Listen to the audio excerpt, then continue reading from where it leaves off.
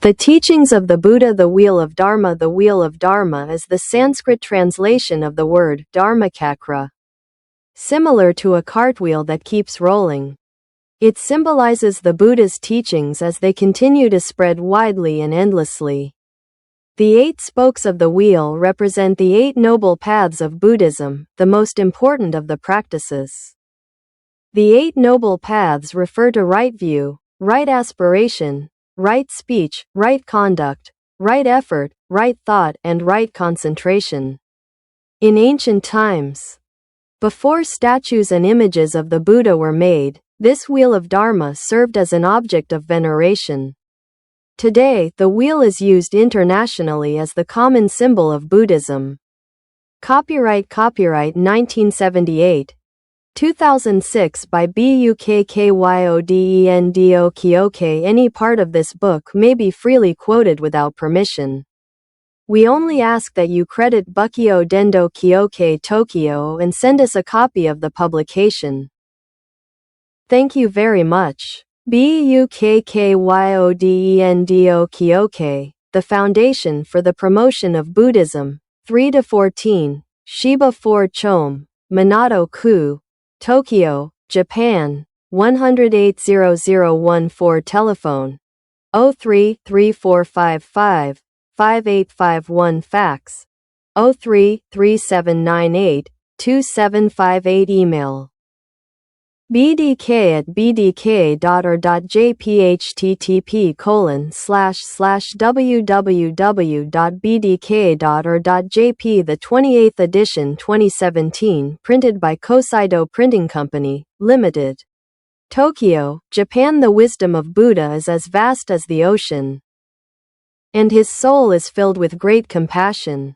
Buddha has no form, but manifests in many forms, and preaches to us through his own appearances. This book is the essence of the teachings compiled in more than 5,000 sutras that have been preserved for over 2,500 years, beyond borders and racial barriers. Here are concentrated the words of the Buddha that give us a living solution to the problems of life and the soul of humankind. Dhammapada. Resentment is not calmed by resentment. Only with patient love does it cease to exist. This is a constant truth. 5. There are those who lament their foolishness. This one is no longer foolish. More foolish is the one who, without knowing himself, claims to be wise. 63. Not the one who conquers thousands of enemies in battle, but the one who conquers himself, is the ultimate victor. 103. It is difficult to be born a human being, difficult to live in this life, difficult for the Buddha to exist in this world, difficult to hear the teachings of the Buddha. 115. It is difficult to be born as a man, difficult to live as a mortal, difficult to hear the sublime truth, difficult to attain the state of Buddha. 182. Do no evil, and do all good. Purify the soul. This is the teaching of the Buddhas. 183. Neither children, nor parents, nor relatives, for whom the hour of death arrives, there will be no one who can save him. 288. Contents Buddha. Chapter 1. Sakyamuni Buddha. 2i. The life of Buddha. 2.2. The last teaching of Buddha. 10. Chapter 2. The eternal and glorified Buddha. 15i. His mercy and his vows. 15.2. The Buddha's salvation and his methods. 19.3. The eternal Buddha. 22. Chapter 3. Form and virtues of the Buddha. 25i. 3 aspects of the Buddha's body. 25.2. The appearance of the Buddha. 29.3. The virtues of the Buddha. 32. Dharma. Chapter 1. Causality. 38i. The Four Noble Truths. 38.2. Causality. 41.3. Interdependence. 42. Chapter 2. The true form of the human soul. 46i. That which is subject to change has no substance. 46.2. The structure of the soul. 493. The actual state of things. 52iv. The middle way. 57. Chapter 3. The Buddha nature. 65i. The pure soul. 65-2. The hidden treasure. 71-3. The non-existence of the self. 75 Chapter 4 Passions. 81-I. Worldly passions. 81-2. The nature of man. 88-3. The life of man. 90 IV. The reality of human life. 95 Chapter 5 Salvation. 102 The Buddha's salvation. 102-2. The earth.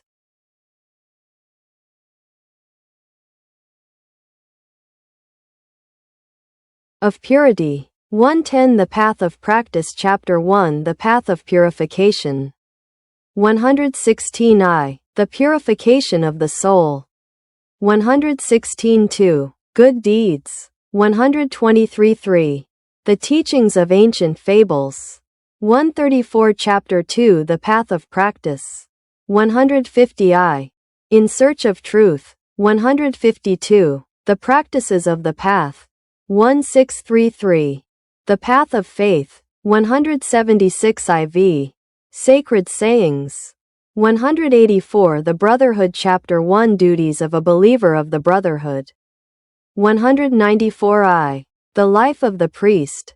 194-2. Lay believers. 203. Guide to daily life. 212 Chapter 2 The building of the Buddha's kingdom. 225 The harmony of the Brotherhood. 225-2. The Buddha's kingdom. 2333. Those who have received glory in the Buddha's kingdom. 238 Reference books on the Buddha's teachings. 245 Appendix I. A brief history of Buddhism. 258-2. The scriptures of the Buddha's teachings. 2683. History of the Buddha's teachings. 271 IV. Table of contents for the teachings of the Buddha. 275 V Sanskrit glossary. 283 About the foundation for the promotion of Buddhism. 290 Buddha Chapter 1 Sakyamuni Buddha I The life of the Buddha 1.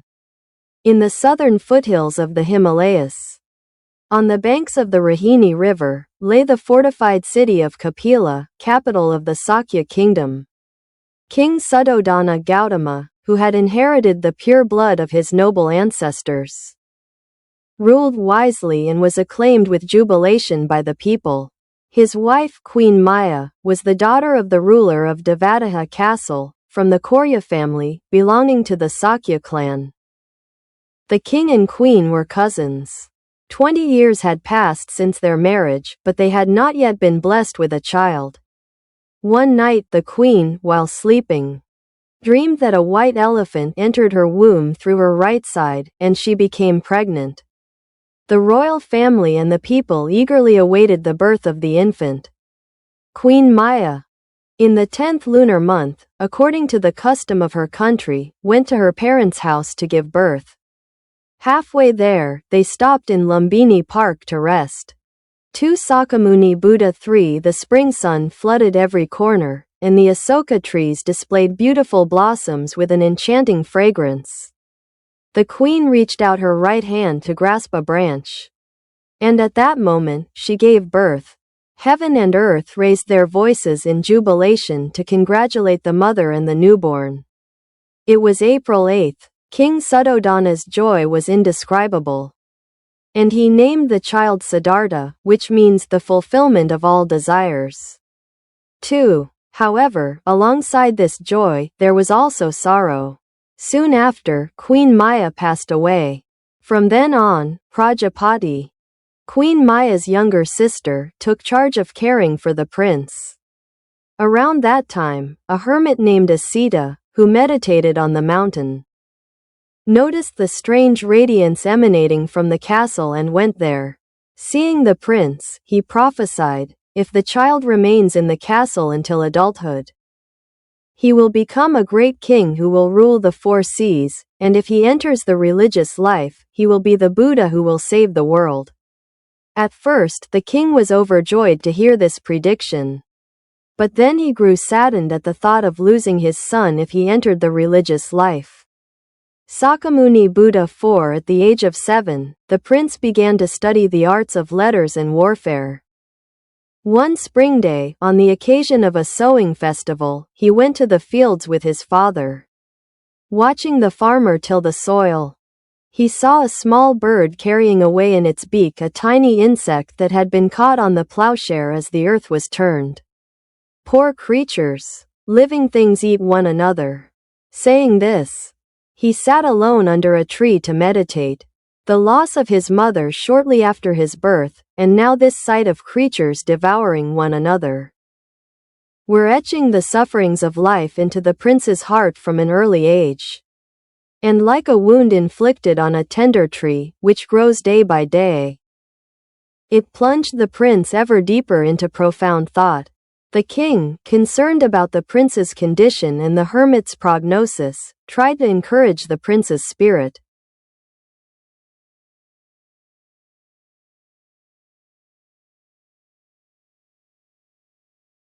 Son by all means. At the age of 19, he decided to marry him off and chose as his wife Princess Yashodhara, daughter of Suprabuddha, lord of Devadaha Castle, who was also the brother of the late Queen Maya. Sakyamuni Buddha 5-3. For the next 10 years, although he lived a life of joy, surrounded by dances and music in the different pavilions of spring, autumn, and the rainy season, the prince never ceased to immerse himself in deep meditation to understand the true meaning of life. The luxury of the court, this healthy body, this youth that everyone admires, in the end, what meaning do they have for me? Man falls ill and with time grows old. Death is inevitable. Youth, health, and existence, what meaning can they have? To live is to be in search of something.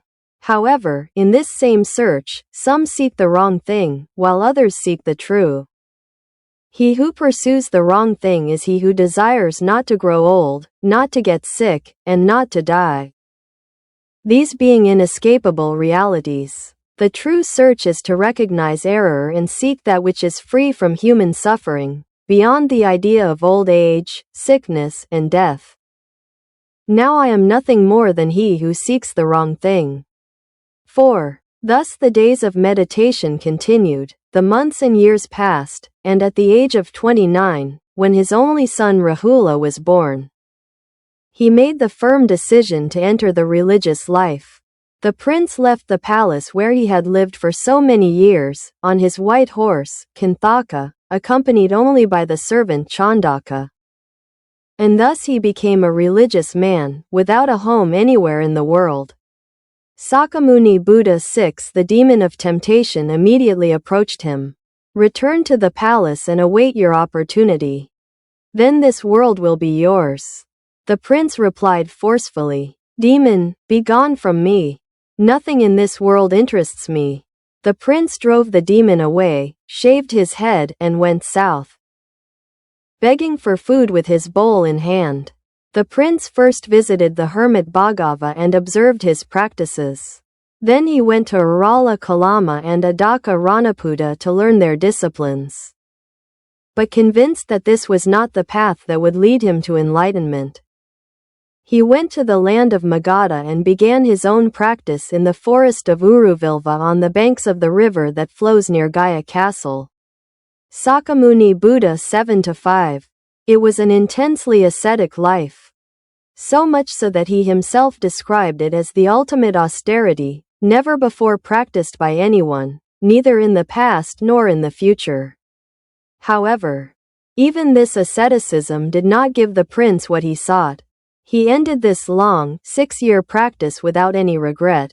He bathed in the Naranjara river to cleanse his body of impurities, accepted a cup of milk from a woman named Sujata, and regained his strength.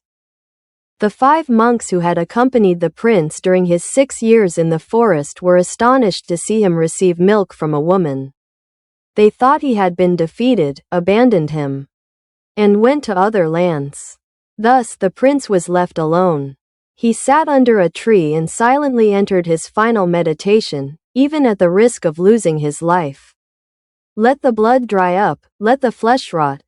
and let the bones break, for until I find the path to enlightenment, I will not rise from this place. This was the prince's resolve. That day, the prince's soul experienced an intense and unparalleled struggle. Despair of the soul, confused thoughts, dark shadows of the heart, horrible figures of the mind. All this could only be described as the terrible invasion of demons. The prince pursued them to the deepest recesses of his soul and drove them out one by one.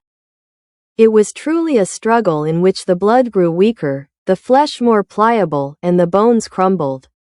The painful struggle ended, and at dawn, upon seeing the morning star, the prince's soul shone with divine light, and he attained enlightenment.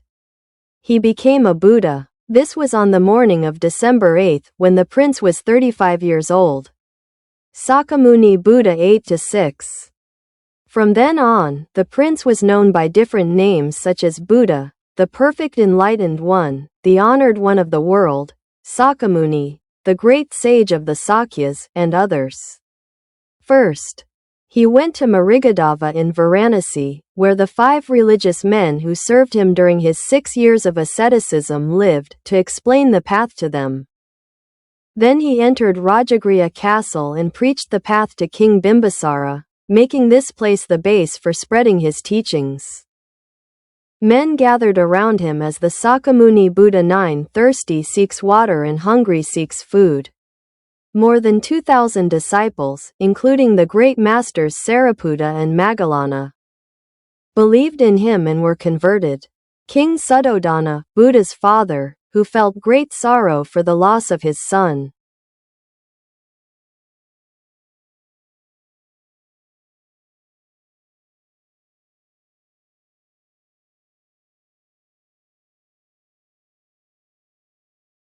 as he departed, his stepmother Maha Prajapata, his wife Yasodhara, and princes and princesses of the Sakya family all believed in him and followed him as disciples.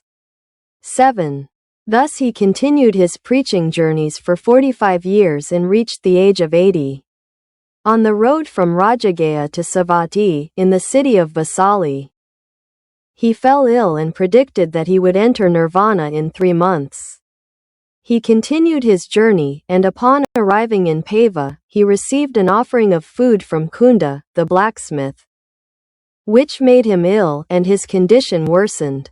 Enduring the pain, he entered Kusinara. Despite his weakness, he went to the forest of sala trees located outside the castle and lay down between 2 large sala trees. He taught his disciples with love, preached until his last breath, and, having completed his mission as the Buddha, the great teacher of the world, entered nirvana in complete tranquility. Sakyamuni Buddha 10-8. Following the instructions of Ananda, the Buddha's favorite disciple, the men of Kusinagara cremated the remains amidst tears of sorrow. 7 kings from the surrounding regions and King Ajatasattu demanded the division of the Buddha's bones. The men of Kusinagara refused this request, which led to a fight among them. But on the advice of the sage Drona, the bones were divided into 8 parts. One chief received the clay vessel that had contained the remains, and another the ashes of the pyre used for the cremation. 10 great towers were built in memory of the Buddha to guard his remains. 2. The Buddha's last teaching 1. In the forest of Solace outside Kusinara Castle, the Buddha preached for the last time. My disciples, remember that you carry the light within you, depend on yourselves and not on others. Make my teaching your light, trust in it and no other. Consider your body, thinking of its impurity. Sakyamuni Buddha 11. Do not drown in its desires. Remember that, just as pain is a source of suffering, pleasure is also a source of suffering, and do not give in to them. Consider your soul, remember that there is no ego within it, and do not be troubled. If you do this, you will be able to free yourselves from all suffering. If, even after my death, you continue to follow these teachings, you will truly be my disciples. 2. My disciples, always obey. Consider and practice all the teachings I have preached to you until this day, and never abandon them. If you act in accordance with them, you will always be filled with happiness. The most important point of the teaching is the control of the soul. Therefore, you must strive to repress desires and conquer yourselves. You must keep the body in good condition, the soul pure, and your words sincere. Never forgetting the transience of life, you will be able to let go of greed and anger, and banish evil. If evil tries to attract the soul and desire tempts you, you must repress them. Do not let your soul lead you astray, be its master. Sakyamuni Buddha 12. The soul makes a person a Buddha and also an animal. Lost in the soul, a person becomes a demon. When enlightened, they become a Buddha. Everything is a work of art, of the soul, and therefore strive not to stray from the path. 3. My disciples, following my teachings, be cordial. Respect one another, and do not create disputes. Be in harmony like milk and water in a vessel, and do not repel each other like oil and water. Learn together, study together. Practice my teachings together. Share in the joy of the path. Do not occupy your minds with foolishness and do not waste time on vain things. Gather the flower of enlightenment and reap the fruits of the righteous path. My disciples, the teaching I preach to you I attained by following the path myself.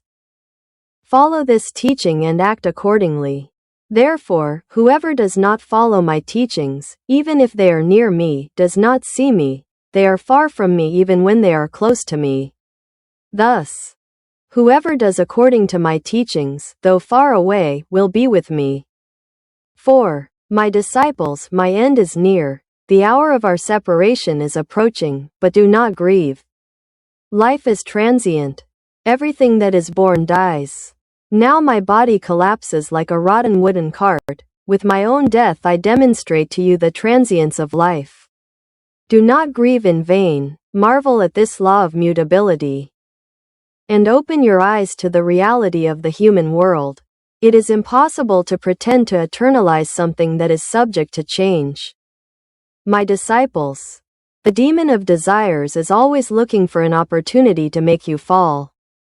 If a viper lived in your room, you certainly could not sleep peacefully until you cast it out. You must expel the demon of desires, you must cast out the viper. My end is near, I urge you to take great care of your souls. 5. My disciples, the hour of my end is approaching. But do not forget that this death is the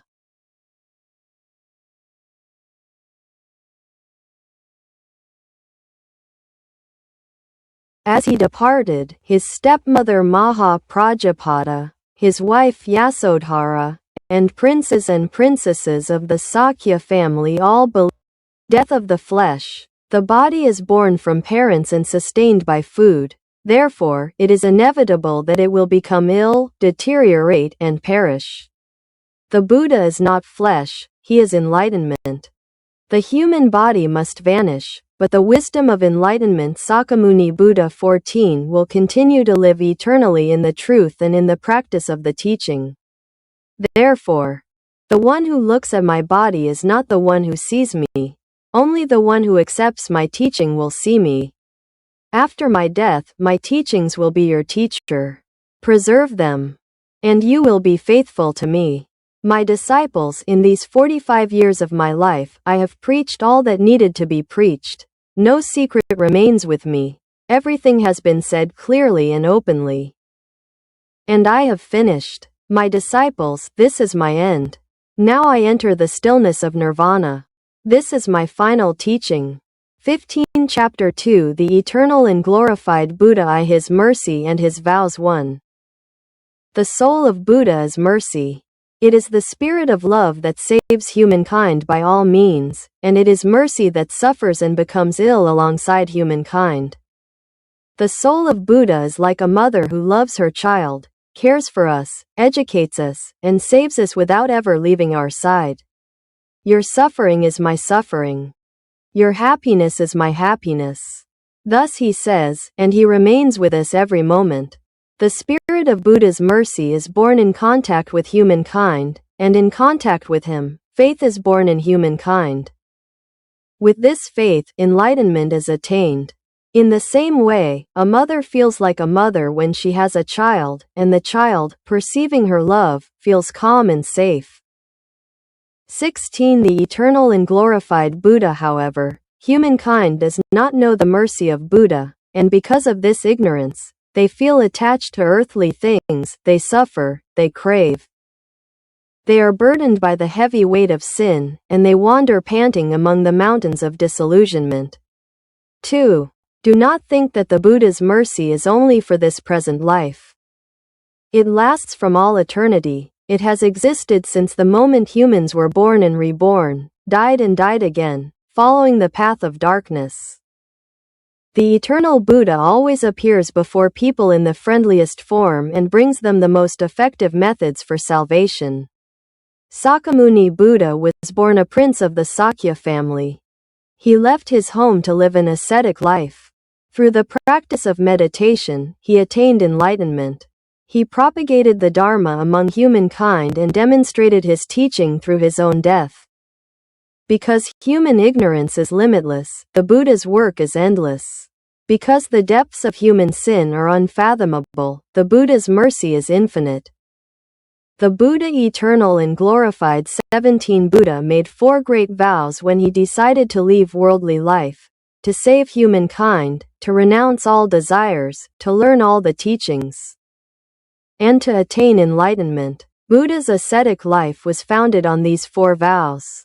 3. Buddha trained himself to be kind to all living beings and to avoid the sin of killing, and by virtue of this, he desired longevity for humankind.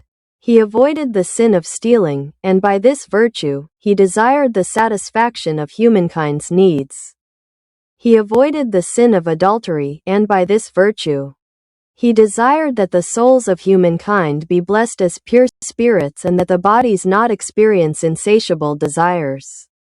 To become Buddha, Buddha banished delusion, and by this virtue, he desired that humankind know the tranquility of the soul that speaks the truth. He avoided falsehood, and by this virtue, he desired that all people live in harmony and accept his teaching.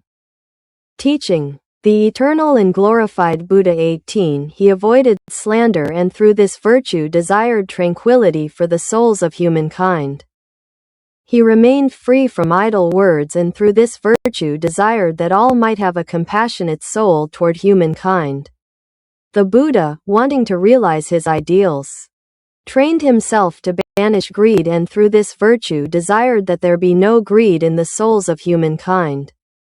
He practiced to banish hatred and desired that love overflow from the souls of humankind. He practiced to banish ignorance and desired that ignorance of the principle of causality disappear from the souls of humankind. In this way, the Buddha's mercy is directed toward all humankind and their happiness.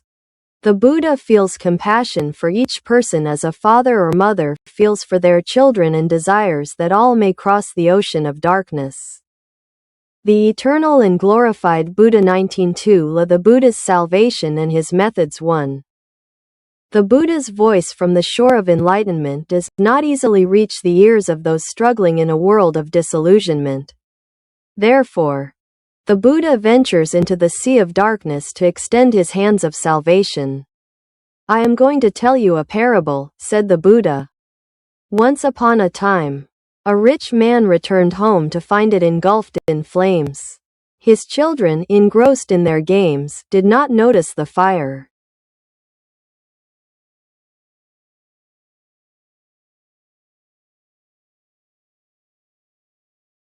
They were still inside the house. The father called to his children, "My children, run away, come out." But the children paid no attention to their father's words. The desperate father called again. "My children, here are some very curious toys for you. Come out quickly and get them."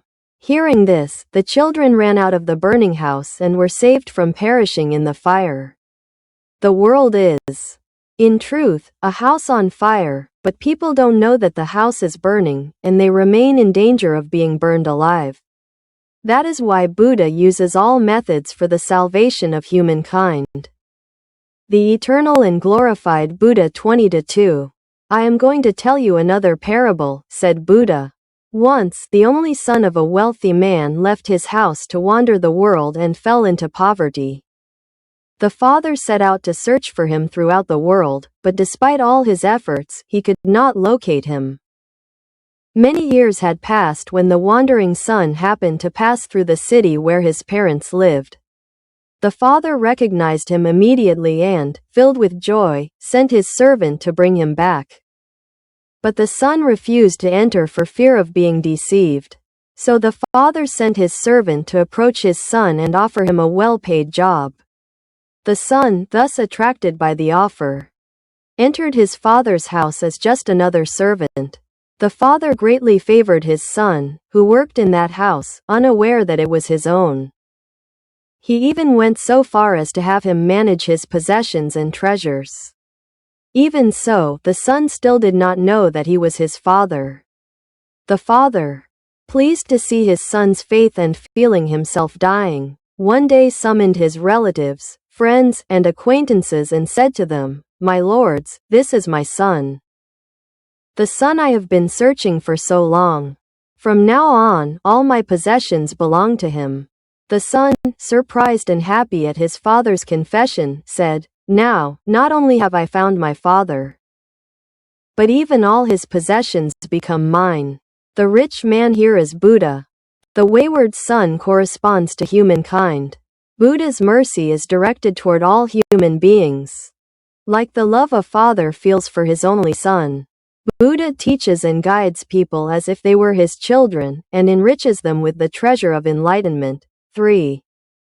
Although the methods of salvation vary from person to person, Buddha's mercy, which blesses people as if they were his children, is one.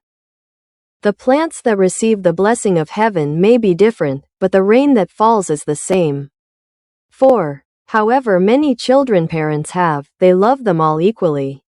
But if there is one sick among them, the father's heart feels more pity for him. The Buddha's mercy is also directed to all people equally, but it has more compassion for the sinner and for those who suffer from ignorance. The eternal and glorified Buddha 22. Just as the sun rises in the east and conquers the darkness and makes all beings grow, Buddha mingles among people, destroys evil, and encourages good.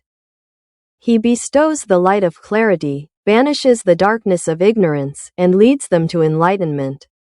Buddha is the father of compassion and the mother of mercy.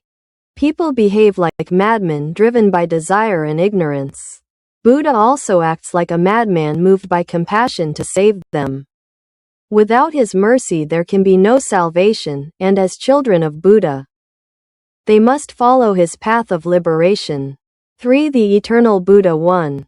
Everyone thinks that Buddha was born a prince and attained the path of enlightenment as a mendicant hermit, but in reality, there was a very long preparation, since Buddha has always existed in a world that is without beginning and without end.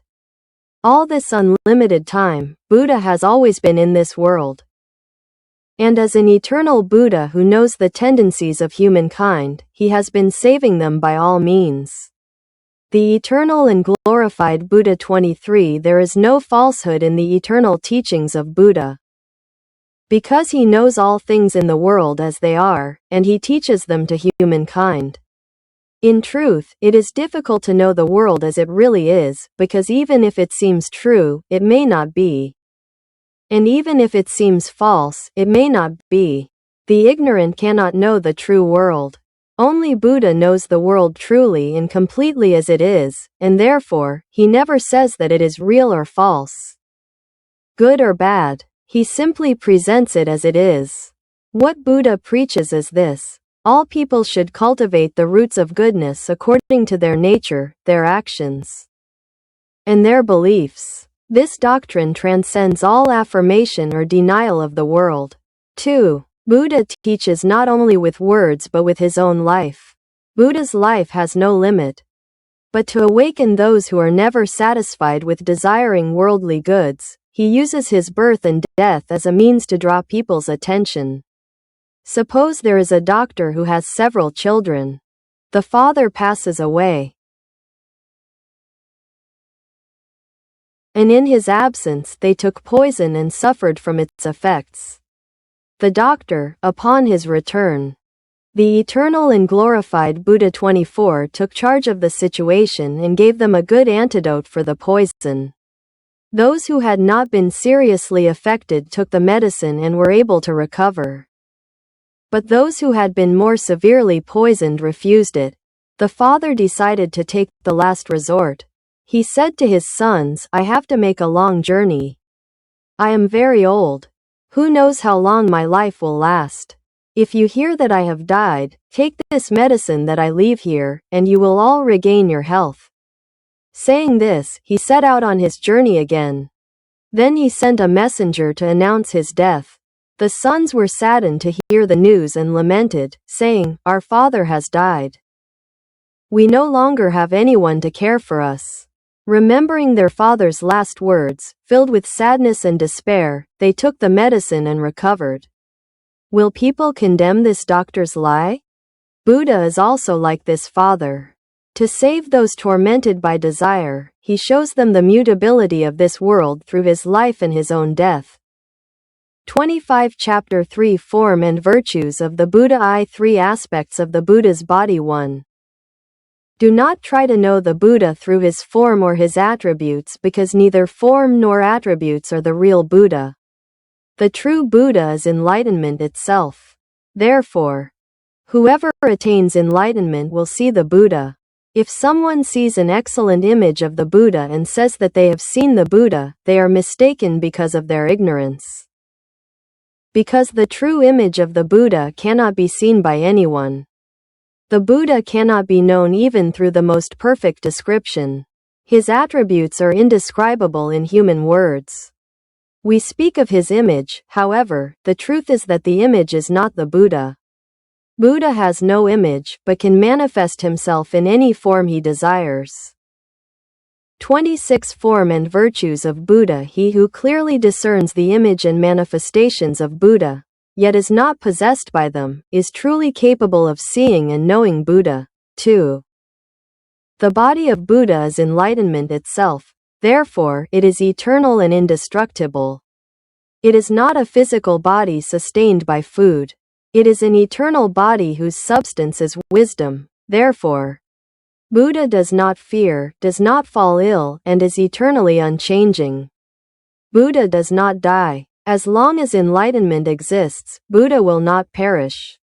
Enlightenment is the light of wisdom that illuminates humankind and causes them to be reborn in the land of Buddha. He who understands this truth will become a child of Buddha. He will accept the teachings and transmit them to posterity. Truly, there is nothing as wondrous as the omnipotence of Buddha. 3. The Buddha has 3 aspects: essence, dharma kaya, potentiality, sambhoga kaya, and manifestation, nirmana kaya. Form and Virtues of the Buddha. 27 Dharma kaya is the substance of Dharma, that is, the substance of wisdom itself. As essence itself, the Buddha has no color or form. Since he has no color or form, he neither comes nor goes anywhere. Because he neither comes nor goes anywhere, he is everywhere. He is like the sky that covers everything. He is all things and lacks nothing. He exists not because people think about him, nor does he cease to exist because people forget him. He neither comes when he is well received nor does he cease to come when he is ignored. The Buddha is above the movements of the human soul. The essence of the Buddha fills everything. It is in every corner of the world. It exists eternally beyond human concepts or doubts about the Buddha. 4. The Buddha of potentiality, or sambhoga kaya, is the incorporeal Buddha who takes form to alleviate human suffering, takes vows, lives an ascetic life, and reveals his sacred name. He is the Buddha who guides and saves humanity. Form and virtues of the Buddha. 28. The root of this aspect of the Buddha is great compassion.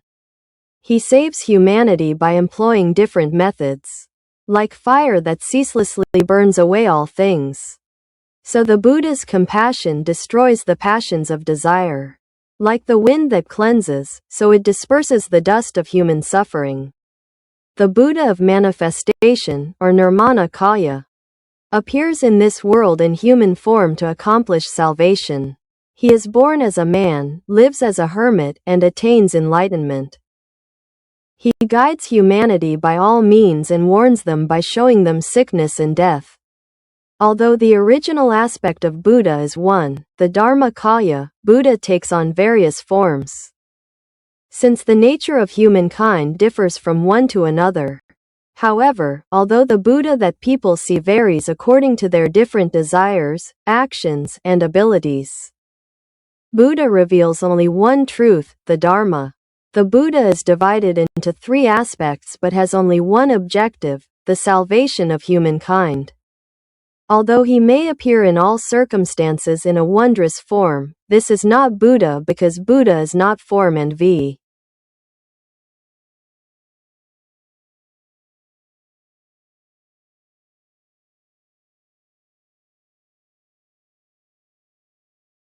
The Buddha's teachings. 29. Flesh. Buddhahood fills all things, is realized in enlightenment, and manifests itself to all people capable of seeing the truth clearly. 2. The appearance of the Buddha. 1. A Buddha appears very rarely in this world. When he appears, he attains enlightenment, preaches the Dharma, cuts the web of doubt, uproots carnal desire, stops the source of evil, and, with nothing to hinder him, walks freely through the world. There is no greater good than respect for the Buddha. The Buddha appears on earth to preach the Dharma and give true happiness to humankind. The Buddha appears in this world of suffering because he cannot abandon those who are suffering. In this world of injustice, ignorance, insatiable desires, disputes, and struggles for life, it is very difficult to preach. The Buddha overcomes these difficulties through his great compassion. 2. The Buddha is a good friend to all people. If he finds someone suffering under the weight of earthly passions, he will extend his hand to ease the burden. Buddha is the true teacher. If one suffers the torments of foolish doubt, he, with the light of his wisdom, will dispel the darkness. Just as a calf does not leave its mother, so one who has heard the teachings of Buddha will not stray from him, for listening to Buddha is always a joy. 3. When the moon sets, we say it has set, and when it appears, we say it has risen. But the truth is that the moon neither comes nor goes. It is always there, neither rising nor setting. In the same way, the Buddha is neither born nor dies, he always exists. He merely shows life and death to teach humankind. We say that the moon waxes and wanes. The moon neither waxes nor wanes, it is always a full moon. Similarly, Buddha exists eternally. He is neither born nor dies. Life and death exist only in the eyes of men. The moon illuminates all things. It appears over cities, over towns, over mountains, over rivers, over the water in a jar, and over the dew condensed into tiny drops. Even if a person travels hundreds and thousands of leagues, the moon is always with them. The essence of the moon does not change, but it differs according to the point from which it is viewed. Buddha also shows many faces according to the soul of the person who looks at him, but he, in himself, is not mutable. 4. The fact that Buddha has appeared and disappeared from the earth can be explained by the principle of causality, that is, when the causes and conditions are favorable, Buddha appears. When these causes cease, he disappears. Thus, although Buddha manifests and disappears, the truth is that he is neither born nor dies. Knowing this principle, one should not be surprised or saddened by the apparent appearance and disappearance of the Buddha and the mutability of things. What is important is to attain enlightenment and possess perfect wisdom. It has already been explained that the Buddha is not a physical body but enlightenment itself. The body is a vessel that can only be called Buddha when it contains enlightenment. Therefore, whoever laments the disappearance of the Buddha, focusing only on his body, will not see the true Buddha. Form and virtues of the Buddha 32. In reality, the true nature of all things transcends the difference between appearance and disappearance, between coming and going, between good and evil. All things are relative and perfectly homogeneous. These differences arise from a mistaken interpretation of phenomena. The true form of the Buddha neither appears nor is hidden. 3. The virtues of the Buddha. 1.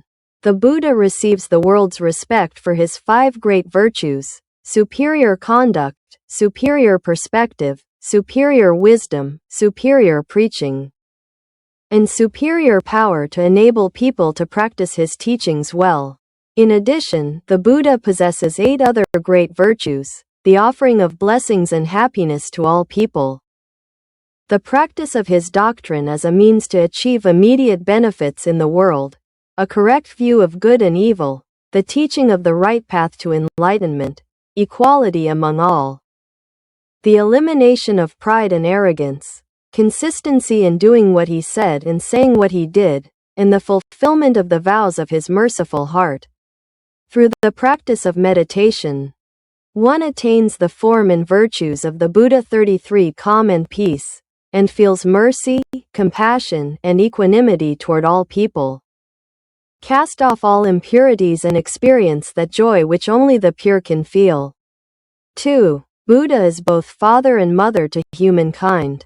For 16 months after a child's birth, parents address their child with baby talk, and then, little by little, they teach the child to speak like an adult. Like earthly parents, Buddha first takes care of humankind and then ensures that they take care of themselves. He adapts to their desires and then leads them to live in a tranquil refuge.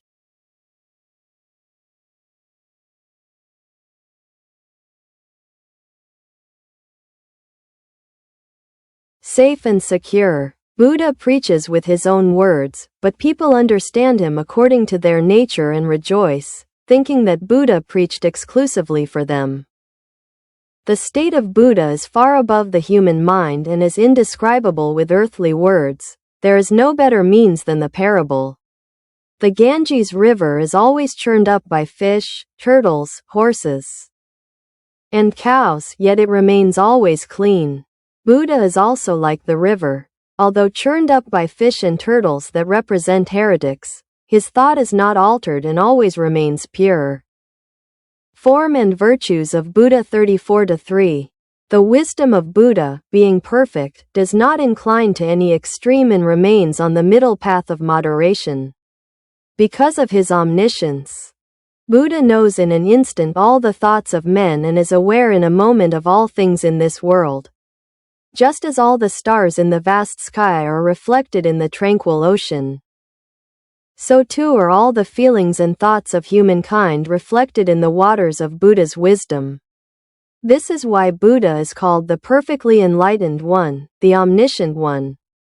This wisdom of Buddha enriches the barren hearts of humankind, gives light, and clearly teaches the meaning of things in this world, their appearance and disappearance, their causes and effects.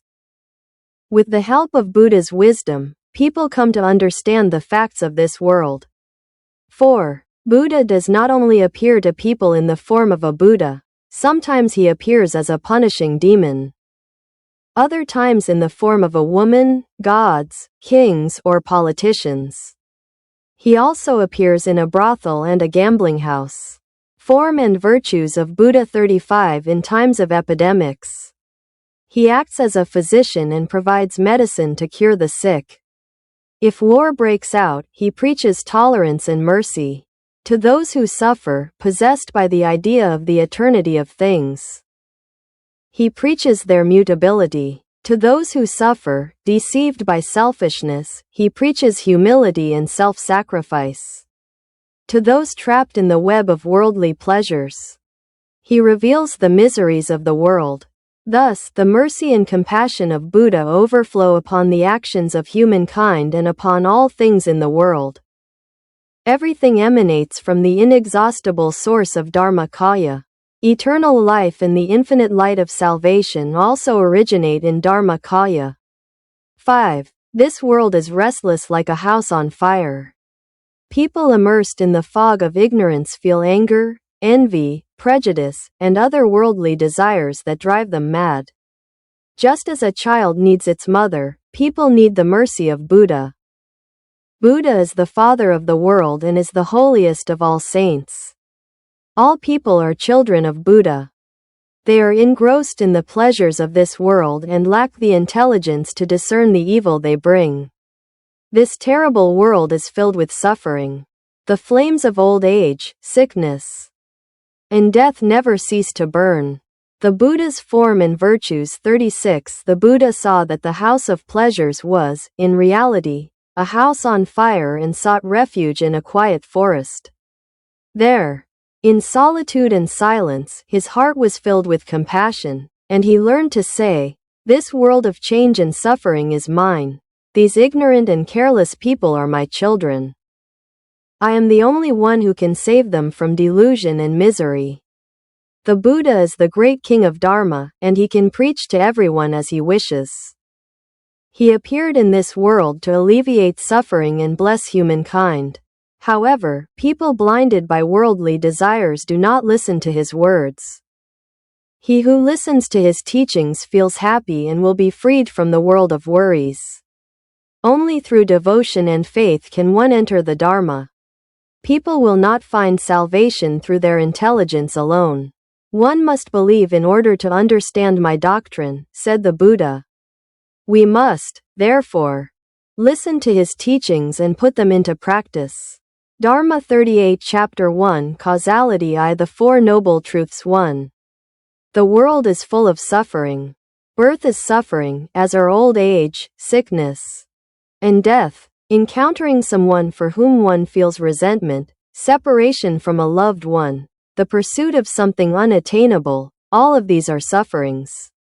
In other words, life that is not free from attachments and desires is always suffering. This is called the truth of suffering. The cause of this human suffering undoubtedly stems from the worldly desires that haunt the soul. If we seek the source of these desires, we see that they are rooted in a strong physical instinct we possess from birth. These desires, based on an intense attachment to life, covet everything they see and hear, and sometimes even yearn for death. This is called the truth of the cause of suffering.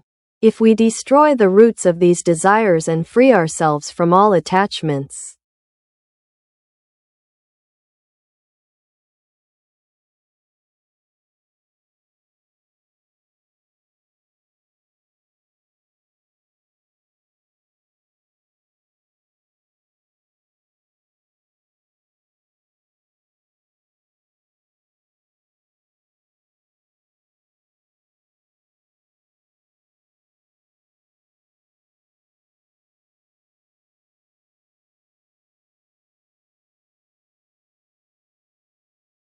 the sufferings of man will end.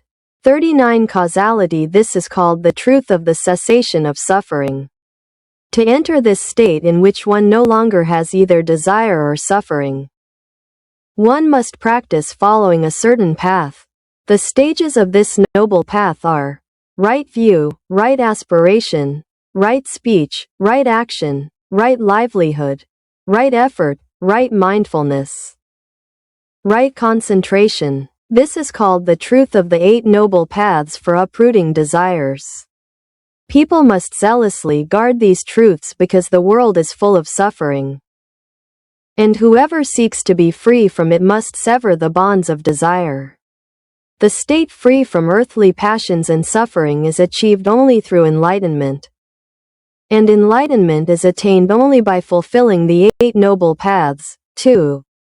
Anyone who seeks to attain enlightenment must know these 4 noble truths. He who does not know them will wander the paths of uncertainty for all eternity. He who knows them will be called, he who has attained the eyes of enlightenment. Therefore, we must concentrate our souls on meditating on the Buddha's teachings and penetrate the true meaning of these Four Noble Truths. A saint of any age, if he is truly one, is one who understands these noble truths well and preaches them to humankind.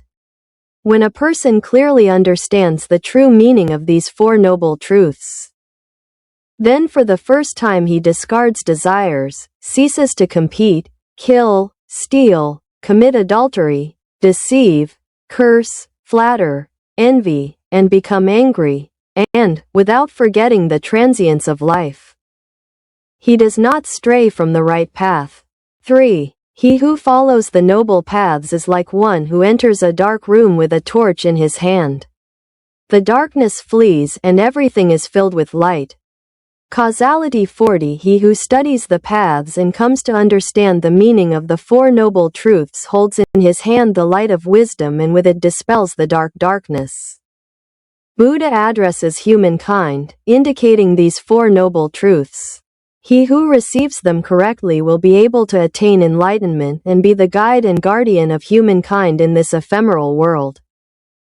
By understanding the meaning of these Four Noble Truths, ignorance, which is the origin of all desires, disappears.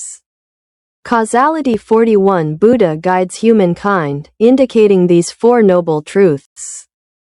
All disciples of Buddha will come to understand the meaning of the teachings, attain the wisdom and devotion to understand all the principles, and be able to preach the Dharma to all people without any difficulty. 2. Causality 1. Just as all human suffering has its causes and enlightenment has its path, everything is born and dies as a result of causes and conditions.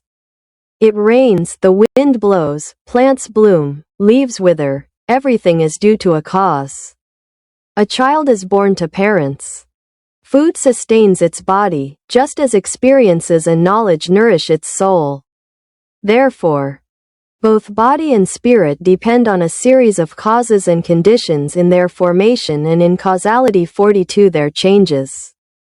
Just as the holes in a net, joined together, form the net, everything is relative and interdependent. It is wrong to think that a hole in the net is something independent and isolated. It acquires value within its hole. A hole is a hole in relation to other holes. Each hole serves to make another a whole. 2. A flower blooms because all the conditions for it to bloom are met. A leaf falls because the conditions for it to fall are met. They neither bloom nor fall on their own, since they bloom and wither due to a series of conditions. Everything that exists is subject to change. Nothing exists on its own nor remains eternally. It is an eternal and immutable principle that everything is born and perishes due to a series of conditions and causes. Therefore, the law of mutability is an absolute principle that will never change. 3. Depending on each other 1. So, where is the origin of sadness, complaints, suffering, and anguish? The origin lies in the stubborn attachment that man has to things. Causality 43. He feels attachment to riches, honor, life, the self. From this attachment, suffering arises. From its beginnings, the world has been full of misfortunes and sorrows, in addition to the 3 inevitable sufferings of old age, sickness, and death. However, if we carefully analyze these facts, we see that pain exists because desires exist. Simply by discarding this feeling, all suffering will disappear. If we delve into these desires, we discover that in the soul of humankind there exists the darkness of ignorance and an insatiable craving. This darkness is the ignorance of principles that prevents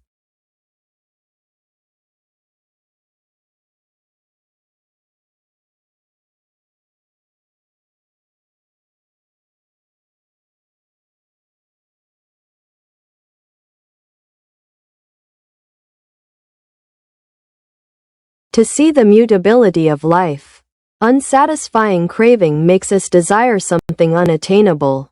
Because of this darkness and this craving, man discriminates when, in reality, no difference exists. Because of this darkness, man distinguishes between good and evil, when, in reality, this distinction does not exist in things. Men feel erroneous thoughts arise within them. And because of their folly, they cannot see clearly. Because of their attachment to the self, they act wrongly and, consequently, wander in the sea of ignorance. They make their actions the garden of their self, where they sow the fruits of the mind's discrimination. They cover this seed with the soil of ignorance, water it with the water of desire, and fertilize it with their own selfishness. Causality 44-2. In short, the origin of this world of sadness, melancholy, suffering, and anguish is the soul itself. The world of ignorance is nothing more than the shadow of the soul, and the world of enlightenment also arises from this soul. 3. In this world, there are 3 erroneous viewpoints. If we delve into these points, all things in the world will have to be denied. First, some say that everything man experiences in the world is controlled by fate. Second, others say that everything is by the will of God. Third, others say that everything happens by chance. If we assume that everything is already decided by fate, doing good or doing evil would be predestined, and happiness and unhappiness would also be predestined. Thus, everything in this world would be predestined. Consequently, people would have no hope and would make no effort to act properly. There would be neither progress nor improvement in this world. Causality 45. The last 2 theories will also receive the same censure because if every ultimate decision rests in the hands of God or blind chance, the effort to reject evil in order to do good will lose all meaning. Therefore, these 3 concepts are erroneous. Everything is born through a cause and a condition. Everything changes and disappears through a cause and a condition. 46 Chapter 2. The true figure of the human soul. What is subject to change has no substance. 1. The body and the soul are effects of a series of causes and conditions. The body is not the self. The body is the sum of many causes and conditions, and therefore, it is mutable. If this body were the self, it could be manipulated at will simply by thinking about it. The king of a country punishes those who should be punished and rewards those who should be rewarded. And he does everything according to his will. However, against his wishes, his body becomes ill and ages. Not even the smallest thing is accomplished according to one's desires. Likewise, this soul is not the self. The soul, too, is the sum of many causes and conditions, therefore, it is mutable. If the soul were the self, it could act according to its own determinations. But the soul, unwillingly, thinks of evil and, without desiring it, moves away from good. Nothing is accomplished according to its will. 2. To the question, is the body eternal or mutable? Everyone will answer that it is mutable. To the question, is mutable suffering or happiness? Everyone will answer that it is suffering. Thinking that one day they will grow old, become ill, and die. Therefore, it is wrong to think that something mutable, which produces suffering, is one's property. The soul is also mutable and is suffering. The self is not one's property. Therefore, the body and soul that constitute the individual, and the external world that surrounds them, are far from being the I, or mine. Only the soul that has not opened its eyes to wisdom is obsessed with the I and mine.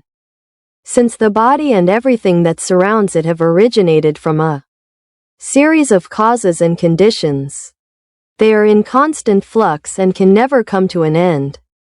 Like flowing water or the light of a candle that never ceases to change, so too the soul does not remain still for a moment. It moves and stirs like a monkey. The conscious person, upon seeing and hearing this, must let go of attachment to the body and the soul. When they have achieved this, they will attain enlightenment. 3. There are 5 things in life that no one can achieve. Not to grow old while having an aging body. Not to become ill despite having a body that becomes ill. not to die despite being mortal, not to be destroyed despite being destructible, and not to be extinguished despite being extinguishable. People suffer when faced with these unavoidable truths, however. One who has received the Buddha's teachings does not worry so foolishly, for he knows that the inescapable is inescapable. Then there are 4 other truths in the world. First, every living being is born in ignorance. Second, all objects of desire are mutable, uncertain, and a cause of suffering. Third, everything that exists is mutable, uncertain, and a cause of suffering. The true form of the human soul 49 and a cause of suffering. Ver la mutabilidad de la vida. El ansia insaciable nos hace desear algo inalcanzable. Por efecto de esta oscuridad y de esta ansia, el hom la causalidad 44 bre discrimina cuando, en realidad, no existe la diferencia. Por efecto de esta oscuridad el hombre hace la distinción de lo bueno y lo malo, cuando, en realidad, esta distinción no existe en las cosas. Los hombres sienten surgir en sí los pensamientos erróneos y por su necedad no pueden ver claramente. Por el apego al yo, se conducen equivocadamente y, por consecuencia, vagan en el mar de la ignorancia.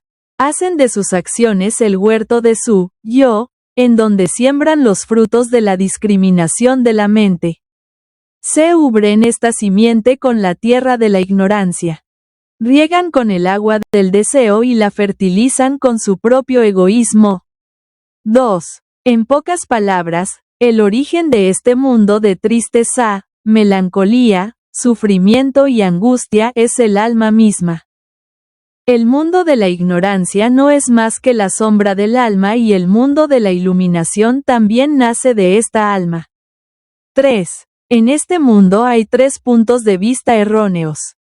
Si la causalidad 45 ahondamos en estos puntos, habrán que ser negadas todas las cosas del mundo. Primero, unos dicen que todo lo que experimenta el hombre en el mundo lo controla el destino. Segundo, otros dicen que todo es por la voluntad de Dios. Tercero, otros dicen que todo ocurre por casualidad. Si suponemos que todo está ya decidido por el destino, hacer el bien o hacer el mal estaría predestinado, la felicidad y la infelicidad también estarían predestinadas. Así todo en este mundo estaría predestinado. Por consecuencia, los hombres no tendrían esperanzas ni harían esfuerzos para actuar debidamente. No habría en este mundo ni progreso ni mejora.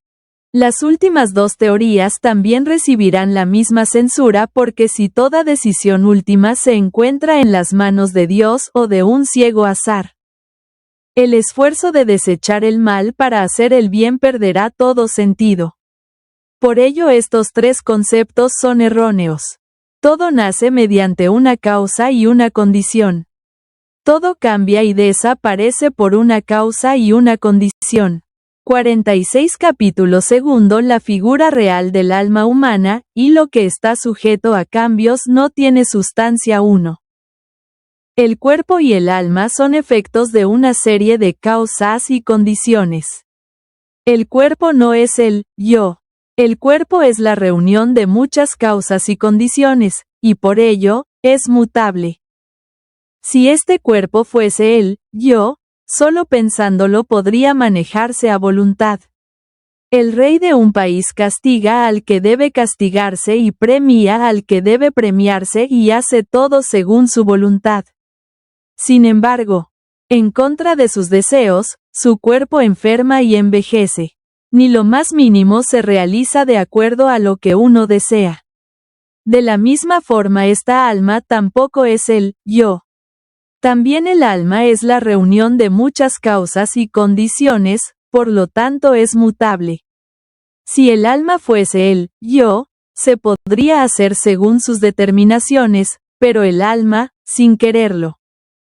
Piensa en el 47 La figura real del alma humana mal y sin desearlo se aleja del bien. Nada se realiza según su voluntad. 2. A la pregunta, ¿es el cuerpo eterno o mutable? Todos contestarán que es mutable. A la pregunta, ¿lo mutable es sufrimiento o felicidad? Todos contestarán que es sufrimiento, al pensar en que algún día llegarán a envejecer, enfermar y morir. Por eso es erróneo pensar que es propiedad de uno, algo que es mutable y produce sufrimiento.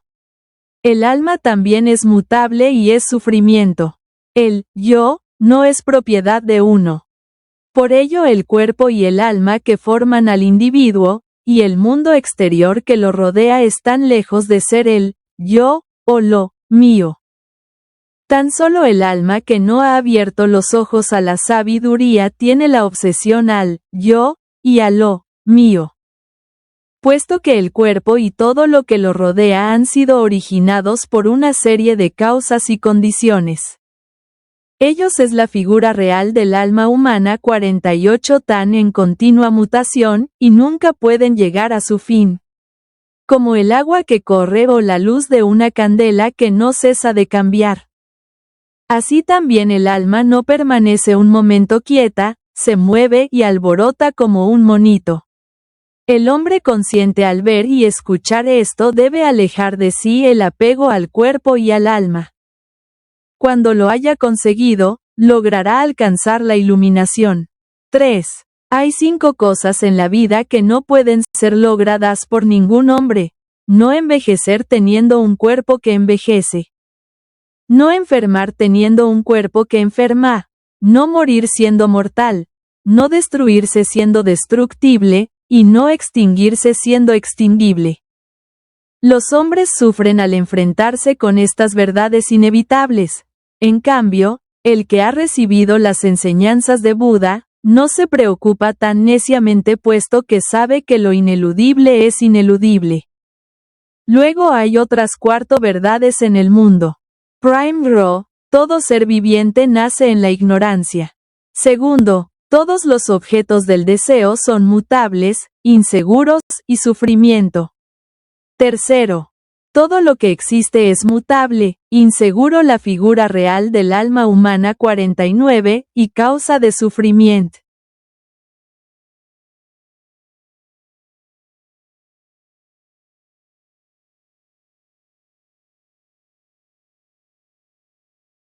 Fourth, there is nothing that can be called a self, and there is nothing in the world that can be considered mine. Regardless of the Buddha's appearance in this world, these truths are an eternal, true, and incontrovertible principle. The Buddha knew this, and therefore preached and taught the Dharma to humankind. 2. The structure of the soul. 1. Ignorance and enlightenment both arise from the soul. Everything originates from the soul, just as a magician produces countless things from his hands.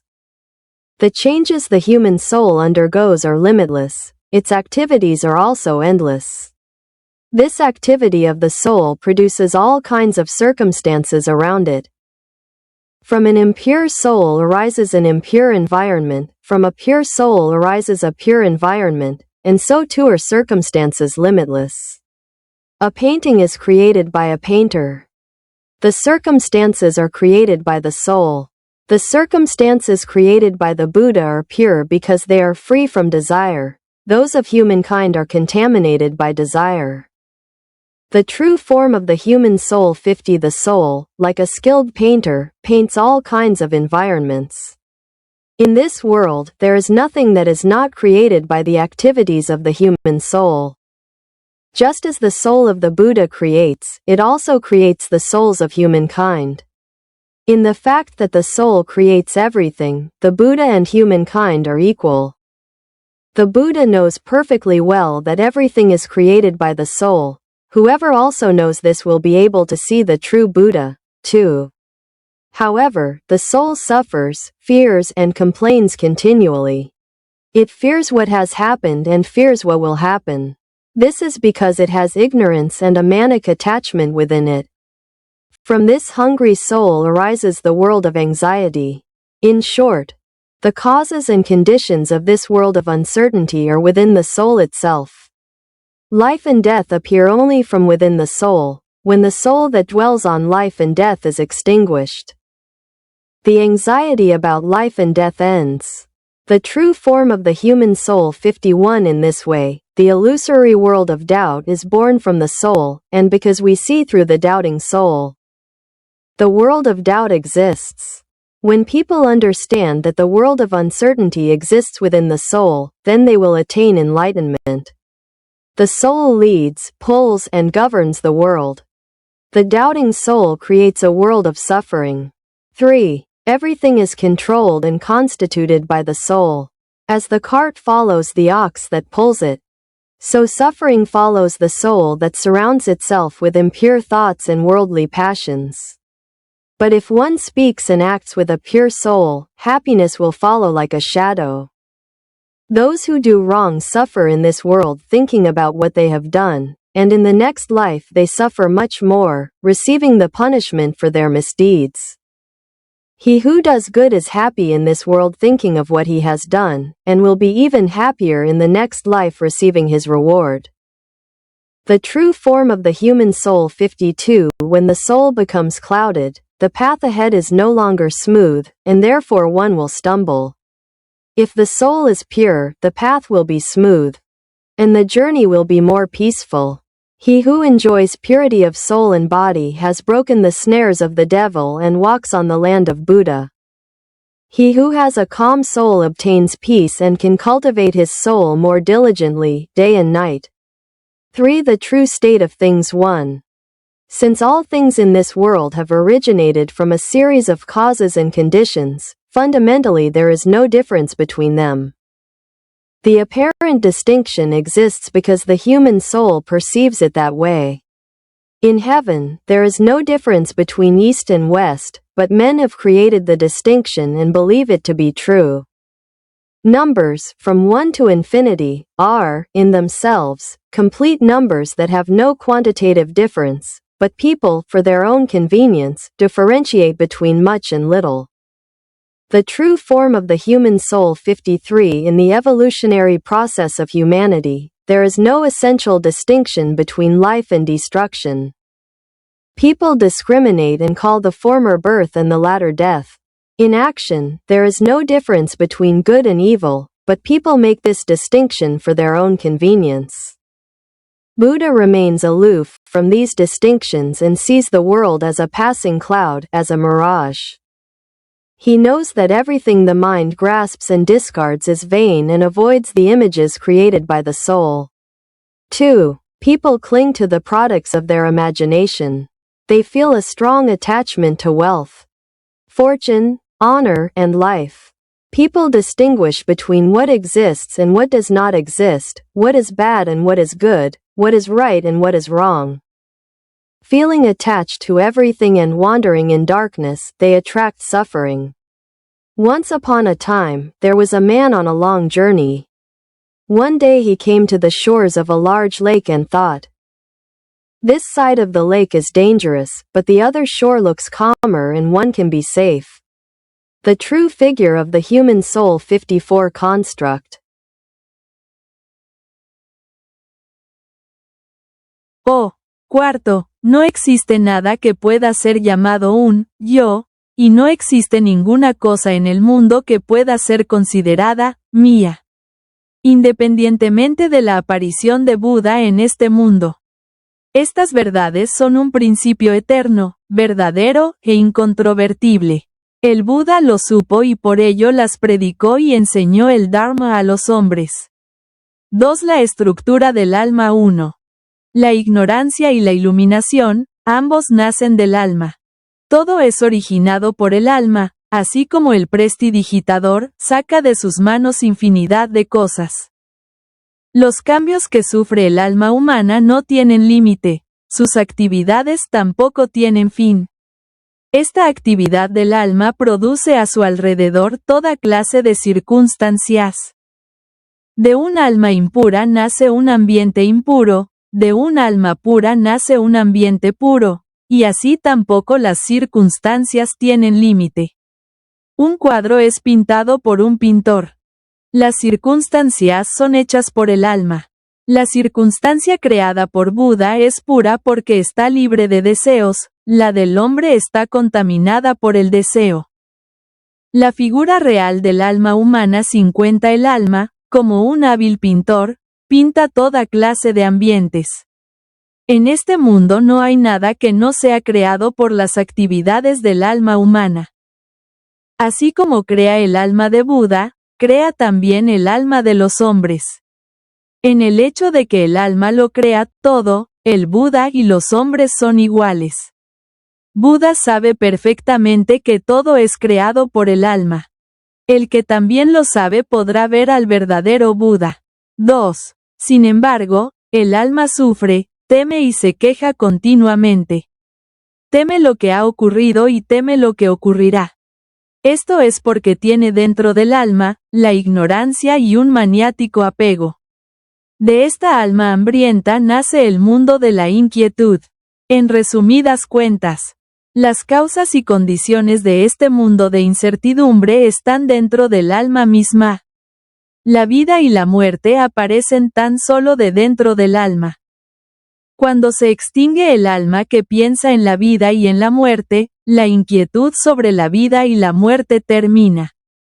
La figura real del alma humana 51. De esta forma el mundo ilusorio de la duda nace del alma, y porque vemos a través del alma en duda, existe el mundo de la duda.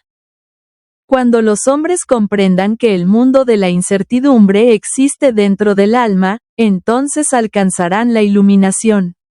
El alma conduce, arrastra y rige el mundo. El alma en duda crea un mundo de sufrimientos. 3. Todo es controlado y constituido por el alma. Como la carreta va en pos del buey que la tira.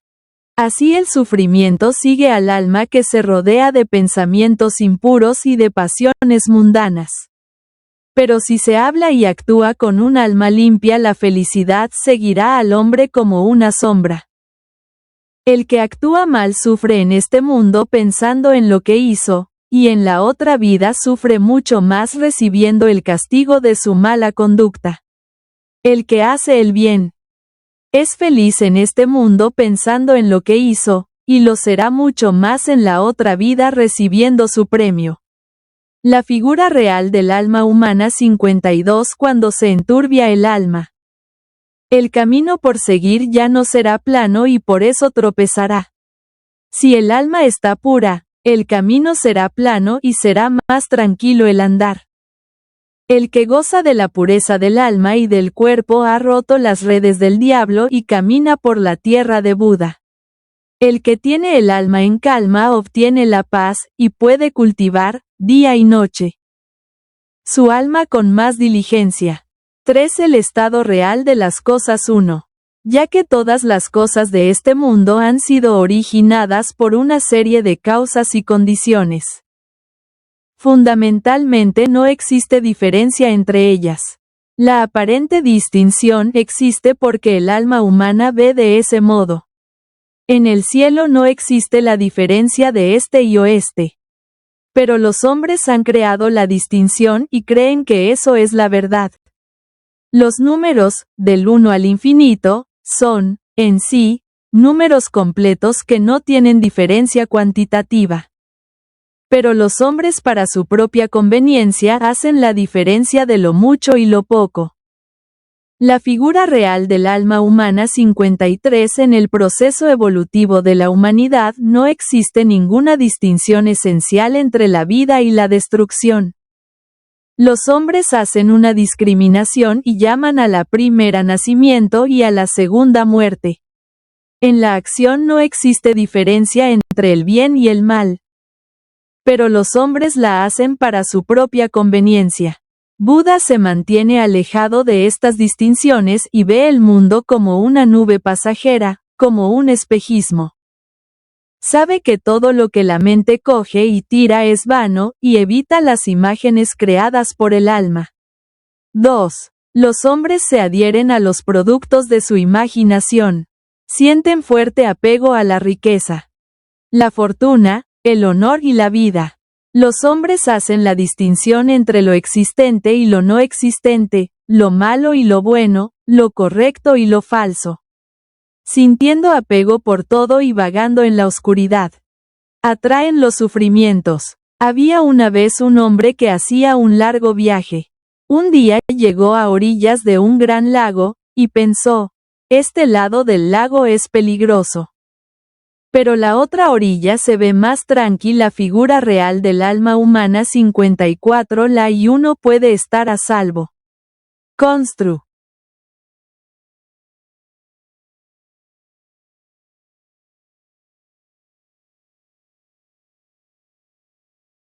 Yo una balsa.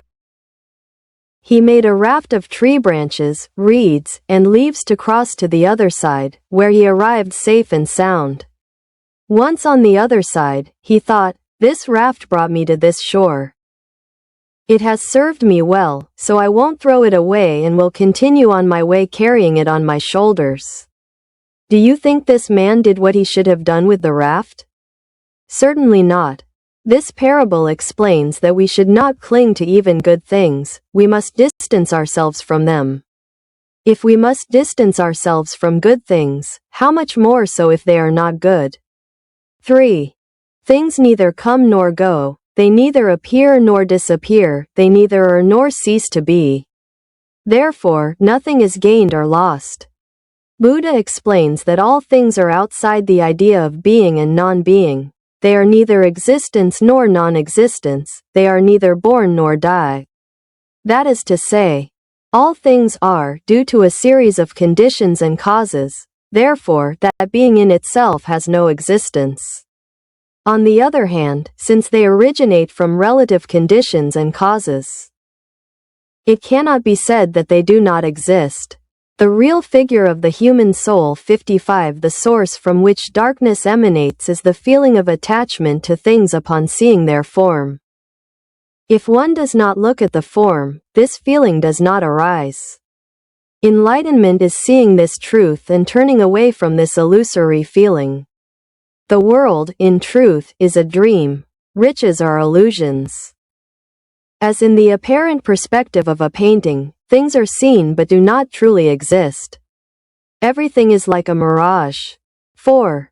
To believe that what was created by countless causes and conditions exists eternally is a serious error. But it is also wrong to think that it will cease to exist eternally. These differences between eternal life and eternal death, between existence and non-existence, cannot be applied to the essential nature of things. They are apparent forms that present themselves to human eyes. The entire natural essence of things is, from the beginning, free from the forms imagined by man due to his adherence to illusion. The real figure of the human soul 56. Since all things were created by a series of conditions and causes, they are subject to change. Their appearance is neither constant nor eternal, nor immutable like that of things that possess authentic substance. However, although it is mutable and like an illusion, a mirage, at the same time, the essential nature of things is constant, eternal, and immutable. A river, for a man, is a river, but for the hungry demon, for whom water is fire, it may appear like fire. It cannot therefore be said that the river exists for the demon, nor that it does not exist for the man. In the same way, all things are like mirages. It cannot be said that they exist, nor that they do not exist. Furthermore, it is a mistake to identify this fleeting life with the immutable life. However, it cannot be said that beyond this world of change and appearances there exists another constant and true one. Ignorant people think that the origin of this error lies in this world, but this is not so, since if the world is an illusion, it is not the world that intends to deceive people. The true form of the human soul 57. The error arises in the soul of ignorant people who, without knowing the truth, think that this is a fleeting world or that it is the authentic one. However, the person who has attained wisdom knows the truth and does not make mistakes because they see illusion as illusion. IV. The middle way 1. For one who wants to attain enlightenment, there are two extremes that must be avoided. One is to be carried away by the desires of the body. The second is the ascetic life that tortures the soul and body without reason. The noble way lies between these two extremes. It opens the eyes of the soul to the truth, gives wisdom, and leads to enlightenment. What is this middle way life like? Right view, right aspiration, right speech, right conduct, right livelihood, right effort, right mindfulness, right concentration. These are the 8 ways. The true form of the human soul 58 as already explained. All things appear and disappear due to circumstances and causes. The ignorant person judges life according to the principle of existence and non-existence of life, however. The wise person is above these ideas. This is the perspective of the middle way, or right view. 2. Suppose a tree trunk is being carried by the current.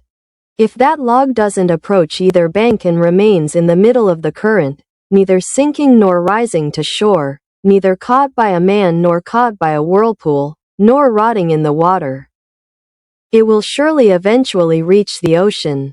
As in this parable, the one who follows the middle way abandons the body to the current, rising above the idea of internal and external, good and evil, right and wrong, and above the idea of enlightenment and restlessness. The most important thing for the seeker.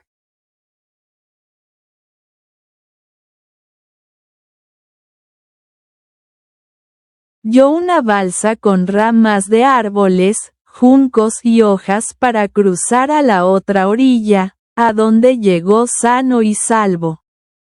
Ya en la otra orilla pensó: esta balsa me trajo a esta orilla, me ha servido de mucho.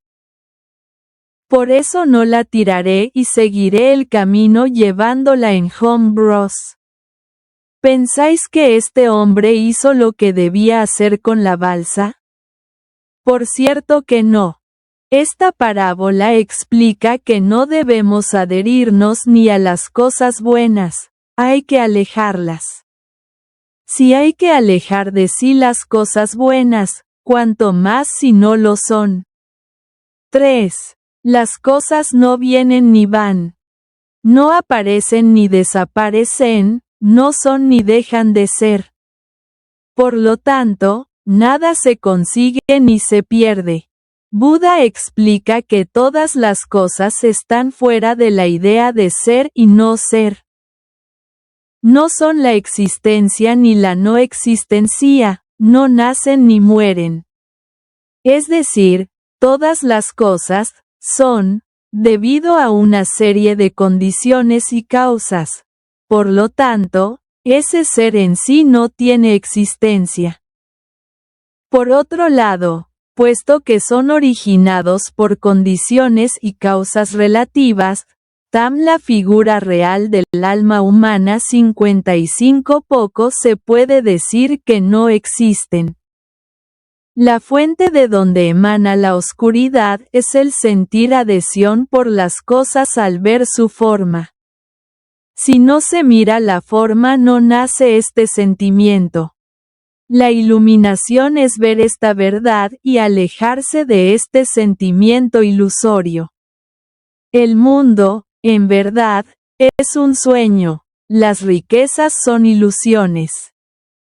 Como en la aparente perspectiva de un cuadro.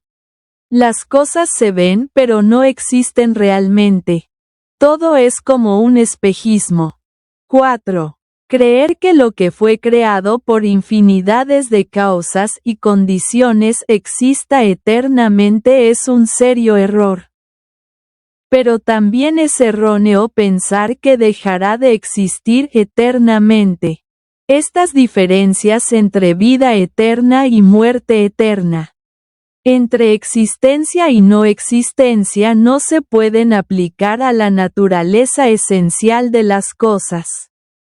Son formas aparentes que se presentan a los ojos humanos.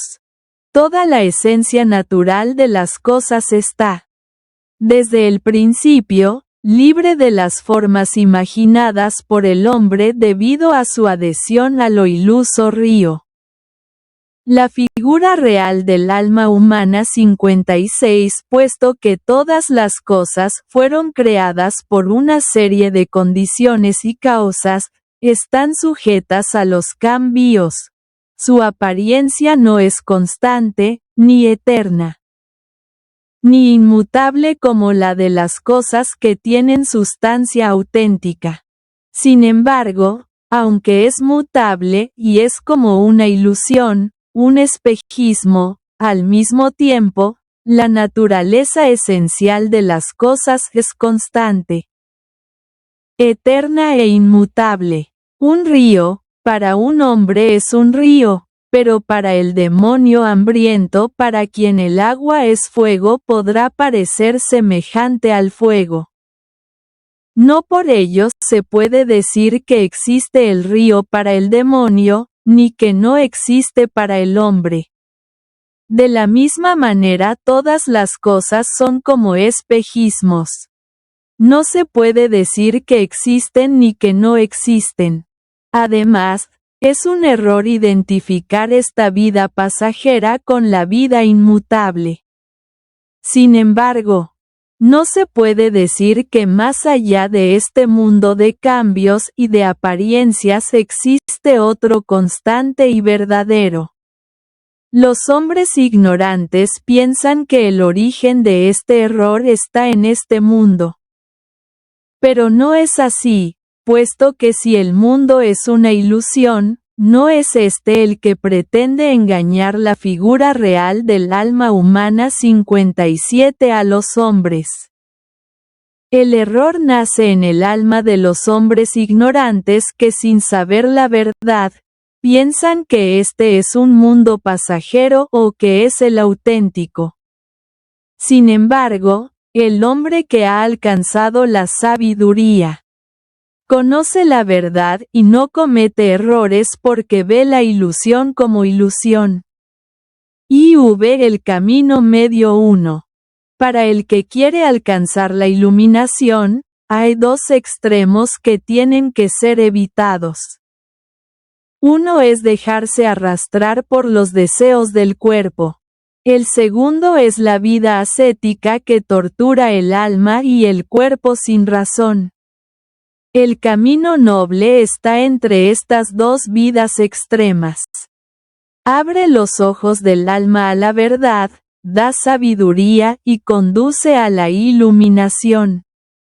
¿Cómo es esta vida del camino medio? Visión correcta, aspiraciones correctas, palabras correctas, conducta correcta. Vida correcta, esfuerzo correcto, consciencia correcta, concentración correcta. Son estos los 8 caminos. La figura real del alma humana 58 como ya se ha explicado. Todas las cosas aparecen y desaparecen debido a las circunstancias y a las causas. El ignorante juzga la vida según el principio de la existencia y la no existencia de la vida. Sin embargo, el hombre sabio está por encima de estas ideas. Este es el mirar del camino medio o la visión correcta. 2. Supongamos que un tronco de árbol viene arrastrado por la corriente. Si ese tronco no se acerca a ninguna de las orillas y se mantiene en medio de la corriente, no se hunde ni sube a tierra, no es cogido por el hombre ni es cogido por un remolino. Ni tampoco se pudre dentro de las aguas, con seguridad este tronco llegará al final hasta el océano. Como en esta parábola el que sigue el camino medio abandona el cuerpo a la corriente estando por encima de la idea de lo interno y lo externo, de lo bueno y lo malo, lo correcto y lo erróneo. Y por encima de la idea de la iluminación y de la inquietud. Lo más importante para el que busca.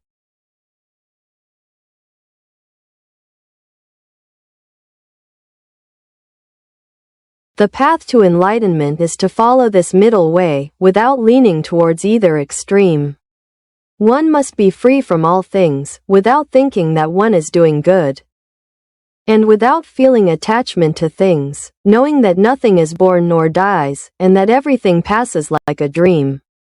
The true form of the human soul 59 to be free is not to grasp, not to cling. The one who seeks the path neither fears death nor desires life.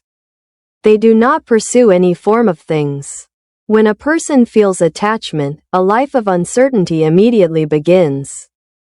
The one who follows the path of enlightenment must not take, hold on to, or cling to things.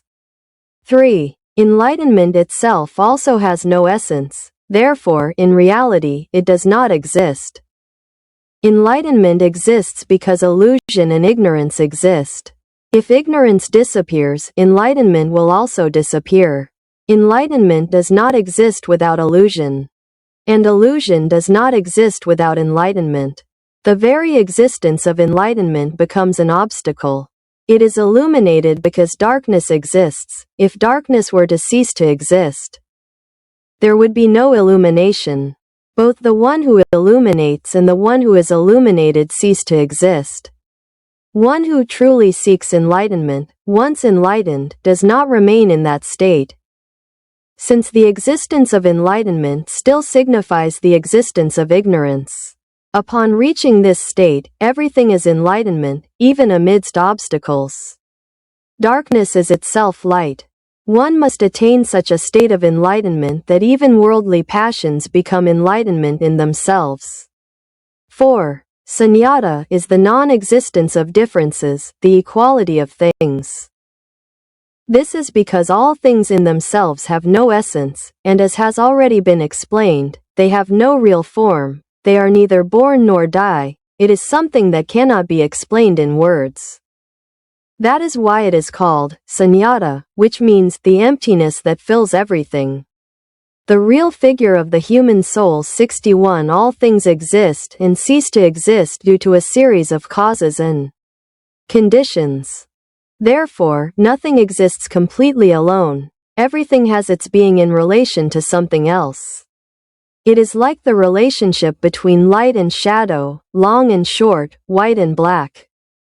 The essence of something cannot exist on its own, and because it cannot exist on its own, it has no substance of its own. For the same reason, there is no ignorance without enlightenment, and no enlightenment without ignorance. Since these two concepts are not different in their nature, there can be no duality. 5. People think about the appearance and disappearance of things. But since there is no birth, there is no death. By seeing the reality of the world, they awaken to the one truth that there is neither life nor death for things.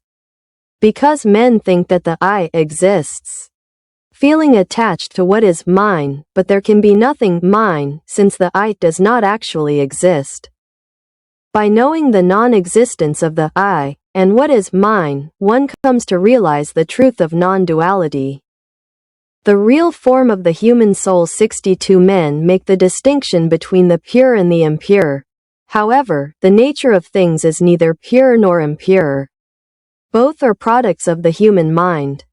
Men think that good and evil are inherently different and make a distinction between them. However, the truth is that neither good nor evil exists. One who has entered the path of enlightenment knows that the distinction does not exist and has awakened to this unique truth. Men fear misfortune and desire happiness. But by observing with the eyes of wisdom, they realize that even in a state of misfortune, one is happy. Upon awakening to the truth that misfortune itself is happiness, and upon knowing that ignorance, which deprives both soul and body of freedom, does not exist, nor does true freedom, man attains the only truth. Therefore, there is no opposition between existence and non-existence, between ignorance and enlightenment, between reality and unreality.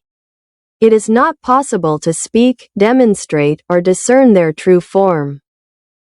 It is necessary to be freed from human words and thoughts, and when man reaches that state, he can finally awaken to true sunyata.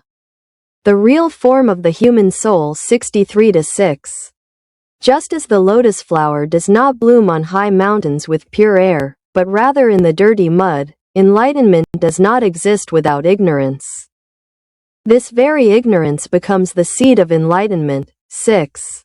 Just as priceless treasures cannot be found without diving to the bottom of the sea, so too will those who do not plunge into the sea of ignorance never attain the jewel of enlightenment.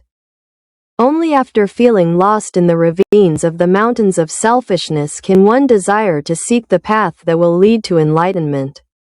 According to legend, an anchorite had such a great desire to find the truth. El camino de la iluminación es seguir este camino medio, sin inclinarse a ninguno de los extremos. Hay que estar libre de todas las cosas, sin pensar en que uno está haciendo el bien. Y sin sentir apego por las cosas al saber que nada nace ni muere, y que todo pasa como un sueño. La figura real del alma humana 59. Estar libre es no asir, no adherirse. El que busca el camino no teme a la muerte ni tampoco desea la vida.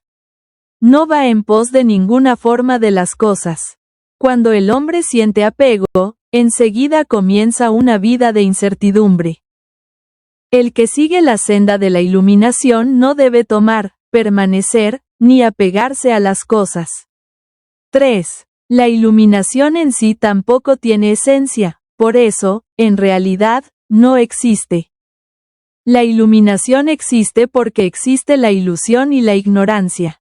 Si desaparece la ignorancia, también desaparecerá la iluminación. No existe la iluminación sin lo ilusorio y no existe lo ilusorio sin la iluminación. La existencia misma de la iluminación viene a ser un obstáculo. Se alumbra porque existe la obscuridad. Si la figura real del alma humana 60 obscuridad dejara de existir, tampoco habría alumbramiento. Dejan de existir juntamente lo que alumbra y lo que es alumbrado. El que en verdad busca la iluminación, una vez iluminado, no permanece en ese estado, puesto que la existencia de la iluminación significa todavía la existencia de la ignorancia. Al alcanzar este estado, todo es iluminación aún en medio de los obstáculos. La obscuridad es a su vez luz. Hay que alcanzar tal estado de iluminación que hasta las pasiones mundanas sean en sí iluminación. 4. Sunyata, es la no existencia de las diferencias, la igualdad de las cosas. Esto es porque todas las cosas en sí no tienen esencia, y como ya se ha explicado, no tienen forma real, no nacen ni mueren. Es algo que no puede ser explicado con palabras. Por eso se le llama sunyata, que significa el vacío que lo llena todo. Todas las cosas existen y dejan de existir por una sola figura real del alma humana 61 ríe de causas y condiciones. Por ello, nada existe completamente solo, todo tiene su ser en relación con alguna otra cosa. Es como la relación de la luz y la sombra, el largo y el corto, el blanco y el negro. La esencia de algo no puede existir por sí sola, y porque no puede existir por sí sola no tiene sustancia propia. Por lo mismo, no existe la ignorancia sin la iluminación y la iluminación sin la ignorancia. Puesto que estos dos conceptos no son diferentes en su naturaleza, tampoco puede existir una dualidad. 5. Los hombres piensan en la aparición y en la desaparición de las cosas, pero ya que no existe el nacimiento tampoco existe la muerte. Al lograr ver la realidad del mundo, despiertan en la única verdad de que no existe la vida ni la muerte para las cosas. Porque los hombres piensan que existe el yo, sienten apego a lo mío. Pero no puede haber nada mío, ya que no existe en realidad el yo. Al conocer la no existencia del yo y lo mío, se llega a realizar la verdad de la no dualidad. La figura real del alma humana 62. Los hombres hacen la distinción de lo puro y lo impuro, sin embargo la naturaleza de las cosas no es pura ni impura. Ambos son productos de la mente del hombre. Los hombres piensan que el bien y el mal son en sí diferentes y hacen una distinción entre ellos. Sin embargo, la verdad es que no existen ni el bien ni el mal. El que ha entrado en el camino de la iluminación sabe que no existe la distinción y ha despertado en esta verdad única. Los hombres temen la desgracia y desean la felicidad. Pero al observar con los ojos de la sabiduría, se dan cuenta de que en el mismo estado de desgracia se es feliz. Al despertar en la verdad de que la desgracia misma es felicidad. Y al saber que no existe la ignorancia que priva la libertad de alma y cuerpo, y de que tampoco existe la verdadera libertad, llega el hombre a alcanzar la única verdad. Por ello, no es que exista la contraposición entre la existencia y la no existencia, entre la ignorancia y la iluminación, entre la realidad y la no realidad. No es posible decir, demostrar, ni distinguir su verdadera forma. Es menester librarse de las palabras y de los pensamientos humanos, y cuando el hombre llegue a ese estado podrá por fin despertar en la verdadera sunyata. La figura real del alma humana 63.6.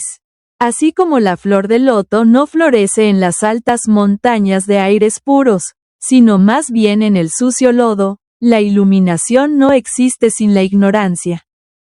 Esta ignorancia misma viene a ser la semilla de la iluminación. Como no se consiguen tesoros incalculables sin sumergirse hasta el fondo del mar.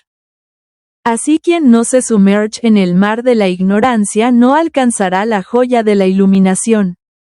Solo después de haberse sentido perdido en las quebradas de las montañas de los egoísmos.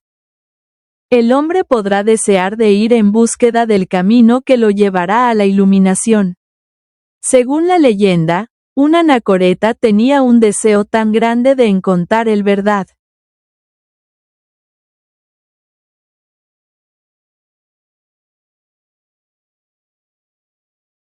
The Buddha climbed a mountain covered with swords and threw himself into the fire. Before becoming a flame himself, he felt a coolness within.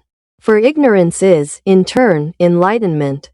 On the sword-covered mountain of pride and greed, and even in the great fire of hatred, blows the cool wind of enlightenment. 7. The Buddha's teaching consists of being free from two opposing things and attaining non-duality. The true form of the human soul 64 Therefore, whoever chooses one of the two extremes and clings to it, even if it is good or right, makes a mistake. Whoever is attached to the self is mistaken and can never be free from suffering. However, to consider that the self does not exist is also wrong, and the practice of the path of truth will be of no use. Likewise, it is also wrong to think that all things are mutable. Just as it is wrong to think that they are not. It is also wrong to say that everything is suffering, just as it is wrong to say that everything is pleasure. The Buddha's teaching is the middle way that transcends and unifies these two extremes. 65 Chapter 3 The Nature of the Buddha I The Pure Soul 1. There are many kinds of people. There are people whose souls are obscured and others whose souls are pure. There are intelligent people and ignorant people. There are people of good character and also those of bad character.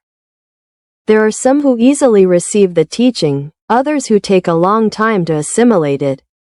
We can compare them to lotuses with red, yellow, and white flowers that bloom in ponds. Some are born in the water, grow in the water, and cannot reach the surface. Others are born in the water, grow in the water, and bloom on the surface. There are others that are born in water, grow in water, and flourish far above the surface without being tainted even by the water in which they grew. Besides these differences, there is also that of sex, but it is not essential. Women, as well as men, if they practice the true path, will reach enlightenment. To tame an elephant, it is necessary to have confidence, health, diligence, sincerity, and intelligence. To attain enlightenment by following the Buddha, it is also necessary to have the same qualities. 66 Buddha nature. With these qualities, people of all character, regardless of sex, will not need long years of study to understand the Buddha's teachings. This is because everyone has the nature that leads to enlightenment. 2. In practicing the path to enlightenment, people see the Buddha with their own eyes and believe in him with their own soul. And it is also these eyes and this soul that cause man to wander aimlessly through this world of life and death. For a king to defeat the invaders who have entered his kingdom, he must first know where they are hiding. In the same way, one who wishes to annihilate his passions must first know their origin. When a man is at home and opens his eyes, he will immediately notice what is inside his room and only then what lies beyond the window. There are no eyes that look outward without first seeing what is inside.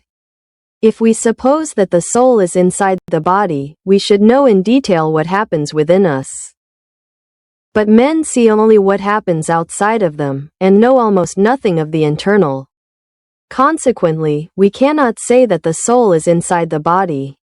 Buddha nature 67. However, if the soul were outside the body and soul would be separate, and what the body knows, the soul would not, and vice versa. But the reality is that what the soul knows, the body feels. And what the body feels, the soul knows. It cannot be said that the soul is outside the body. So, ultimately, where is the soul really? 3. Men are immersed in ignorance because of their past and two fundamental errors. First, they think that their discriminating soul, which lies at the root of this life of birth and death, is their true nature. Second, they do not know that they possess within themselves a pure soul, which is their true nature. When a man raises his arm with a closed fist, his eyes see it, and his soul perceives it. But this perceiving soul is not the true soul, it is the discriminating soul. The discriminating soul is born of desire. It is the soul that Buddha nature 68 thinks of its own convenience. It is the soul that arises from a series of conditions and causes. It has no true nature and is mutable. When man considers this to be the true soul, he falls into illusion. Next, if we open our fist, the soul notices that the fist has been opened. So, is it the soul or the hand that moves? Or neither? The hand moves when the soul moves, and together with the movement of the soul, the hand moves. However, the soul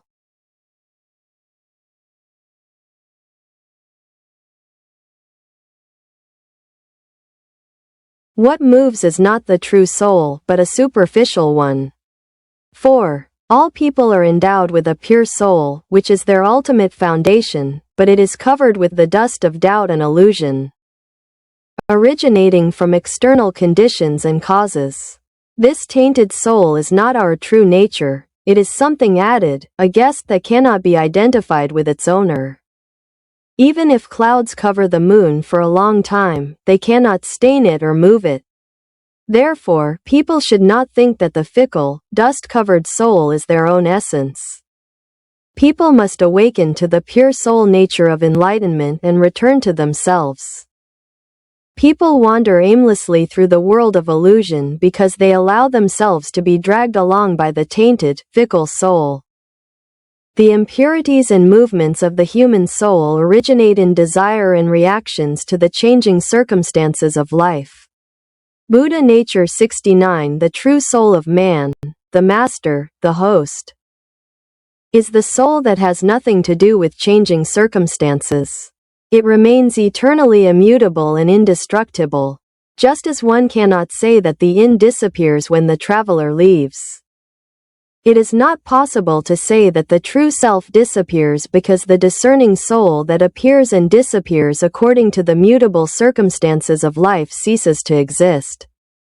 The soul that changes because conditions have changed is not the true soul. 5. We think of a lecture hall that brightens with sunlight and darkens when the sun sets. We can return brightness to the sun, darkness to the night, but the power to recognize light and darkness must be returned to the very nature of the soul, to its essence. The Buddha Nature 70. The soul that perceives light when the sun appears is a temporary soul. And when the sun sets, the one who perceives the darkness is also a temporary soul. Thus, the sensations of the soul that perceives light and darkness are induced by an external condition. The soul that sees light and darkness is a temporary soul, neither true nor real. The power to perceive light and darkness is the true soul. Good and evil, the feelings of love and hate, which appear and disappear, originating from external agents, are only momentary reactions resulting from impurities accumulated in the past. They are like dust that floats and drifts about like a traveler. Within this floating dust is the true and pure soul, untainted and unstained in the slightest. Water becomes round when we put it in a round container and square when we put it in a square container. However, it is not that water has square or round shapes. Men forget that water has no form and think about form. Men think about whether something is good or bad, whether they like it or not, whether it exists or not. They suffer, dominated by these ideas and enslaved by their points of view because they pursue only the external. The Buddha Nature 71. If these enslaving concepts are returned to external conditions, the true nature of man will be discovered, and a state of peace and freedom for both soul and body can be attained. 2. The hidden treasure 1. We can say that the true soul, which we have spoken of using different words, is the Buddha nature, or the seed of Buddha. Fire can be obtained by placing a piece of lens between the sun and the moksha. But where does the fire come from? There is a great distance between the sun and the lens. There is no doubt that the fire from the sun appeared on the moksha through the lens. However, even if the sun were shining, if the moksha did not have the nature to burn, no fire would be produced. Similarly, if the light of Buddha's wisdom is concentrated upon the human soul, its true nature, which is the basis for humankind to attain enlightenment, will be ignited. And its light will illuminate the souls of humankind and awaken faith in Buddha. Buddha takes the lens and holds it before the world. Therefore, the flame of faith burns everywhere. Buddha Nature 72-2.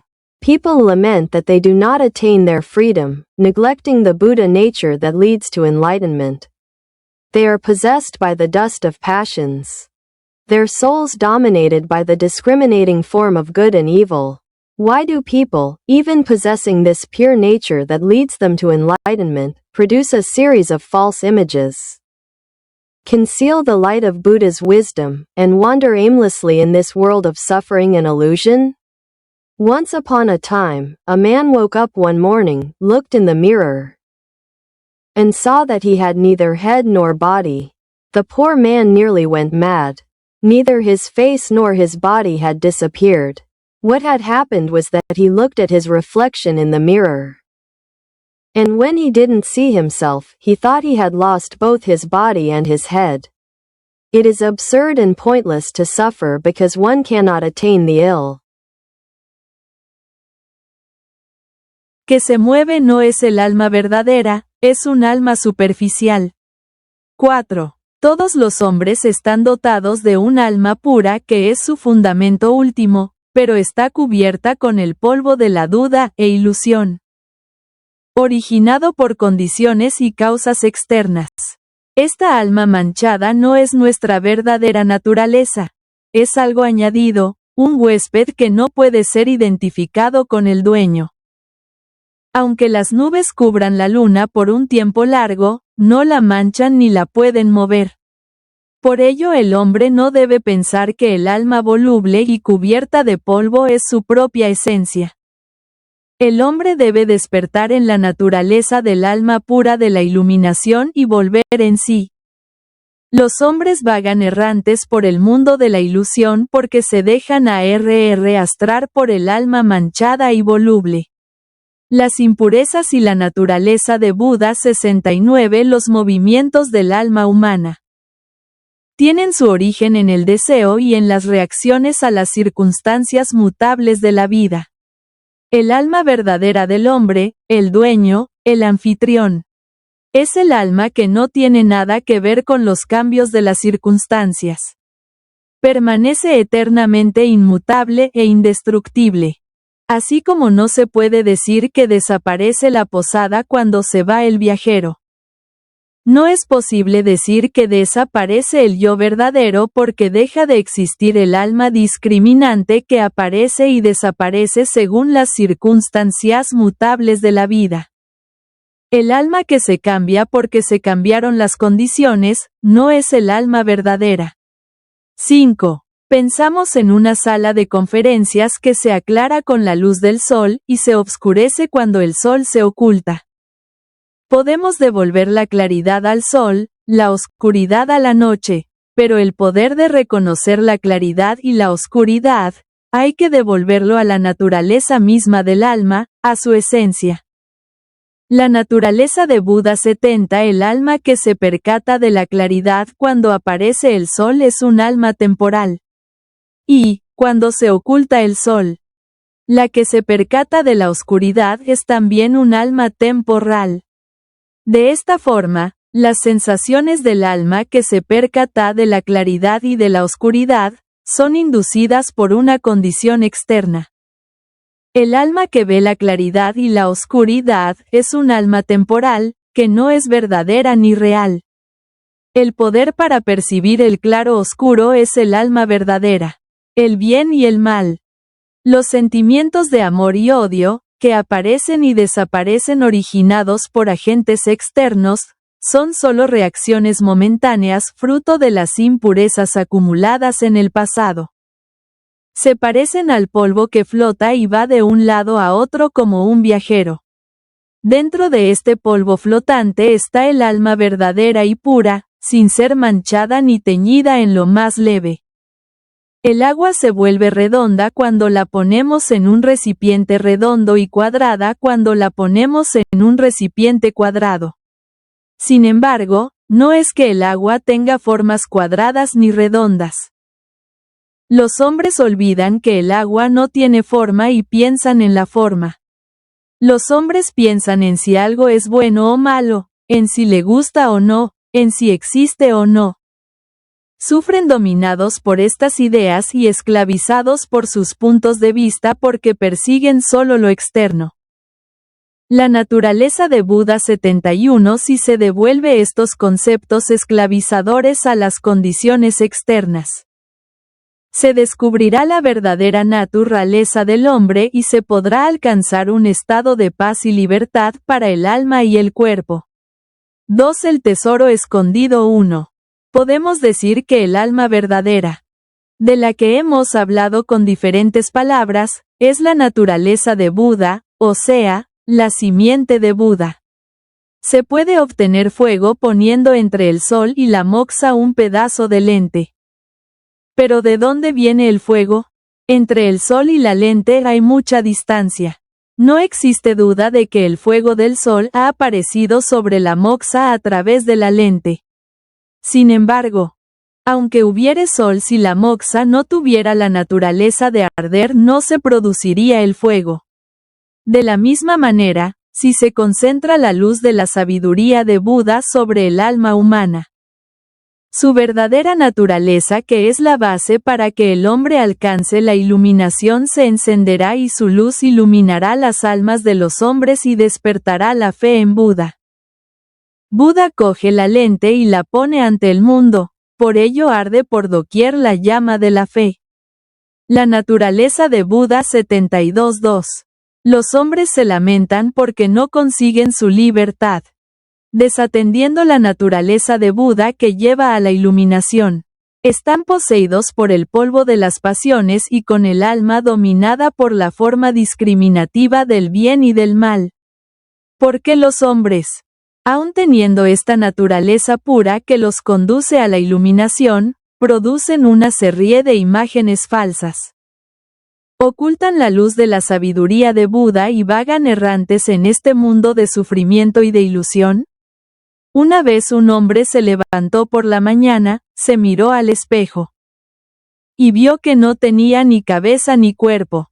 El pobre hombre casi enloqueció. Ni su cara ni su cuerpo habían desaparecido. Lo que ocurrió fue que se miró en el reverso del espejo. Y al no verse pensó que había perdido su cuerpo y su cabeza. Es absurdo y sin sentido sufrir porque uno no puede alcanzar la il.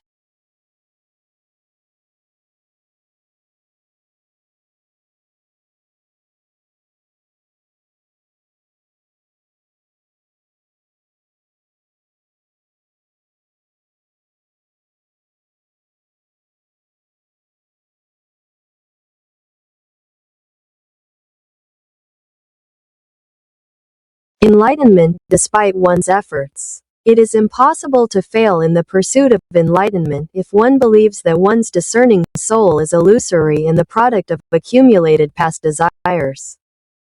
Buddha Nature 73. When false imaginings cease, enlightenment arises of its own accord. The most curious thing is that the enlightened experience that, without false imaginings, there would be no enlightenment. 3.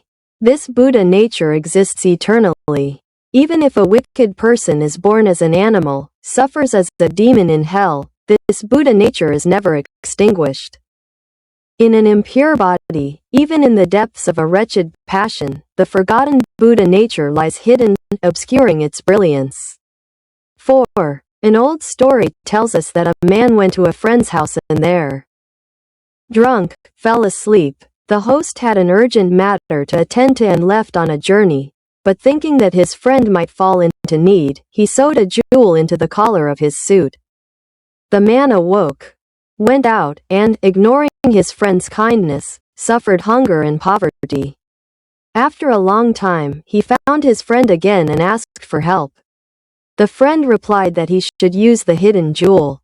This parable teaches us that the jewel of Buddha nature remains hidden and intact within the collar of the garment of desires, anger, and greed.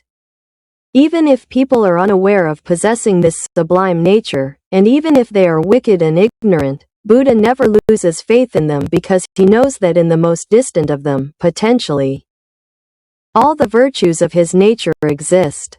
Since people, shrouded in their ignorance, do not see correctly and do not know how to find the Buddha nature within themselves, Buddha teaches them to banish false imaginings and tells them that there is no difference between them and him.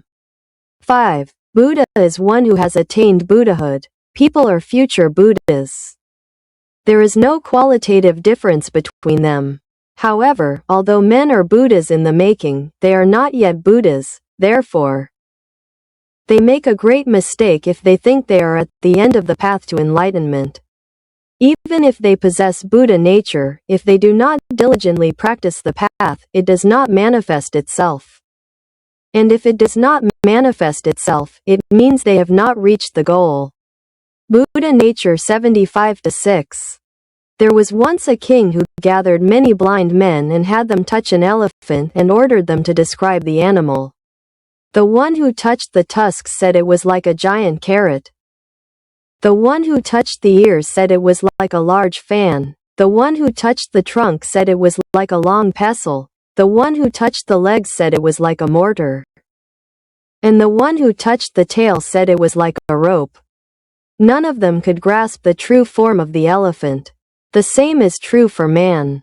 It is possible to know part of his nature, but it is not at all easy to say exactly what his true nature is, the nature of Buddha. The only way to find that nature which is not destroyed by death, which remains pure even amidst impure passions, and which is not eternally extinguished, is to follow the Buddha and his teachings. 3. The non-existence of the self. 1. We have spoken of the nature of Buddha, but if the nature of Buddha 76 you think it is like the self or the soul spoken of in different doctrines, you are mistaken. The concept of the self arises in souls that are attached to worldly things. This attachment to the self is something that must be denied by those who seek the path of enlightenment. The nature of Buddha is an indescribable jewel that must be discovered. The nature of Buddha is to think that something that actually exists does not exist. To think that the self exists is to think that something exists that does not actually exist. To think that the nature of Buddha does not exist is to think that something does not exist that actually does. A small child became ill and was examined by a doctor. The doctor gave him medicine and told the mother that after giving it to him, she should not let him breastfeed until he had fully digested it. The mother smeared a sour liquid on her breast so that the child would stop breastfeeding on his own. When she assumed he had digested the medicine, she washed her breast and explained to the child that the reason she had previously had to deny him the breast was gone, and that he could now breastfeed peacefully since the breast was no longer sour. Understanding the truth, the child breastfed without fear. This behavior of the mother stemmed from her great love for her son. Buddha Nature 77. Just like the mother in the parable, Buddha preached the non-existence of the self to rid people of attachment to the self and the erroneous view of the world. After dispelling this mistaken view, he taught the existence of Buddha nature. The self leads people to delusion. Buddha nature leads to enlightenment. Buddha opens people's eyes to nature. Huminación a pesar de sus esfuerzos. No es posible fracasar en la búsqueda de la iluminación si uno piensa que su alma discriminante es ilusoria y es el fruto de la acumulación de los deseos del pasado. La naturaleza de Buda 73. Cuando cesan las falsas imaginaciones, la iluminación aparece de por sí. Lo más curioso es que los iluminados experimentan que, sin falsas imaginaciones, no habría iluminación. 3. Esta naturaleza de Buda existe eternamente. Aunque un hombre malo nazca como un animal, sufra como un demonio en el infierno, esta naturaleza de Buda nunca se extingue. En un cuerpo impuro, hasta en el fondo de una pasión miserable está la naturaleza de Buda olvidada, ocultando su brillo. 4. Una vieja historia nos cuenta que un hombre fue a casa de un amigo y allí, embriagado, se quedó dormido. El dueño de casa tuvo un asunto de urgencia y salió de viaje, pero pensando que el amigo podría caer en necesidad, le cosió una joya en el cuello de su traje. El hombre despertó, salió e ignorando la amabilidad de su amigo sufrió hambre y pobreza.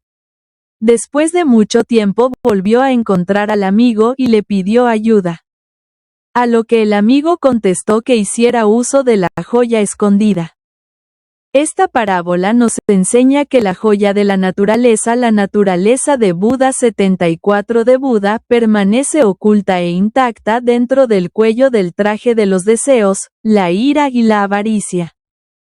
Aunque los hombres sean inconscientes de poseer esta naturaleza sublime, y aunque malos e ignorantes puedan ser, Buda nunca pierde fe en ellos porque sabe que en el más alejado de ellos existen potencialmente, todas las virtudes de su naturaleza.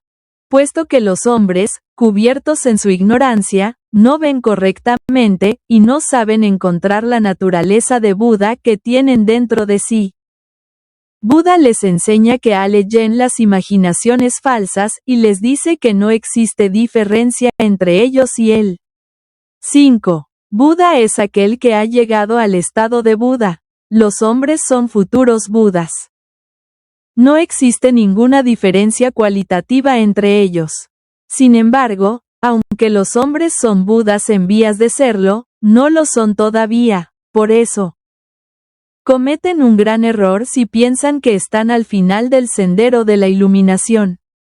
Aunque tengan la naturaleza de Buda, si no practican el camino con diligencia, ella no hace su aparición. Y si no aparece es que no han alcanzado la meta. La naturaleza de Buda 75-6.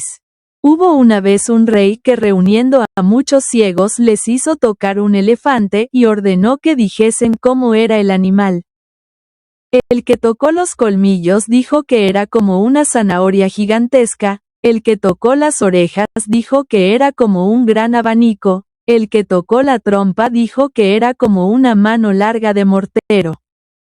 El que tocó las patas dijo que era como un mortero, el que tocó la cola dijo que era como una cuerda. Ninguno de ellos pudo captar la verdadera forma del elefante. Con el hombre también ocurre lo mismo. Es posible conocer parte de su naturaleza, pero no es nada fácil decir exactamente cuál es su verdadera naturaleza, la naturaleza de Buda. El único medio para encontrar esa naturaleza que no se destruye con la muerte, que permanece pura aún en medio de las pasiones impuras y que además no se extingue eternamente, es seguir a Buda y sus enseñanzas. 3. La no existencia del yo uno. Hemos hablado de la naturaleza de Buda. Pero si la naturaleza de Buda 76 pensáis que es como el yo, o el alma de que hablan doctrinas diferentes, estáis equivocados. El concepto del yo se produce en las almas que sienten apego a las cosas mundanas.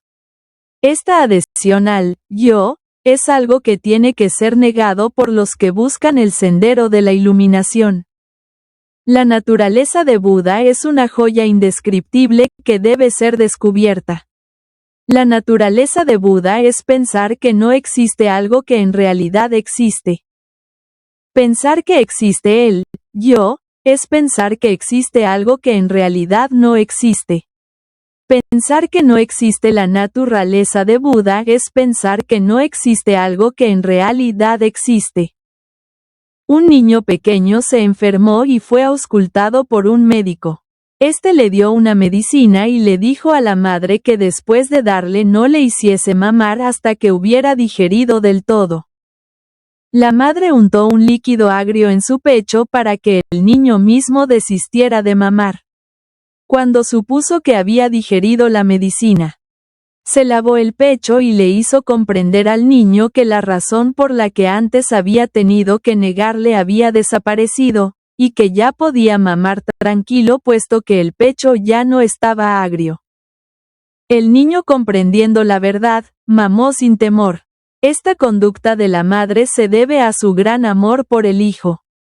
La naturaleza de Buda 77 de la misma forma que la madre de la parábola.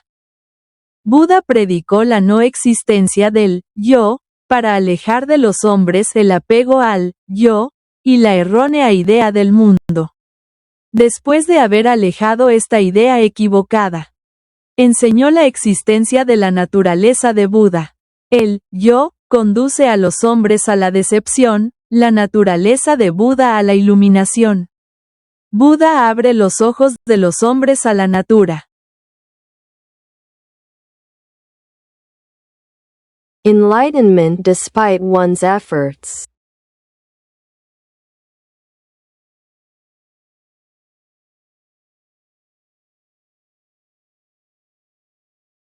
The Buddha nature that each person carries within themselves, like someone who, seeing a woman suffering from poverty because she doesn't know she has many hidden riches in her house, shows her where they are. 2. If all people carry the Buddha nature as something innate, why is there a difference between nobles and commoners, rich and poor?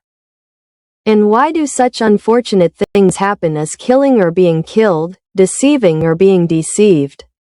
A court wrestler used to wear a precious stone as an ornament on his forehead between his eyebrows. The Buddha nature 78. One day while wrestling, the stone became embedded in his skin.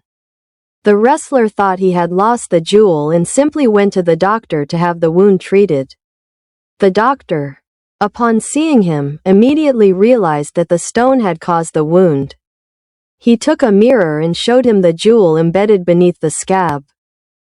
The Buddha nature is also hidden among the dust and filth of human desires, but with wisdom it is rediscovered. Thus, the Buddha nature, though existing in people, is covered by greed, anger, and folly, subject to actions and their retribution. However, it is not destroyed. By eliminating folly and doubt, it will reappear. Like the wrestler in the parable who saw the jewel in the physician's clear mirror, people will see the Buddha nature hidden beneath the skin of passion and worldly desires, with the light of Buddha. 3. All people possess the Buddha nature within themselves, even though there are differences in environment, lifestyle, actions, and the retribution for their conduct. Just as cows of different colors all produce white milk, the Buddha nature 79 in the Himalayas, there was a marvelous medicinal herb. Its flavor was mildly sweet. But because it grew in dense thickets, it was impossible to find. One day, a sage was able to discover it, guided by its fragrance. He gathered the herbs in a container of water to preserve them. But after his death, the medicinal herb remained hidden in the mountain. The water in the container decomposed and began to turn sour, dangerous, and of a different taste. The Buddha nature is hidden like the herb in the parable in the deep undergrowth of desires. It is very difficult to find. Now, Buddha parts the undergrowth to reveal his inner self to humankind. The Buddha nature has a single, sweet flavor, but because of human worldly desires, it knows different tastes, and therefore, people receive different kinds of lives. 4. This Buddha nature is as hard as a diamond, and nothing can shatter it. Holes can be made in sand and stones, but it is impossible to pierce a diamond. The soul and body of man can be destroyed, but nothing can destroy Buddha nature. Buddha nature 80. This nature is man's most precious characteristic. In the world, there is the idea of the superiority of man over woman. But in the Buddha's teaching, no such difference exists. Only the wisdom that knows the existence of Buddha nature is superior to all. Crude gold is melted down, and by refining it, fine gold is obtained. By melting down the gold of the soul and eliminating the waste of worldly desires, all people can discover their own Buddha nature. 81. Chapter 4. Passions. Worldly passions. 1. There are two kinds of worldly passions that envelop and cover Buddha nature. One is the passion of reason, which hinders correct judgment. The second is emotional passion, which is mutable in response to any experience. All human imperfections are caused by errors of reason and disappointments of feeling. If we seek their origin, we see that one is ignorance and the other desire. Ignorance and desire have their own power to give rise to all the passions of reason or feeling, and all suffering. Ignorance is the absence of wisdom, the failure to correctly understand the reason for things. Desire is a very strong feeling based on attachment to life. It is a constant hunger for everything pleasant that is seen and heard. Some even go so far as to desire death. From ignorance and desire are born passions such as greed, anger, foolishness, error, discontent, resentment, envy, selfishness, pride, flattery, deceit, contempt, and folly. 82. Passions. 2. Greed arises from having incorrect ideas upon seeing something attractive. Anger arises from having incorrect ideas upon seeing something unsatisfying. Foolishness arises from not knowing what should and should not be done. Mistakes arise from having erroneous ideas by listening to false teachings. Greed, anger, and foolishness are the three fires of the world. The fire of greed burns the person who has lost their true self. Lesa de Buda que lleva cada uno dentro de sí, como aquel que viendo a una mujer sufrir de pobreza porque no sabe que tiene muchas riquezas escondidas dentro de la casa. Le enseña el lugar en donde se hallan. 2. Si todos los hombres llevan como algo innato la naturaleza de Buda, ¿por qué existe la diferencia de nobles y plebeyos, ricos y pobres? Y ocurren cosas tan desgraciadas como la de matar o ser muerto, engañar o ser engañado. Un luchador de la corte acostumbraba llevar una pie doctora preciosa de adorno sobre su frente entre las cejas. La naturaleza de Buda 78. Un día cuando luchaba, se le incrustó la piedra dentro de la piel. El luchador pensó que había perdido la joya y tan solo fue al médico para que le curara la herida. El médico, al verlo, enseguida se percató de que la piedra había producido la herida. Cogió un espejo y le mostró la joya incrustada debajo de la costra. También la naturaleza de Buda está escondida entre el polvo y la suciedad de los deseos de los hombres, pero con la sabiduría se llega a descubrirla de nuevo. De esta forma la naturaleza de Buda, aunque existente en los hombres, se encuentra cubierta de codicia, ira y necedad, sujeta a los actos y a su retribución. Sin embargo, no es que esté destrozada. Al eliminarse las necedades y la duda, aparecerá de nuevo. Como el luchador de la parábola que vio la joya en el claro espejo del médico. Los hombres verán la naturaleza de Buda escondida en la piel de la pasión y de los deseos mundanos, con la luz de Buda. 3. Todos los hombres poseen dentro de sí la naturaleza de Buda, aunque existan diferencias en el ambiente, el modo de vida, los actos y la retribución a su conducta.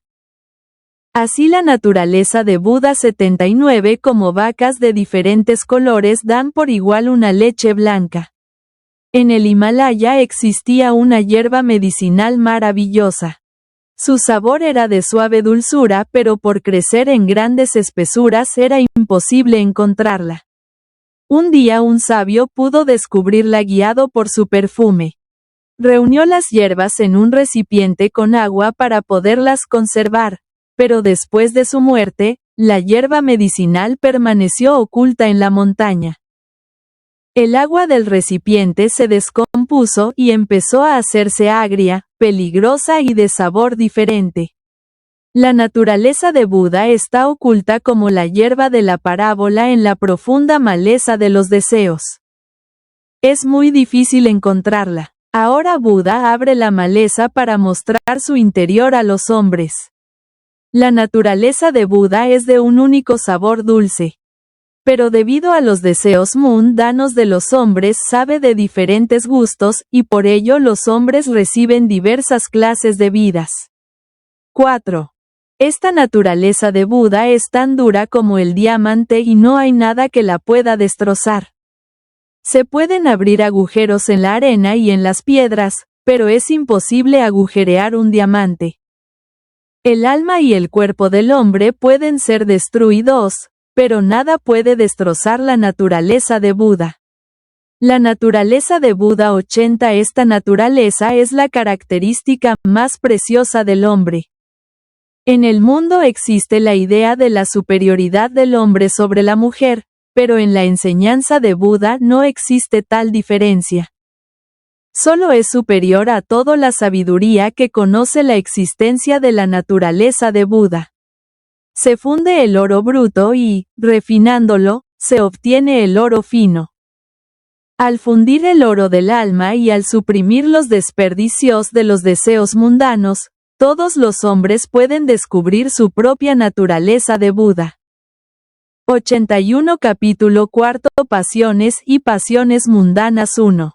Hay dos clases de pasiones mundanas que envuelven y cubren la naturaleza de Buda. Una de ellas es la pasión de la razón que impide el correcto juicio. La segunda es la pasión emocional, mutable ante cualquier experiencia. Todas las imperfecciones humanas son causadas por los errores de la razón, y por las decepciones del sentimiento. Si buscamos su origen vemos que uno es la ignorancia y el otro el deseo. La ignorancia y el deseo tienen fuerza propia para originar todas las pasiones de la razón o del sentimiento, y todos los sufrimientos. La ignorancia es la no sabiduría. El no saber correctamente la razón de ser de las cosas. El deseo es un 82 pasiones sentimiento muy fuerte que tiene como fundamento el apego a la vida. Es un hambre constante por todo lo agradable que se ve y se escucha. Algunos llegan hasta a desear la muerte. De la ignorancia y del deseo nacen las pasiones como la avaricia, la ira, la necedad, la equivocación, el descontento, el rencor, la envidia, el egoísmo, el orgullo, la adulación, el engaño, el desprecio y la insensatez. 2. La codicia nace cuando se tiene ideas no correctas al ver algo atractivo. La ira nace cuando se tiene ideas no correctas al ver algo que no satisface. La necedad nace por no saber lo que hay que hacer y lo que no hay que hacer. La equivocación nace al tener ideas erróneas escuchando falsas enseñanzas. La codicia, la ira y la necedad son los tres fuegos del mundo. El fuego de la codicia quema al hombre que ha perdido su verdadera A.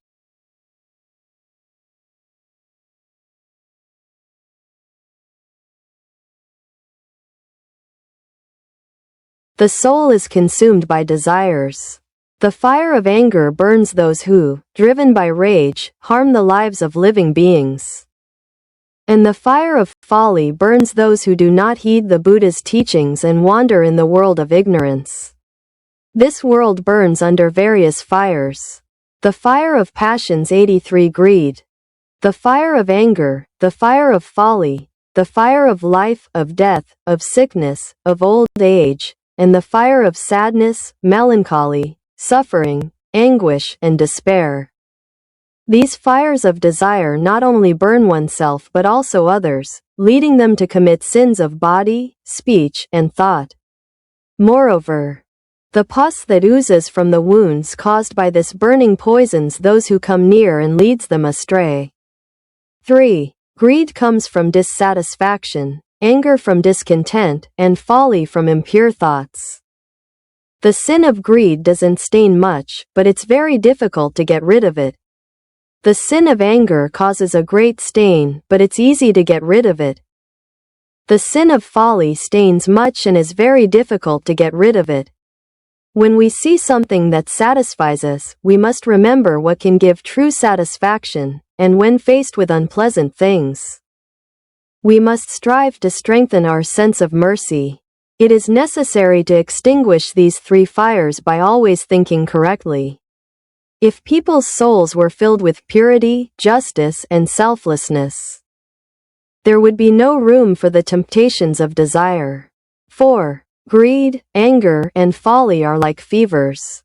Passions 84. Any person suffering from one of these fevers, even if lying in a spacious and beautiful room, will feel suffocated and delirious. He who does not possess these three passions, even on a bitterly cold winter night, can rest peacefully on a bed of dry leaves. And even on a hot summer night, he can sleep soundly in a small, closed room.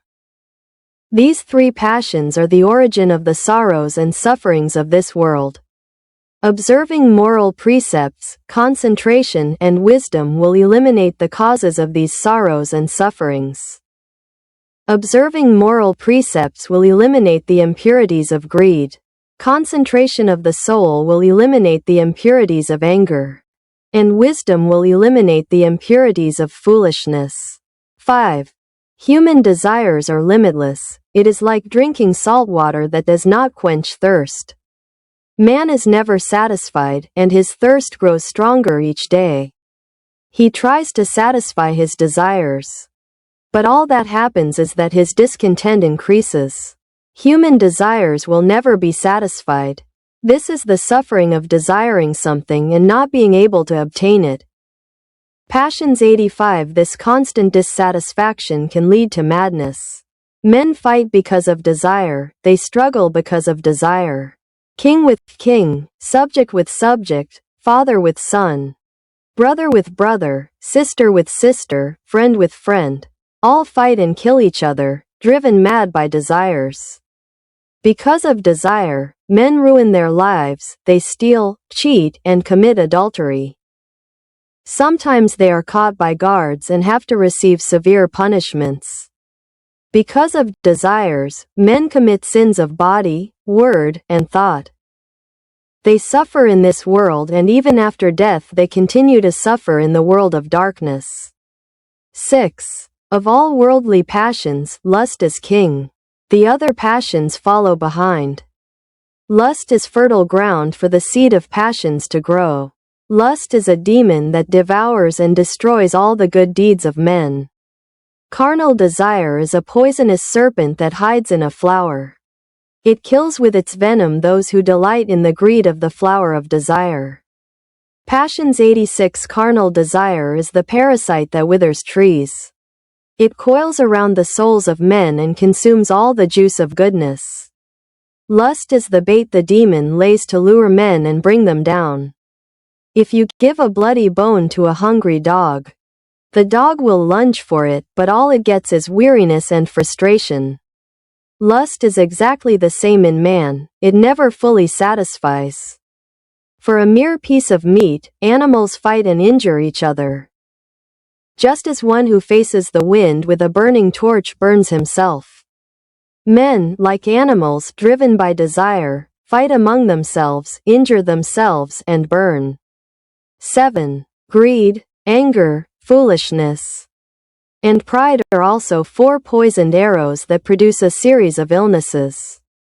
If the arrows came from outside, there would be a way to avoid them, but arrows launched from within cannot be stopped. When greed, anger, and foolishness exist in the heart, deceit, foolish words, slander, and hypocrisy fill the mouth. Theft, murder, and adultery will follow. The 3 evil thoughts, the 4 evil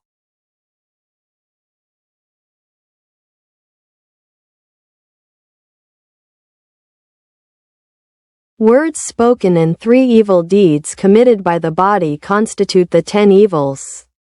When a person becomes accustomed to lying, they will commit all kinds of evil. To conceal their wrongdoing, they will have to lie, and once they have begun to lie, they will feel no remorse when repeating their evil deeds. The fear of humankind stems from folly. Misfortunes and difficulties also arise from folly. Folly is the poison of the human world. 8. People act guided by worldly desires, and these desires give rise to suffering. Passions, actions, and suffering form a vicious cycle that spins incessantly. In the rotation of this cycle, there is no beginning or end. People do not know how to escape this wheel of reincarnation. People are born in this present life and in future lives without ceasing, because the wheel of reincarnation never stops turning. If all the burnt bones of a man in his series of reincarnated lives were piled up, the resulting heap would be higher than the mountains. And if all the milk that same man suckled from his mother were gathered together, it would be greater than the waters of the ocean. Even though we say that the Buddha nature exists in all men, the mire of passions is so deep that it is not easy for buds to sprout. Therefore, suffering is as universal and limitless as the number of unhappy people. 2. The nature of man. 1. It is very difficult to understand the nature of man. It is like weeds that do not even reveal the entrance. In comparison, the nature of animals is much more intelligible. Men are classified into 4 groups according to their main characteristics. First, the one who martyrs himself. This person receives erroneous teaching and practices austerity. Second, the one who makes others suffer, kills living beings, steals, and commits cruelties. Third, the one who suffers and makes others suffer. The fourth is the one who neither suffers nor makes others suffer. He lives in complete peace because he has banished all desires from himself. He follows the teachings of Buddha and therefore neither kills nor steals. He is the one who acts with purity of soul. 2. There is also a classification that divides men into 3 groups. Men who are like letters written on rock, men who are like letters written in sand, and men who are like letters written on water. Those in the first group are easily angered, and their anger lasts a long time, like letters written on rock. Those in the second group are easily angered, but, like letters written in sand, their anger is quickly erased. Those in the third group are like letters written on flowing water that leaves no trace. Even if they hear unpleasant words, they leave no mark on their hearts, and their souls remain pure and tranquil. There are also other kinds of people. First, those whose character is easy to decipher. They are proud, unaware of their actions, and lack tranquility. Second, those whose character is difficult to decipher. They are quiet and very attentive. They know how to suppress their desires. Third, those whose character is impossible to decipher. They are the ones who have eradicated desires. Passions 90. In this way, there are many ways to classify people, but the truth is that human character is very difficult to understand. Only Buddha understands it and teaches people according to their individual character. 3. The life of man. 1. There is an allegory that refers to life. A man was going down a river in a boat, carried along by the current. Another man shouted to him from the bank, "Don't go down the river so happily. Downstream the water is turbulent, there are dangerous whirlpools. And hidden among the rocks are crocodiles and demons. Don't go down the river, or you will die." In this allegory, the river current is the life of pleasures. Going down happily is attachment to life. The turbulent river signifies a life dominated by anger and suffering. The whirlpool is the pleasure of desire. The rocks where the crocodiles and terrible demons live represent worldly life shattered by sins. The man on the bank is Buddha. There is another allegory. A man escaped after committing a crime. Pursued by the law, he encountered wild beasts from which he again escaped. And now, with no possibility of salvation, he saw beneath his feet an old well in which hung a wisteria branch. He decided to hide Passions 91 inside the well and hung from the branch, but he saw a snake waiting for him at the bottom with its mouth open. Having no other choice, he remained hanging from the branch. His hands began to hurt and it seemed as if they were going to come loose. In addition, 2 mice appeared, one white and one black, which began to gnaw at the branch. He had to be eaten by the snake when his hands could no longer withstand it, or when the mice finished gnawing at the branch. At that moment, he raised his head and saw that from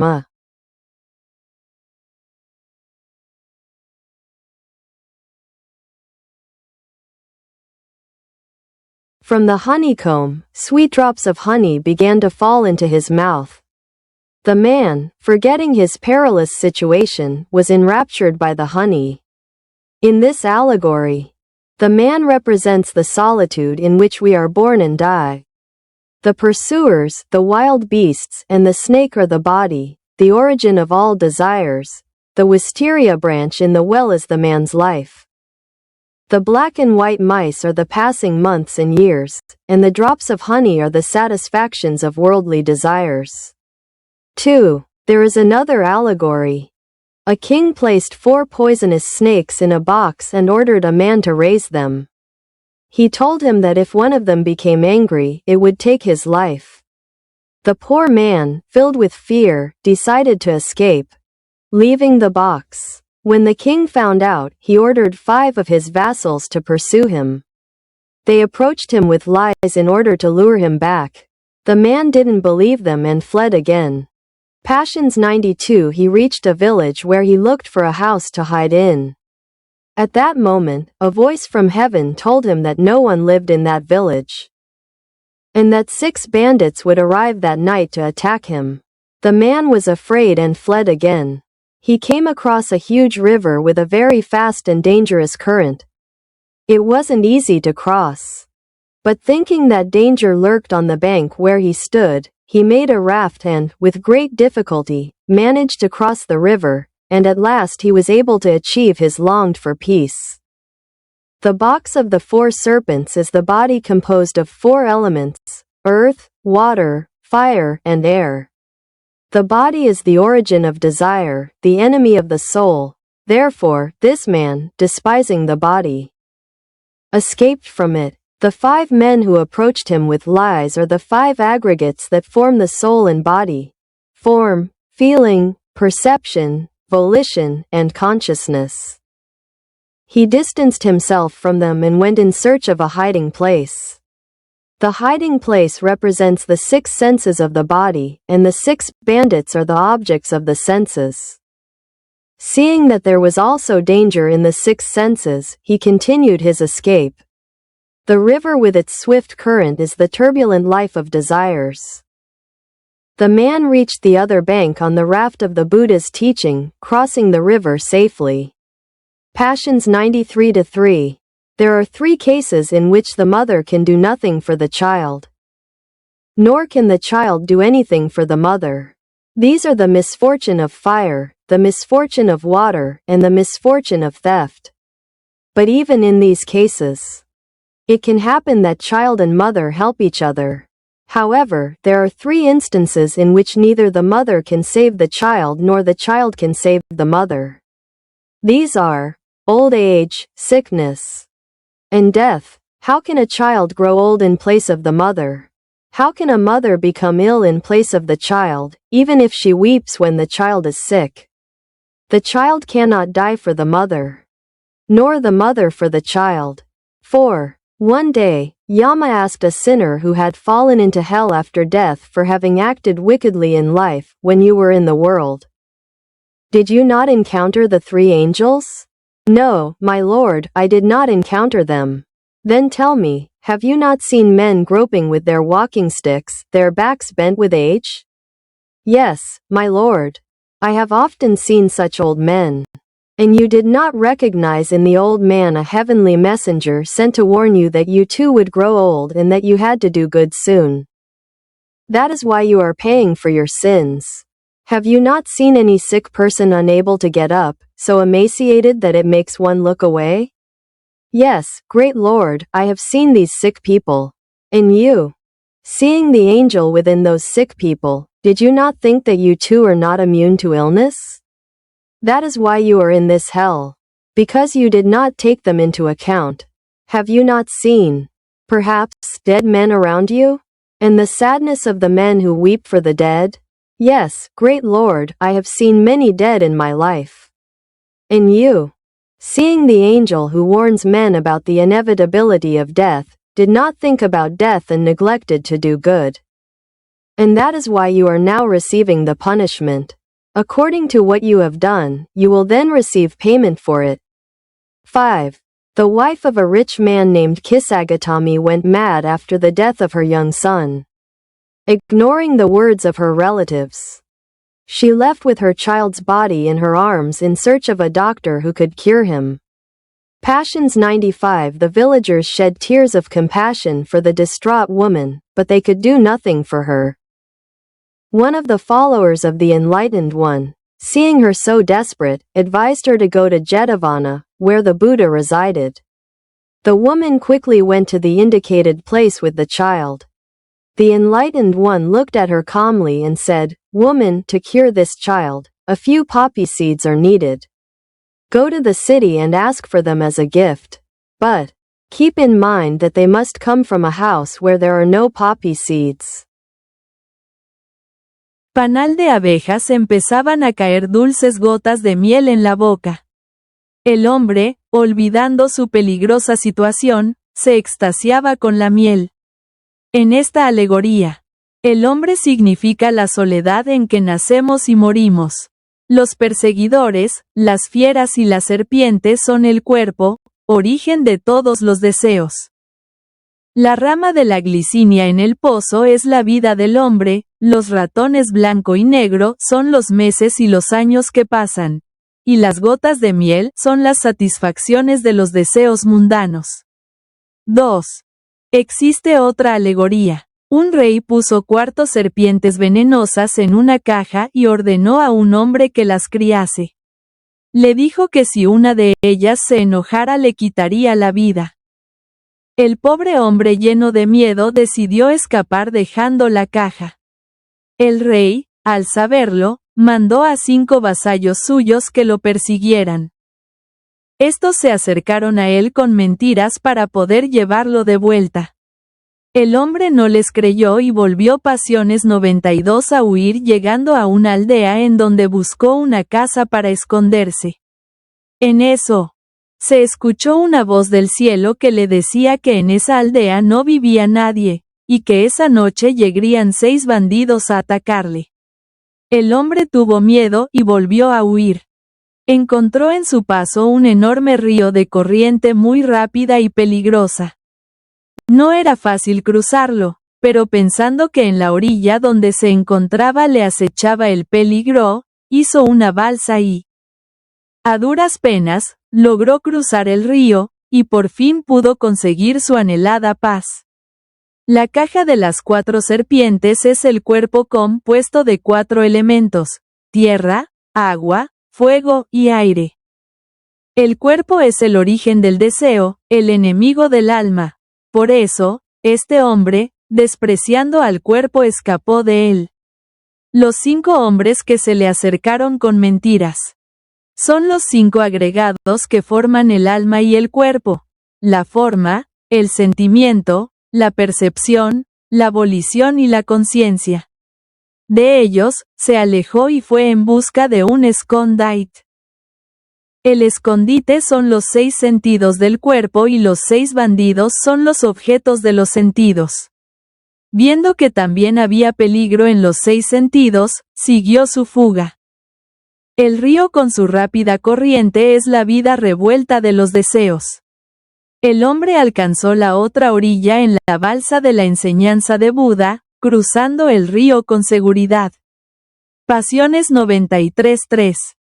Hay 3 casos en que la madre no puede hacer nada por el hijo, ni el hijo puede hacerlo por la madre. Se trata de la desgracia del fuego, la desgracia del agua, y la desgracia del robo. Pero aún en estos casos, puede suceder que hijo y madre se ayuden. En cambio hay 3 casos en que ni la madre puede salvar al hijo ni el hijo puede salvar a la madre. Y estos son, la vejez, la enfermedad y la muerte. ¿Cómo podrá un hijo envejecer en lugar de la madre? ¿Cómo podrá la madre enfermar en lugar del hijo, aunque llore viéndolo cuando éste se halle enfermo? No podrá el hijo morir por la madre ni la madre por el hijo. 4. Un día preguntó llama a un pecador que cayó en el infierno después de muerto por haber actuado con maldad en la vida. Cuando tú estabas en el mundo, ¿no te encontraste con los 3 ángeles? No, mi señor, no me he encontrado. Entonces dime, ¿no has visto, acaso, hombres tanteando con sus bastones con la espalda encorvada por los años? Sí, mi señor.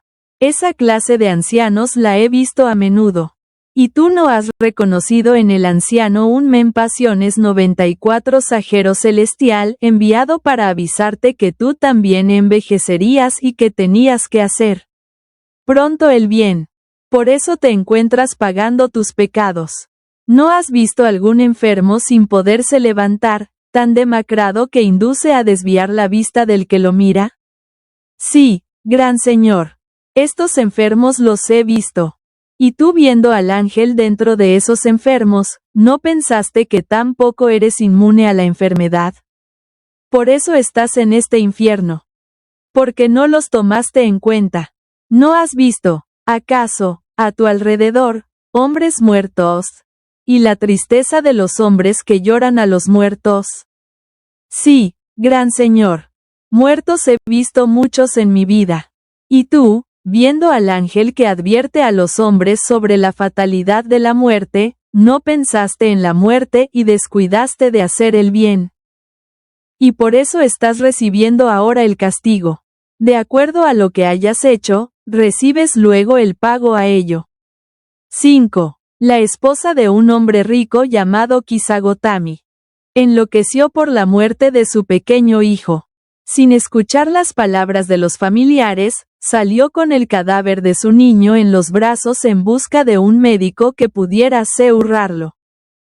Pasiones 95. Los del pueblo derramaban lágrimas de compasión por la mujer enloquecida, pero no podían hacer nada para ella. Uno de los creyentes del bien iluminado, viéndola tan desesperada, le aconsejó que fuese a Jetavana, en donde se hallaba Buda. La mujer fue rápidamente hacia el lugar indicado con el niño. El bien iluminado la miró con calma y le dijo: Mujer, para curar a este niño es menester un poco de semillas de amapola. Ve a la ciudad y pide que te las regalen. Pero, ten bien presente que deben ser de una casa en donde no hay.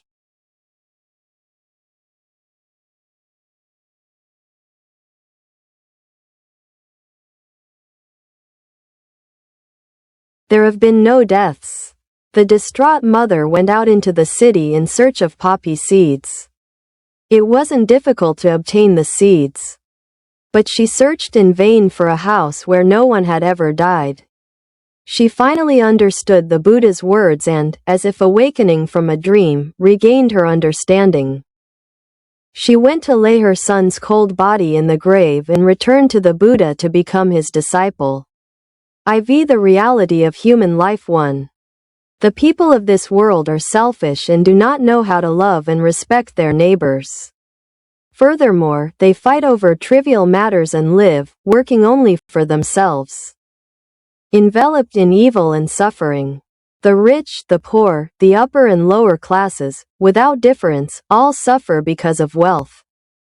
Passions 96 He who does not have suffers because he does not have, he who has because he has. All keep their minds occupied with insatiable desires and have not a moment of peace.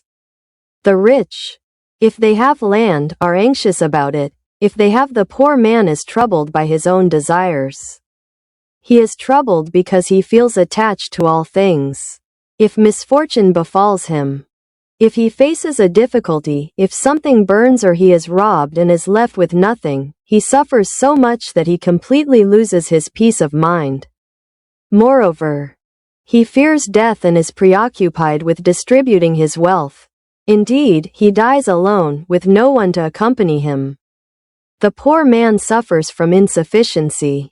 He desires a house, land. And burning with this endless desire, he ends up weary in both body and soul. Therefore, unable to continue living, some die without having completed their lives. It seems that the whole world is against him. His long journey to death is also solitary and without any companion. 2. There are 5 evils in this world. The first is the struggle that exists among men and even among the smallest insects. The strong attack the weak deceive the strong. Everyone fights and injures one another. Passions 97 The second evil is the failure to observe the right path between father and son, between brothers, between spouses, and between relatives. Each one thinks only of himself and satisfying his own desires. They deceive one another, and there is no sincerity because the mouth does not speak what the mind thinks. The third evil is the envy and jealousy that all men feel. Everyone has impure thoughts and desires.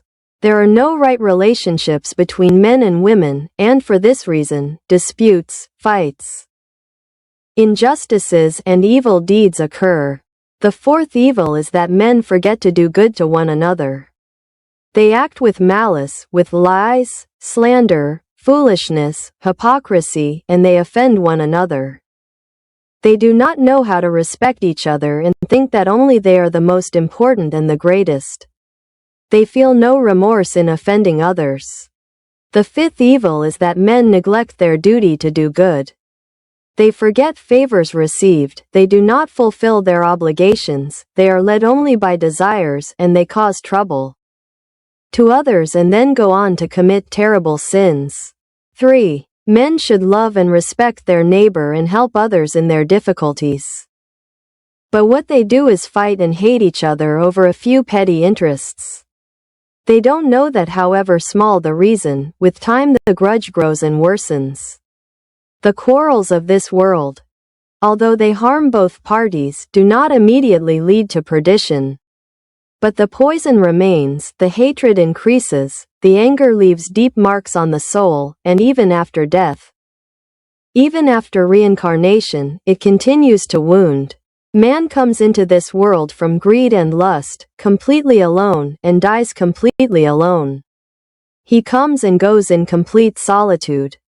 There is no one to receive the punishment of the afterlife for him, only he has to suffer it. Good and evil have different rewards in the next life. Good is rewarded with happiness and evil with pain.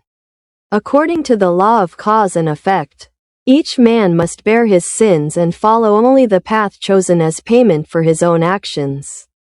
4. Man, enslaved by the bonds of love and pleasure, becomes engrossed in his pain and, despite the passing of months and years, cannot rid himself of his sorrow.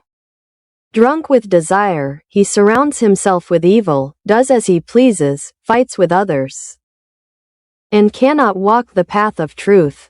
He dies before he can finish his life and suffers eternally. Passions 99. This behavior of men is contrary to the principles of nature. That is why it inevitably brings unhappiness with it. Men must suffer in this world and in those that follow. The things of this life are transient and change very rapidly. There is nothing on which one can rely or depend.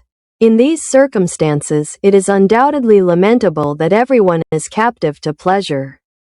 5. This is the true image of this world. Men are born into suffering and evil is their way. They do not know how to do good. Everything is for their own gain.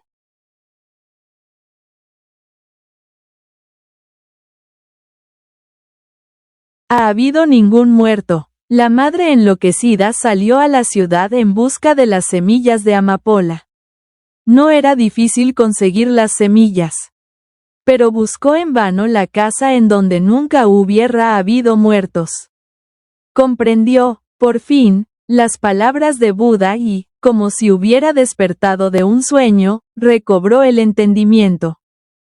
Fue a dejar el cadáver frío de su hijo en la tumba y volvió donde Buda para ser su discípula. La realidad de la vida humana 1. Los hombres de este mundo son egoístas y no saben amar y respetar al prójimo. Además pelean por necedades y viven, trabajando solo para ellos mismos, envueltos en el mal y el sufrimiento. Los ricos, los pobres, los de clase alta y baja, sin pasiones 96 diferencia, todos sufren por la riqueza. El que no tiene sufre porque no tiene, el que tiene porque tiene. Todos mantienen ocupada la mente con deseos insaciables y no tienen ni un momento de calma. El rico, si tiene tierra se inquieta por ellas, si tiene casa se inquieta por ella. Se inquieta porque siente apego a todas las cosas existentes. Si le sucede una desgracia, si se enfrenta con una dificultad, si se le quema algo o le roban y se queda sin nada. Sufre tanto que hasta llega a perder totalmente su tranquilidad. Además, él tiene miedo a la muerte y está preocupado en distribuir sus riquezas. En efecto, él muere solo y no hay nadie que le acompañe. El pobre sufre por la insuficiencia. Desea casa, tierras y quemándose en este deseo sin fin, termina cansado de alma y de cuerpo. Por ello, sin poder continuar viviendo, hay quienes mueren sin haber completado su vida. Parece que todo el mundo está en contra de él. También su largo camino hacia la muerte es solitario y sin ningún acompañante. 2. Hay 5 males en este mundo. El primero es la lucha que existe entre los hombres y hasta entre los más pequeños insectos. Los fuertes atacan al débil, el débil engaña al fuerte. Todos se pelean y se hieren entre sí. Pasiones 97. El segundo mal es la falta de observación del camino correcto entre el padre y el hijo, entre los hermanos, entre los esposos, entre los parientes. Cada uno piensa solo en sí mismo y en satisfacer sus propios deseos. Se engañan entre sí y no hay sinceridad porque la boca no dice lo que piensa la mente. El tercer mal es la envidia y el celo que sienten todos los hombres. Todos tienen pensamientos y deseos impuros. No existen relaciones correctas entre el hombre y la mujer, y por esta razón se producen disputas, peleas, injusticias y malos actos. El 4 mal es que los hombres se olvidan de hacer el bien entre ellos. Actúan con maldad, con mentiras, maledicencias, necedad, hipocresía, y se ofenden entre sí. No saben respetarse y piensan que solo ellos son los más importantes y los más grandes. No sienten remordimiento ofendiendo a otros. El 5 mal es que los hombres desatienden su deber de hacer el bien. Olvidan los favores recibidos, no cumplen con sus obligaciones, se dejan llevar solo por los deseos. Causan molestias a los demás y llegan luego a cometer terribles pecados. 3. Los hombres deben amar y respetar al prójimo y a Pasiones 98 dar a otros en sus dificultades. Pero lo que hacen es pelear y odiarse por unos pocos intereses. No saben que por muy pequeño que sea el motivo, con el tiempo crece y se agrava la rencilla.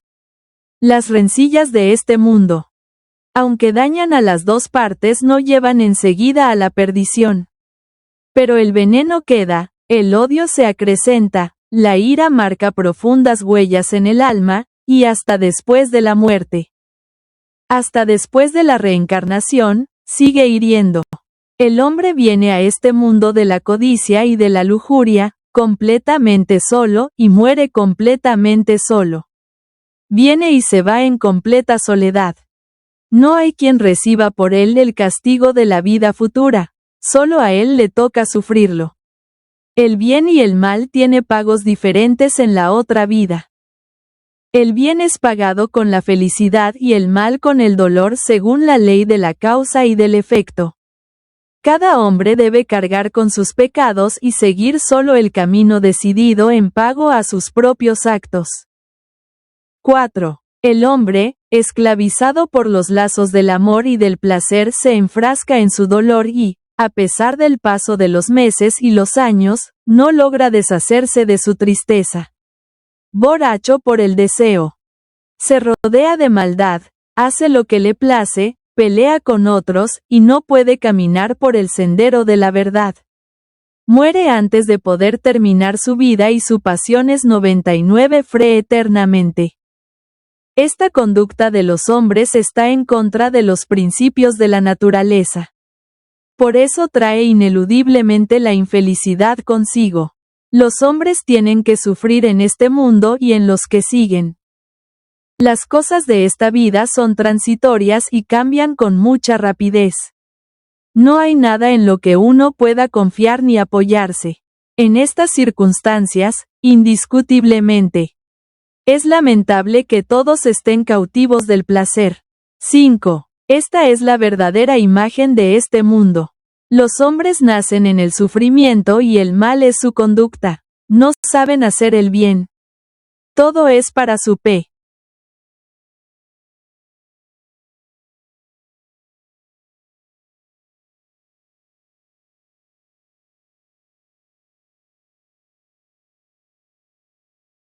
They take advantage and ignore what it means to give.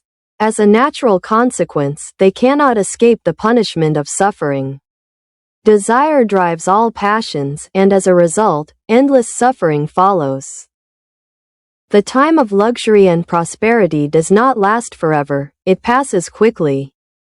Among the pleasures of this world, nothing is eternal. 6. People must forsake worldly things and seek the path while they are still healthy and desire eternal life. Passions 100. What other happiness and hope can there be outside the search for the path to enlightenment?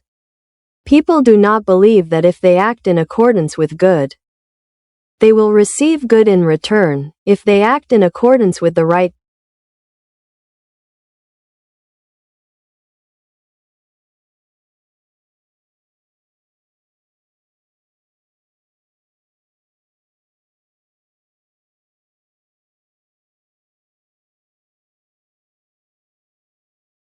body and soul, nor can overcome the things of this world. I swear I will not attain enlightenment. Even if I become Buddha, if the people of the 10 directions, upon hearing my name, do not attain the profound faith that liberates from the idea of life and death, and the wisdom that overcomes every obstacle placed before one's duties. I swear I will not attain enlightenment. I, at this moment, swear to fulfill these promises. If my wishes are not fulfilled, I swear I will not attain enlightenment. I will be the master of infinite light. I will illuminate all the worlds of the 10 directions to dispel the cloud of suffering, and by revealing the secret of the wisdom of the teaching, I will bestow upon humankind the treasure of virtue. Salvation 105-2. The Buddha made these vows and for an immeasurable time repeated virtuous deeds and built a pure land. In remote antiquity, he became Amida, the Buddha of infinite light and eternal life, and now he dwells in his realm, enlightening all humankind. In this pure land there is no suffering, and the joy of enlightenment flows everywhere. Flowers, perfumes, ornaments, clothing, food, everything is presented according to the desires of those who live in this realm. When the pleasant breeze begins to blow and passes through the treasure trees, the music of the sacred teachings fills the air and purifies the souls of those who listen. In this pure land, there are many lotus flowers, and each flower has countless petals. Each petal has its own brilliance, and each brilliance is a teaching of the Buddha's wisdom that guides those who listen along the path of the Buddha in perfect peace. 3. Now all the Buddhas of the 10 directions praise the virtues of the Buddha of infinite light and eternal life. Any person who hears this Buddha name can be reborn in his kingdom simply by desiring, believing, and being happy with the Buddha. Salvation 106. All those reborn in the Pure Land live an eternal life. Their souls are filled with the desire to save humankind and they dedicate themselves to this work. By making these vows, they come to understand the mutability of things and achieve liberation from desires. They come to act for the happiness of others as for themselves, to live with humankind in mercy, and to be freed from the bonds and attachments of worldly life. People know the sufferings and difficulties of this world, but at the same time, they know the unlimited power of the Buddha's mercy. In the souls of these people, there is no attachment, no. The difference between self and neighbor is not distinguished between coming and going, advancing and stopping. Moreover, Buddha delights in being with those who have received his mercy. Therefore, if a person hears the name of Buddha and repeats it joyfully, even just once, they will receive the power to share Buddha's compassion. For this reason, it is necessary to listen to Buddha's teachings with faith and joy, to draw near to him, even while passing through the flames of this world, and to act according to his words.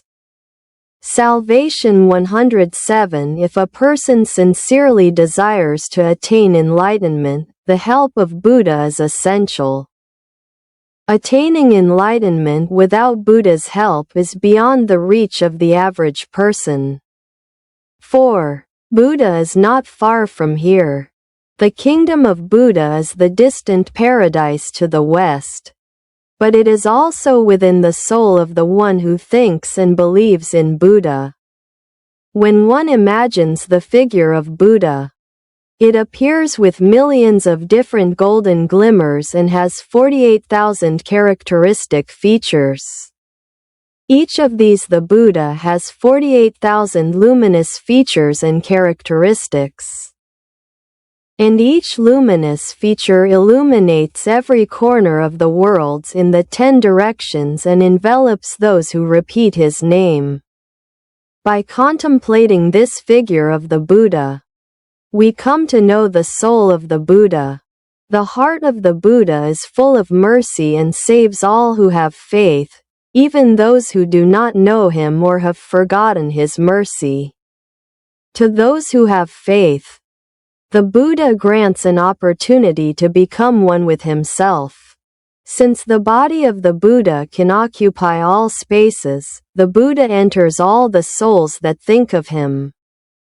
Salvation 108. This means that when someone thinks of the Buddha, they are transformed into a Buddha in all his perfection. They are the Buddha himself. Therefore, everyone who has pure and sincere faith should paint their soul like the soul of the Buddha. 5.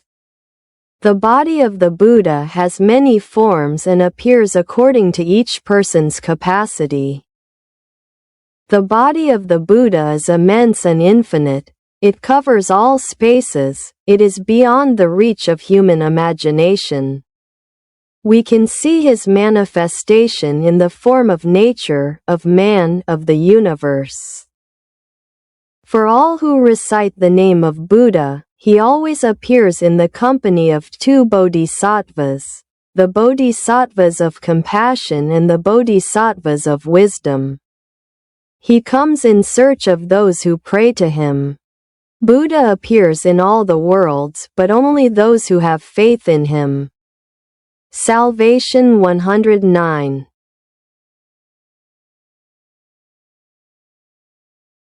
Cuerpo y del alma, ni llegan a superar las cosas de este mundo, juro no alcanzar la iluminación. J. Aunque yo me convierta en Buda, si los hombres de las 10 direcciones al escuchar mi nombre no logran poseer la profunda fe que libra de la idea de la vida y de la muerte, y la sabiduría que hace superar todo obstáculo antepuesto a los deberes. Juro no alcanzar la iluminación. Yo, en estos momentos, juro cumplir estas promesas. Si mis deseos no se realizan, juro no alcanzar la iluminación. Seré el dueño de la luz infinita.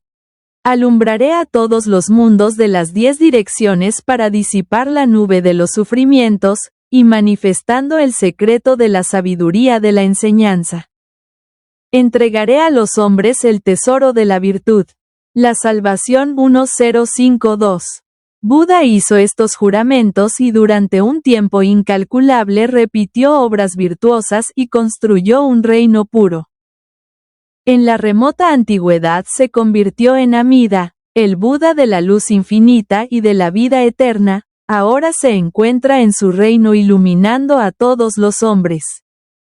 En esta tierra pura no existen los sufrimientos y fluye la alegría de la iluminación por doquier. Las flores, los perfumes, los adornos, la vestimenta, los alimentos. Todo se presenta según los deseos de los que viven en este reino. Cuando la agradable brisa empieza a soplar y pasa por entre los árboles de los tesoros. La música de las sagradas enseñanzas llena el aire y purifica el alma de los que escuchan. En esta tierra pura hay muchas flores de loto y cada flor lleva infinitos pétalos. Cada pétalo tiene su brillo y cada brillo es una enseñanza de la sabiduría de Buda que conduce a los que escuchan por el camino de Buda en perfecta paz. 3. Ahora todos los Budas de las 10 direcciones alaban las virtudes del Buda de la luz infinita y de la vida eterna. Cualquier hombre que escuche este nombre de Buda, puede renacer en su reino. Con solo desear, creer y ser feliz con Buda. La salvación 106. Todos los que renacen en la tierra pura viven una vida eterna. Sus almas se llenan del deseo de salvar a los hombres y se dedican a esa labor. Al hacer estos votos llegan a comprender la mutabilidad de las cosas, y logran la emancipación y el alejamiento de los deseos. Llegan a actuar para la felicidad del prójimo como para sí mismo. a vivir con los hombres en la misericordia, y a librarse de las ligaduras y apegos de la vida de este mundo. Los hombres conocen los sufrimientos y las dificultades de este mundo, pero a su vez saben la fuerza ilimitada de la misericordia de Buda. En el alma de estos hombres no existe el apego, no existe la diferencia entre el yo y el prójimo. No se distingue entre el ir y venir, el avanzar y el detenerse. Además, Buda gusta de estar con quienes recibieron su misericordia. Por eso, si un hombre escucha el nombre de Buda y lo repite lleno de alegría, aunque sea una sola vez, recibirá el poder de compartir la compasión de Buda. Por ello, es menester escuchar con fe y alegría las enseñanzas de Buda, acercarnos a él, aun pasando por en medio de las llamas mundanas, y actuar según sus palabras. La salvación 107. Si un hombre desea sinceramente alcanzar la iluminación, es imprescindible la ayuda de Buda. Alcanzar la iluminación sin la ayuda de Buda, no está en poder del hombre común. 4. Buda no se encuentra lejos de aquí. El reino de Buda es el lejano paraíso del oeste, pero también está dentro del alma del que piensa y cree en Buda. Al imaginar en la mente la figura de Buda, esta aparece con millones de diferentes brillos dorados, y tiene 48.000 figuras características. Cada una de las figuras y características tiene 48.000 brillos. Y cada uno de los brillos alumbra todos los rincones de los mundos de las 10 direcciones y envuelve a quienes repiten su nombre. Al contemplar esta figura de Buda logramos conocer el alma de Buda. El corazón de Buda está lleno de misericordia y salva a todo el que tiene fe, y aun a los que no lo conocen o tienen olvidada su misericordia. A quienes tienen fe Buda concede una oportunidad para ser uno con él mismo. Puesto que el cuerpo de Buda puede ocupar todos los espacios. Buda entra en todas la salvación 108 almas que piensan en él. Esto significa que cuando alguien piensa en Buda, se transforma en un Buda con toda su perfección. Es el Buda mismo. Por eso, todo el que tiene una fe pura y sincera debe pintar su alma como el alma de Buda. 5. El cuerpo de Buda tiene muchas formas y aparece según la capacidad de cada hombre. El cuerpo de Buda es inmenso e infinito. Cubre todos los espacios. Está fuera del alcance de la imaginación humana. Podemos ver su manifestación en forma de naturaleza, de hombre, de universo. Para todo el que recita el nombre de Buda, él hace siempre su aparición en compañía de 2 bodhisattvas, el de la compasión y el de la sabiduría. Viene en busca de los que rezan a él. Buda hace su aparición en todos los la salvación 109 mundos, pero, solo el que tiene fe en él.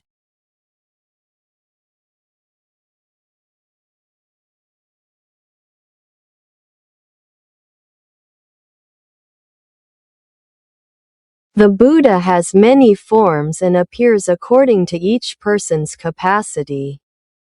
The Buddha's body is immense and infinite. It covers all spaces. It is beyond the reach of human imagination. We can see its manifestation in the form of nature, of man, of the universe. For everyone who recites the Buddha's name, he always appears in the company of 2 bodhisattvas. The bodhisattva of compassion and the bodhisattva of wisdom. He comes in search of those who pray to him. The Buddha appears in all worlds, but only those who have faith in him can see him. If merely imagining the figure of the Buddha produces infinite happiness, how much more so will seeing his actual form? 6. The soul of the Buddha is mercy and wisdom itself. And therefore he saves every person. The man who commits the most dreaded sins because of his ignorance feels anger within his soul, thinks of wretched things, lies, gossips, speaks ill of others, deceives, kills, steals, and commits adultery. For his evil deeds, he must receive eternal punishment. 86 But if, at the hour of his death, a good friend advises him, "Death is upon you," and suffering prevents you from thinking of the Buddha, at least recite the phrase, "Adoration of the Buddha of infinite light and unlimited life," and this man invokes the name of the Buddha sincerely, as he repeats his name. The sins that would cause him to fall into the world of darkness disappear, and he is saved. If by simply repeating the sacred name of the Buddha of infinite light, the sins that cause one to fall into the world of eternal darkness are erased, how much greater must the salvation be if someone thinks of him with all their soul. 86 One who sincerely repeats the sacred name is as wondrous as a white lotus in bloom. He will be accompanied by the two bodhisattvas of compassion and wisdom. And without ever straying from the path of truth, he will be born into the Buddha realm. Therefore, everyone must memorize the words Namu Amida Butsu, meaning complete trust in the Buddha of infinite light and eternal life. To the land of purity 1. The Buddha of infinite light has existed from eternity and is always teaching the Dharma. Those who live in the Buddha realm have no suffering. They know only days of happiness. Therefore, this realm is called the land of happiness. In this realm, there is a lake made of 7 treasures with crystal clear waters and a bottom of golden sand. On the 87 surface of the water bloom large lotuses of different colors. The blue lotus emits blue sparkles, the yellow lotus, yellow sparkles, the red lotus, red sparkles, the white lotus, white sparkles, and all fill the air with sweet fragrance. In various places along the lake's edge, there are pavilions decorated with gold, silver, lapis lazuli, crystal, and marble staircases leading up to them. Over the waters of the lake are terraces enclosed with curtains of precious stones. Between them are many gardens with fragrant trees and beautiful flowers. Divine melodies vibrate in the sky. The earth gleams with golden hues. 6 times a day and night, celestial flowers fall from the sky.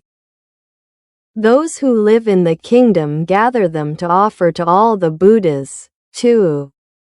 In the gardens of this kingdom, swans, peacocks, parrots, and other birds of paradise sing praises to the virtues of the Buddha and repeat the teachings in sweet and gentle voices.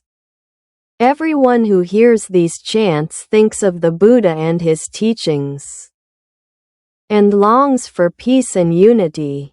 Everyone who listens to this music hears the voice of the Buddha, renews their faith in him, experiences great joy, and strengthens the bonds of brotherhood among those who receive the same doctrine. 88 When the gentle breeze passes through the trees and makes the small golden bells chime, an indefinable music is heard everywhere. Whoever hears this music naturally thinks of the Buddha and his teachings and longs for unity and peace among humankind. All these wonders are but a pale reflection of the beauties that exist in the Pure Land. 3. Why is the Buddha called the Buddha of infinite light and unlimited life? It is based on the fact that the splendor of its truth is immeasurable and illuminates, without hindrance, all the worlds of the 10 directions, and its life has no limit. Those who are reborn in this realm never return to the world of desires and death because they have attained perfect enlightenment. The number of the enlightened is incalculable and unlimited. Also incalculable is the number of souls who, with this light of Buddha, will be reborn into a new life. If one manages to concentrate their soul on the name of Buddha for 1 day, 2 days, or 7 days, at the time of death, Buddha will appear to them accompanied by virtuous men. He will guide them without disturbing their mind and will cause them to be reborn in his realm. Whoever hears the name of Buddha and believes in his teachings, protected by the Buddhas, will be able to attain true enlightenment. 89 The Path of Practice Chapter 1 The Path.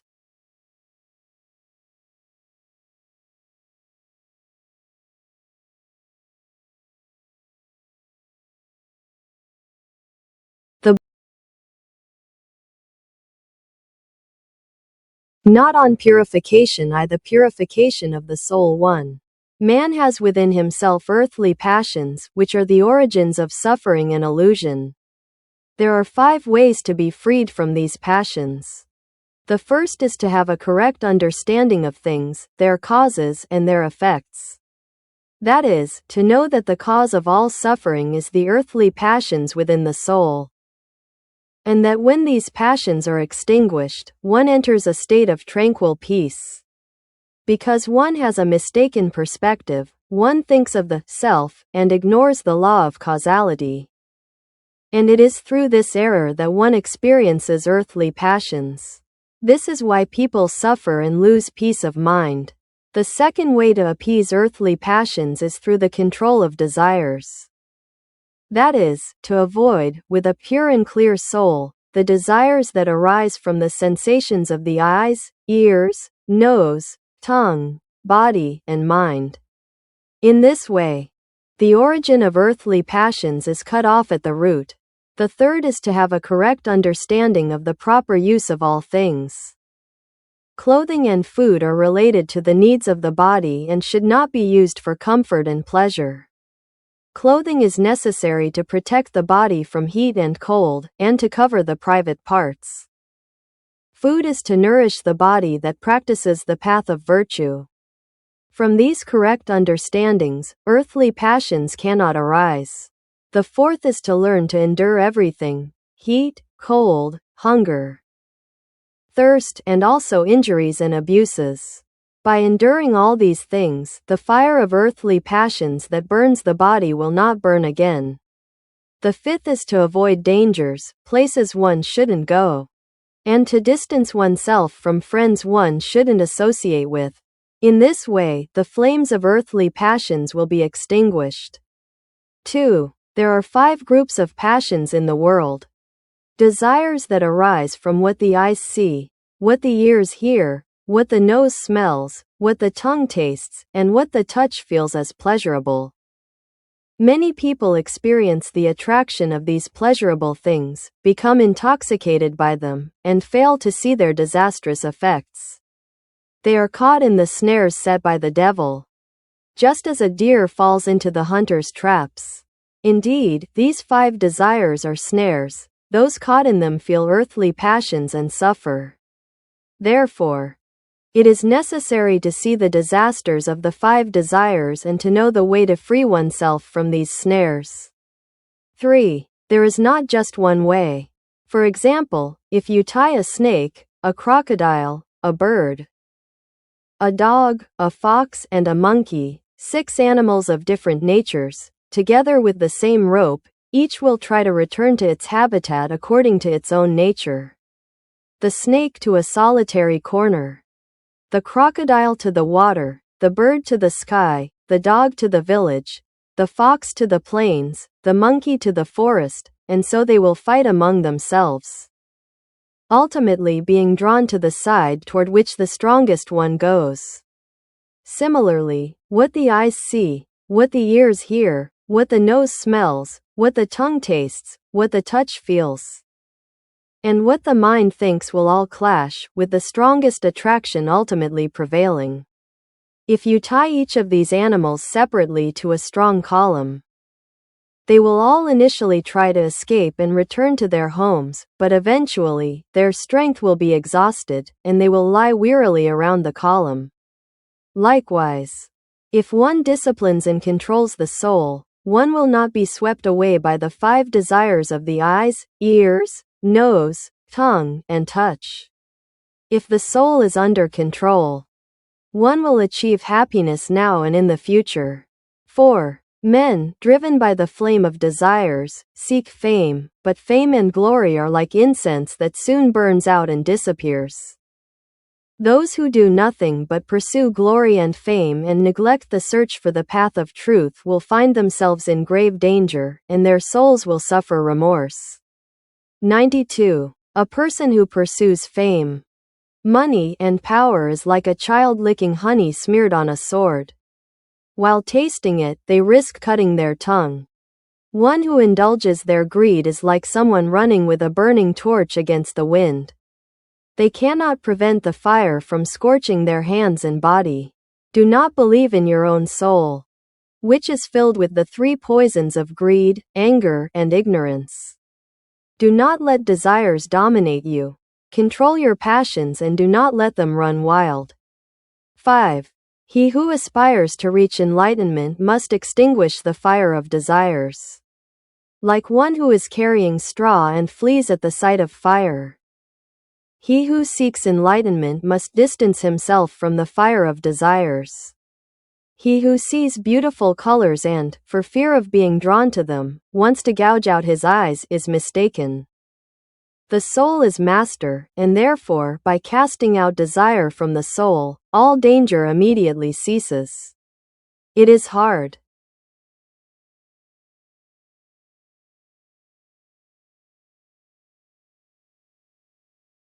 From the honeycomb, sweet drops of honey began to fall into his mouth.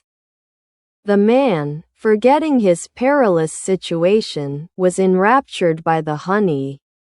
In this allegory, the man represents the solitude in which we are born and die. The pursuers, the wild beasts, and the snake are the body, the origin of all desires. The wisteria branch in the well is the man's life. The black and white mice are the passing months and years, and the drops of honey are the satisfactions of worldly desires. 2. There is another allegory. A king placed 4 poisonous snakes in a box and ordered a man to raise them. He told him that if one of them became angry, it would take his life. The poor man, filled with fear, decided to escape, leaving the box. When the king found out, he ordered 5 of his vassals to pursue him. They approached him with lies in order to lure him back. The man didn't believe them and fled again. Passions 92. He reached a village where he looked for a house to hide in. At that moment, a voice from heaven told him that no one lived in that village, and that 6 bandits would arrive that night to attack him. The man was afraid and fled again. He came across a huge river with a very fast and dangerous current. It wasn't easy to cross. But thinking that danger lurked on the bank where he stood, he made a raft and, with great difficulty, managed to cross the river, and at last he was able to achieve his longed-for peace. The box of the 4 serpents is the body composed of 4 elements: earth, water, fire, and air. The body is the origin of desire, the enemy of the soul. Therefore, this man, despising the body, escaped from it. The 5 men who approached him with lies are the 5 aggregates that form the soul and body: form, feeling, perception, volition, and consciousness. He distanced himself from them and went in search of a hiding place. The hiding place represents the 6 senses of the body, and the 6 bandits are the objects of the senses. Seeing that there was also danger in the 6 senses, he continued his escape. The river with its swift current is the turbulent life of desires. The man reached the other bank on the raft of the Buddha's teaching, crossing the river safely. Passions 93-3. There are 3 cases in which the mother can do nothing for the child. Nor can the child do anything for the mother. These are the misfortune of fire, the misfortune of water, and the misfortune of theft. But even in these cases, it can happen that child and mother help each other. However, there are 3 instances in which neither the mother can save the child nor the child can save the mother. These are old age, sickness, and death. How can a child grow old in place of the mother? How can a mother become ill in place of the child, even if she weeps when the child is sick? The child cannot die for the mother, nor the mother for the child. 4. One day, Yama asked a sinner who had fallen into hell after death for having acted wickedly in life, when you were in the world, did you not encounter the 3 angels?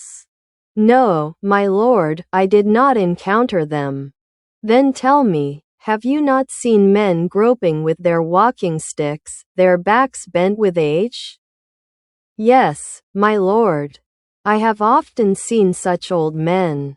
And you did not recognize in the old man a heavenly messenger sent to warn you that you too would grow old and that you had to do good soon. That is why you are paying for your sins. Have you not seen any sick person unable to get up, so emaciated that it makes one look away? Yes, great Lord, I have seen these sick people. And you, seeing the angel within those sick people, did you not think that you too are not immune to illness? That is why you are in this hell. Because you did not take them into account. Have you not seen, perhaps, dead men around you? And the sadness of the men who weep for the dead? Yes, great Lord, I have seen many dead in my life. And you, seeing the angel who warns men about the inevitability of death, did not think about death and neglected to do good. And that is why you are now receiving the punishment. According to what you have done, you will then receive payment for it. 5. The wife of a rich man named Kisagatami went mad after the death of her young son. Ignoring the words of her relatives, she left with her child's body in her arms in search of a doctor who could cure him. Passions 95. The villagers shed tears of compassion for the distraught woman, but they could do nothing for her. One of the followers of the Enlightened One, seeing her so desperate, advised her to go to Jetavana, where the Buddha resided. The woman quickly went to the indicated place with the child. The Enlightened One looked at her calmly and said, "Woman, to cure this child, a few poppy seeds are needed. Go to the city and ask for them as a gift. But keep in mind that they must come from a house where there are no poppy seeds."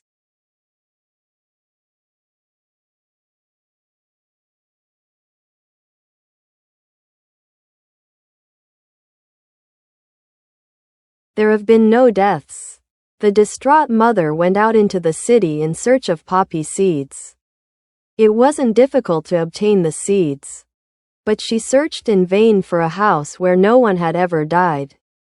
She finally understood the Buddha's words and, as if awakening from a dream, regained her understanding. She went to lay her son's cold body in the grave and returned to the Buddha to become his disciple. IV. The reality of human life. 1. The people of this world are selfish and do not know how to love and respect their neighbors. Furthermore, they fight over trivial matters and live, working only for themselves. Enveloped in evil and suffering. The rich, the poor, the upper and lower classes, without difference, all suffer because of wealth. Passions 96. He who does not have suffers because he does not have, he who has because he has. All keep their minds occupied with insatiable desires and have not a moment of peace. The rich, if they have land, are anxious about it. If they have, the poor man is troubled by his own desires. He is troubled because he feels attached to all things. If misfortune befalls him, if he faces a difficulty, if something burns or he is robbed and is left with nothing, he suffers so much that he completely loses his peace of mind. Moreover, he fears death and is preoccupied with distributing his wealth. Indeed, he dies alone, with no one to accompany him. The poor man suffers from insufficiency. He desires a house, land. And burning with this endless desire, he ends up weary in both body and soul. Therefore, unable to continue living, some die without having completed their lives. It seems that the whole world is against him. His long journey to death is also solitary and without any companion. 2. There are 5 evils in this world. The first is the struggle that exists among men and even among the smallest insects. The strong attack the weak deceive the strong. Everyone fights and injures one another. Passions 97. The second evil is the failure to observe the right path between father and son, between brothers, between spouses, and between relatives.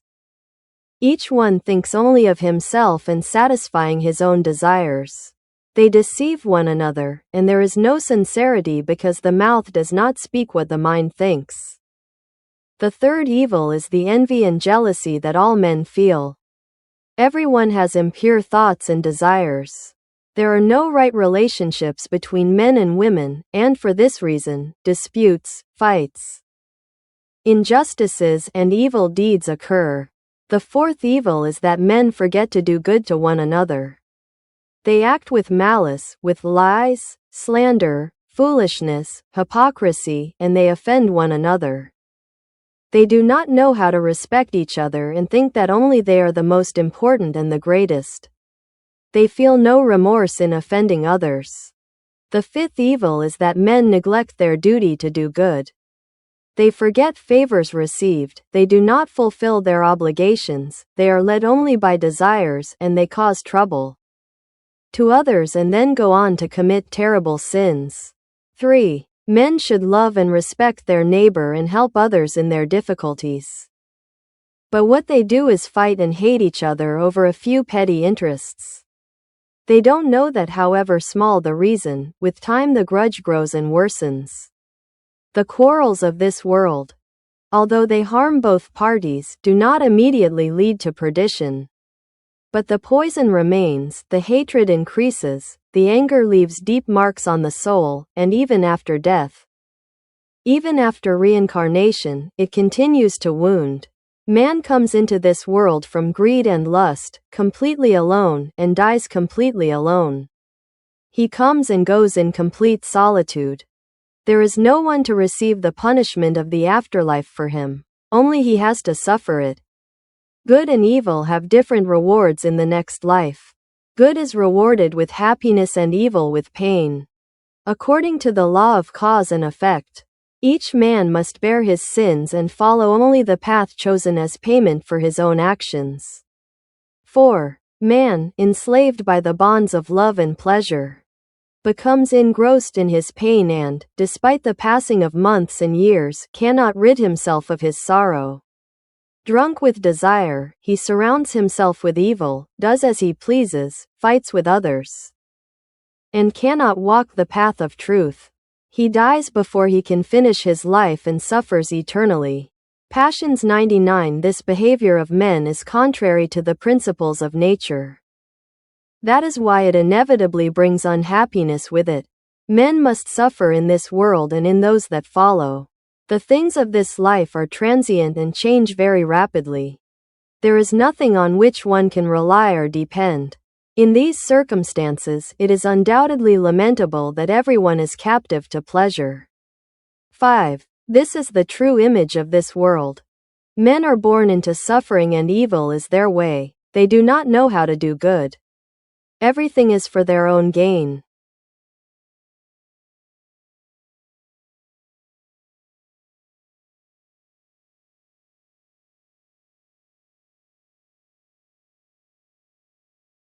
They take advantage and ignore what it means to give. As a natural consequence, they cannot escape the punishment of suffering. Desire drives all passions, and as a result, endless suffering follows. The time of luxury and prosperity does not last forever, it passes quickly. Among the pleasures of this world, nothing is eternal. 6. People must forsake worldly things and seek the path while they are still healthy and desire eternal life. Passions 100. What other happiness and hope can there be outside the search for the path to enlightenment? People do not believe that if they act in accordance with good, they will receive good in return. If they act in accordance with the right path, they will attain it. Nor do they believe that when they give, they will receive happiness. They are ignorant of and do not believe in everything concerning good and evil. They have only mistaken ideas. They do not know the way, they do not know good, their souls are in darkness. They do not understand the reasons for good and bad fortune, for joy and misfortune. They grieve and weep merely at the sight of what unfolds before their eyes. Since everything is mutable, one might suppose that completely opposite things could occur. Yet, men only know how to grieve and suffer over perishable things. They do not heed the teachings. The soul does not think of the afterlife, and intoxicated by the pleasure before it, it clings to the worldly desires of wealth and lust. 7. The way in which men have suffered and grieved in the world of illusion since ancient times is indescribable. And even today, these illusions persist. Therefore, it is a great joy for humankind to have heard the Passions 101 teachings of the Buddha and to have been able to believe in him. We must meditate, ward off evil, choose good, and strive diligently for these ends. Now that, fortunately, we have been able to hear the teachings, we must believe in them and desire to be born in the pure land of the Buddha. After knowing the Buddha, no one should be a slave to desires and evil. Nor should they keep this teaching to themselves. It must be practiced and transmitted to others. 102 Chapter 5 Salvation I The Salvation of the Buddha 1. In the lives of humankind, worldly desires are very difficult to ward off. Since the most remote ages, humankind has been repeating countless sins upon sins and bears the great burden of its guilt. Therefore, even possessing the precious Buddha nature within oneself, it is not easy to bring it forth. The Buddha, who understood this nature of humankind, became a bodhisattva in ancient times. He felt great compassion for humanity, and to save those suffering from all kinds of fears, he made the following vows. He swore to himself to fulfill them, even if his body were immersed in the poison of suffering. Even if I become a Buddha. If all those born in this land of Buddha do not attain the potential to become Buddha, and if they are not enlightened, I vow that I will not attain enlightenment. Even if I become a Buddha. If my clarity is limited and does not illuminate all corners of the earth, I vow that I will not attain enlightenment. 103 Salvation C. Even if I become a Buddha. If my life cannot be of use in saving an unlimited number of other people, I vow not to attain enlightenment. Even if I become a Buddha. If the Buddhas of the 10 directions do not praise me and call my name, I vow not to attain enlightenment. Even if I become a Buddha, if people of the 10 directions, with sincere faith, think of being born in my kingdom and, even repeating my name 10 times, do not achieve their goal, I vow not to attain enlightenment. Even if I become a Buddha. If people of the 10 directions who yearn to be born in my kingdom, seek the path of truth, practice virtue with true sincerity, and at the time of death are not surrounded by bodhisattvas, and I do not receive them, I vow not to attain enlightenment. Even if I become the Buddha, if people from the 10 directions who hear about me, think of my kingdom, plant many trees of virtue, hope that sincere acts of charity will bring happiness to souls, and wish to be born in my kingdom, but fail to realize their desire. Salvation 104 I vow not to attain enlightenment. Even if I become the Buddha, I vow not to attain enlightenment until all those born in my pure land reach the condition in which they become Buddhas in the next life. Except for those who, according to their personal vow, wear the armor of the great vow for the sake of people, strive for the well-being and peace of the world, guide countless people to enlightenment, and cultivate the merit of great compassion. Even if I become Buddha, if the people of the 10 directions do not receive the light of my enlightenment, nor achieve purification of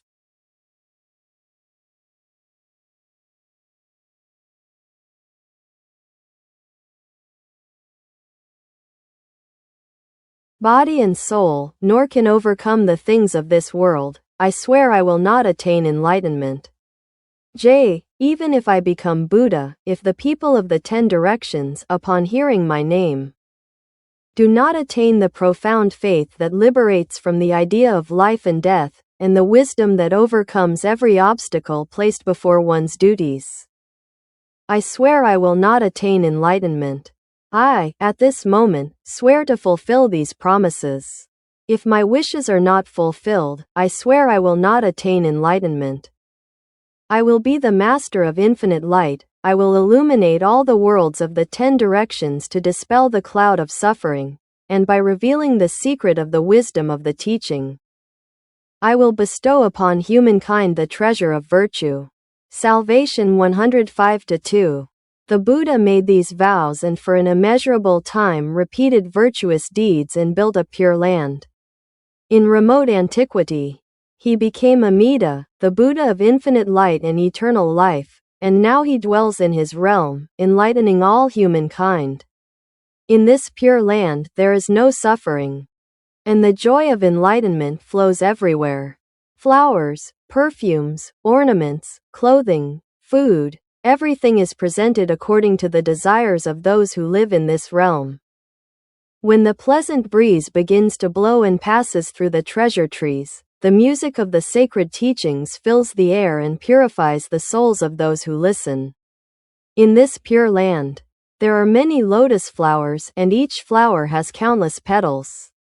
Each petal has its own brilliance, and each brilliance is a teaching of the Buddha's wisdom that guides those who listen along the path of the Buddha in perfect peace. 3.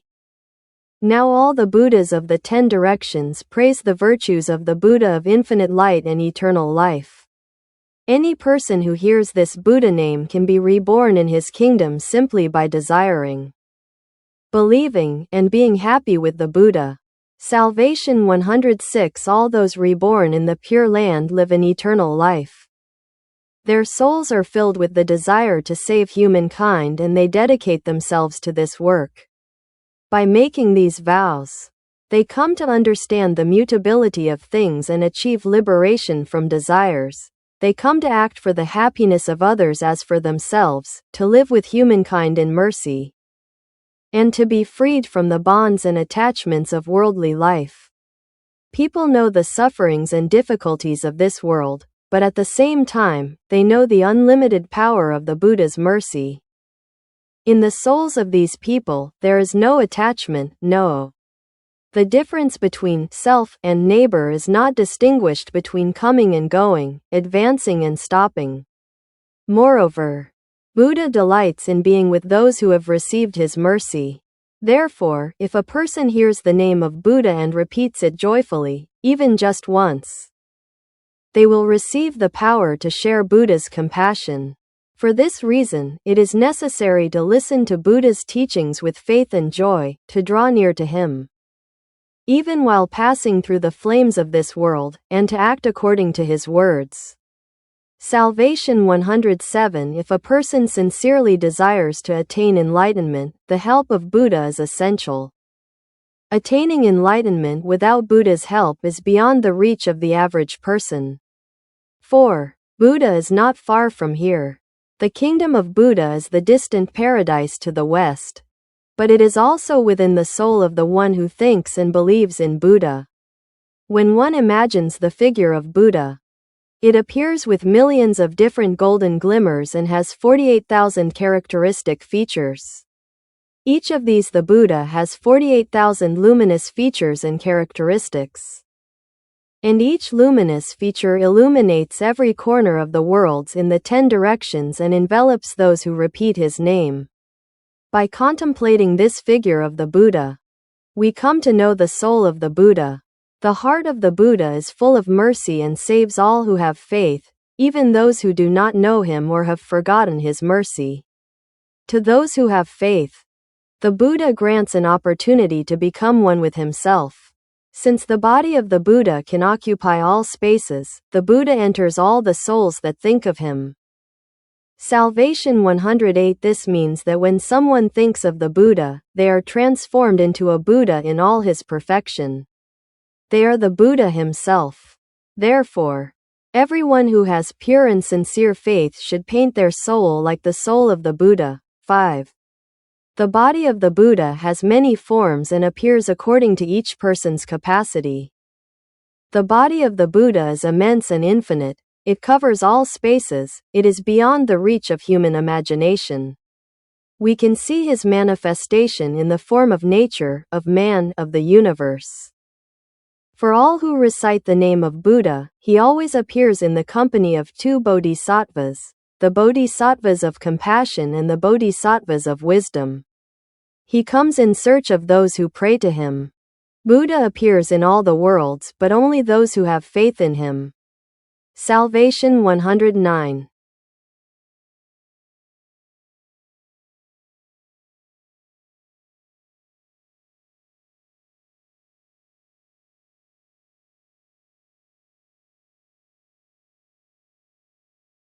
He can see him. If merely imagining the figure of Buddha produces infinite happiness, how much more so will seeing his actual form. 6. The soul of Buddha is mercy and wisdom itself. And therefore he saves every man.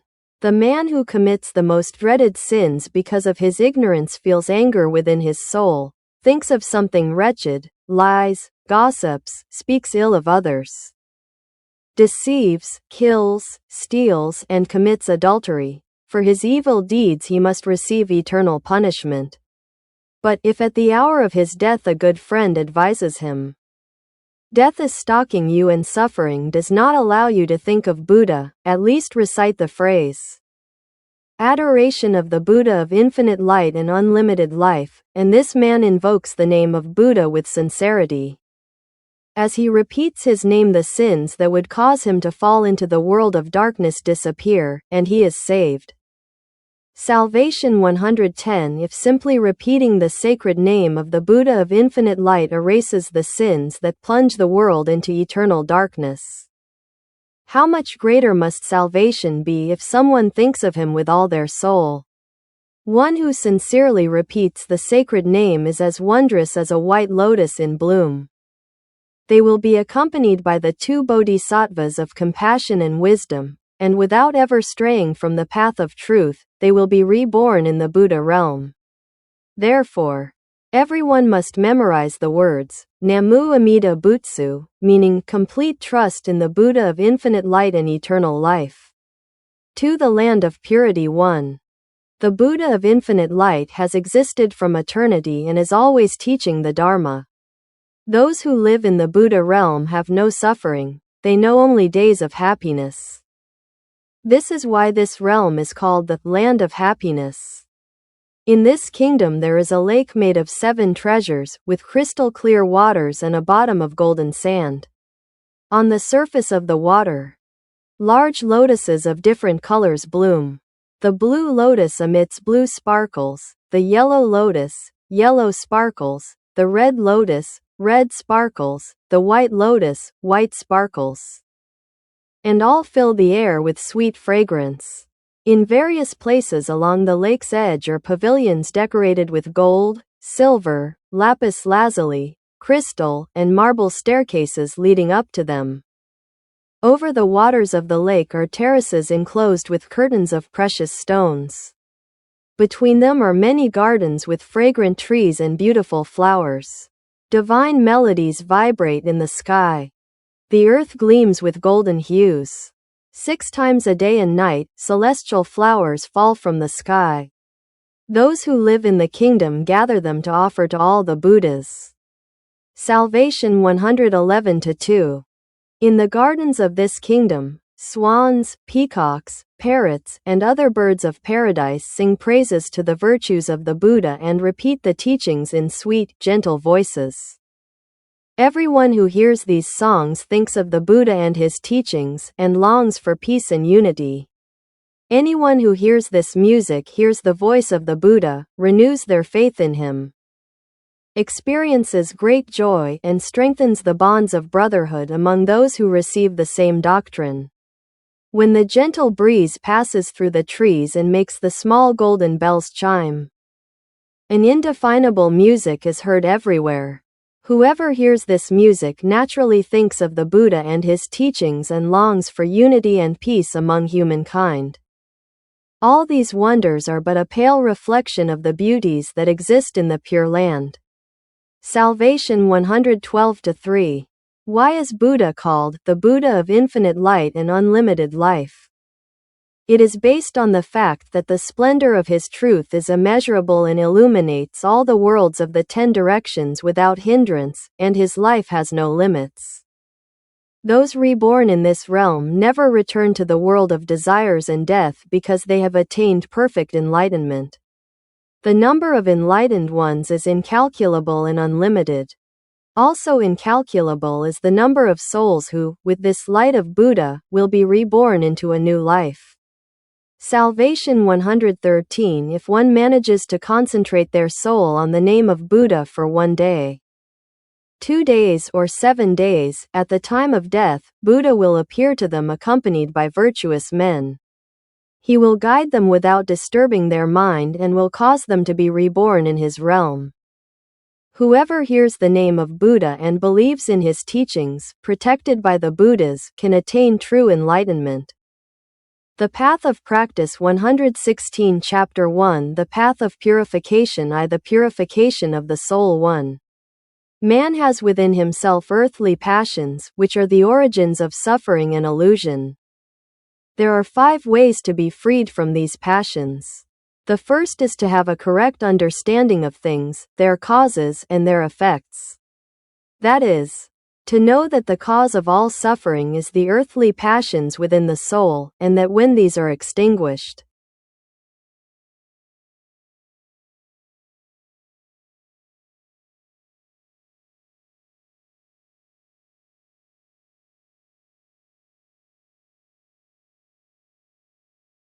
these passions lead one into a state of tranquil placidity. Because one has a mistaken perspective, one thinks of the self and ignores the law of causality, and through this error, one experiences earthly passions. This is why people suffer and lose peace of mind. The second way to appease earthly passions is through the control of desires. That is, to avoid, with a pure and clear soul, the desires that arise from the sensations of the eyes, ears, nose, tongue, body, and mind. In this way, the origin of earthly passions is cut off at the root. 117. The way of purification. The third way is to have a correct understanding of the proper use of all things. Clothing and food are related to the needs of the body and should not be used for comfort and pleasure. Clothing is necessary to protect the body from heat and cold and to cover the private parts. Food is for nourishing the body that practices the path of virtue. Earthly passions cannot arise from these correct ideas. The fourth is to learn to endure everything: heat, cold, hunger, thirst. and also insults and abuses. By enduring all these things, the fire of earthly passions that burns the body will not burn again. The fifth is to avoid dangers, places one should not go, and to distance oneself from friends with whom one should not associate. In this way, the flames of earthly passions will be extinguished. 2. There are 5 groups of passions in the world. Desires, the path of purification 118, that arise from what the eyes see, what the ears hear, what the nose smells, what the tongue tastes, and what the touch feels as pleasurable. Many men are drawn to these pleasurable things, become intoxicated by them, and fail to see their disastrous effects. They are caught in the snares set by the devil, like a deer caught in a hunter's trap. Indeed, these 5 desires are traps. Those ensnared by them experience earthly passions and suffer. Therefore, it is necessary to see the disasters of the 5 desires and know the way to escape these snares. 3. There is not just one way. For example, if a snake, a crocodile, a bird, a dog, a fox, and a monkey, 6 animals of different natures, are tied together with the same rope, each will try to return to its natural habitat. The snake to a solitary corner, the crocodile to the water, the bird to the sky, the dog to the village, the fox to the plains, the monkey to the forest, and so they will fight among themselves, ultimately being drawn to the side where the strongest goes. The path of purification 119. Just as in this example, what the eyes see, what the ears hear, what the nose smells, what the tongue tastes, what the touch feels, and what the mind thinks will fight among themselves, with the strongest attraction ultimately prevailing. If each of these animals is tied separately to a strong column, they will all initially try to escape and return home, but eventually, their strength will be exhausted, and they will lie wearily around the column. Similarly, if one disciplines and controls the soul, one will not be swept away by the 5 desires of the eyes, ears, nose, tongue, and touch. If the soul is under control, one will achieve happiness now and in the future. 4. People, driven by the flame of desire, seek fame, but fame and glory are like incense that is soon consumed and disappears. He who does nothing but pursue glory and fame and neglects the search for the path of truth will find himself in grave danger, and his soul will suffer remorse. The man who pursues fame, money, and power is like a child licking honey smeared on a sword. While tasting it, he risks cutting his tongue.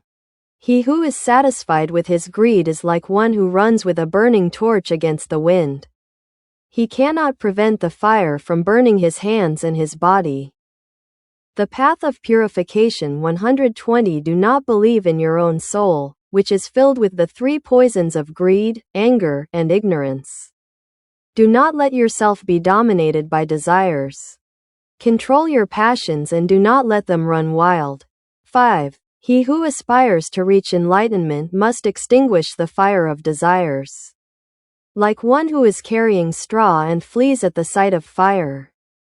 He who seeks enlightenment must turn away from the fire of desires. He who sees beautiful colors and, for fear of being drawn to them, wants to gouge out his eyes is mistaken. The soul is master, and therefore, by casting out the soul's desire, all danger immediately ceases. It is hard to seek the path of truth, but even more painful is not having a soul that seeks the path.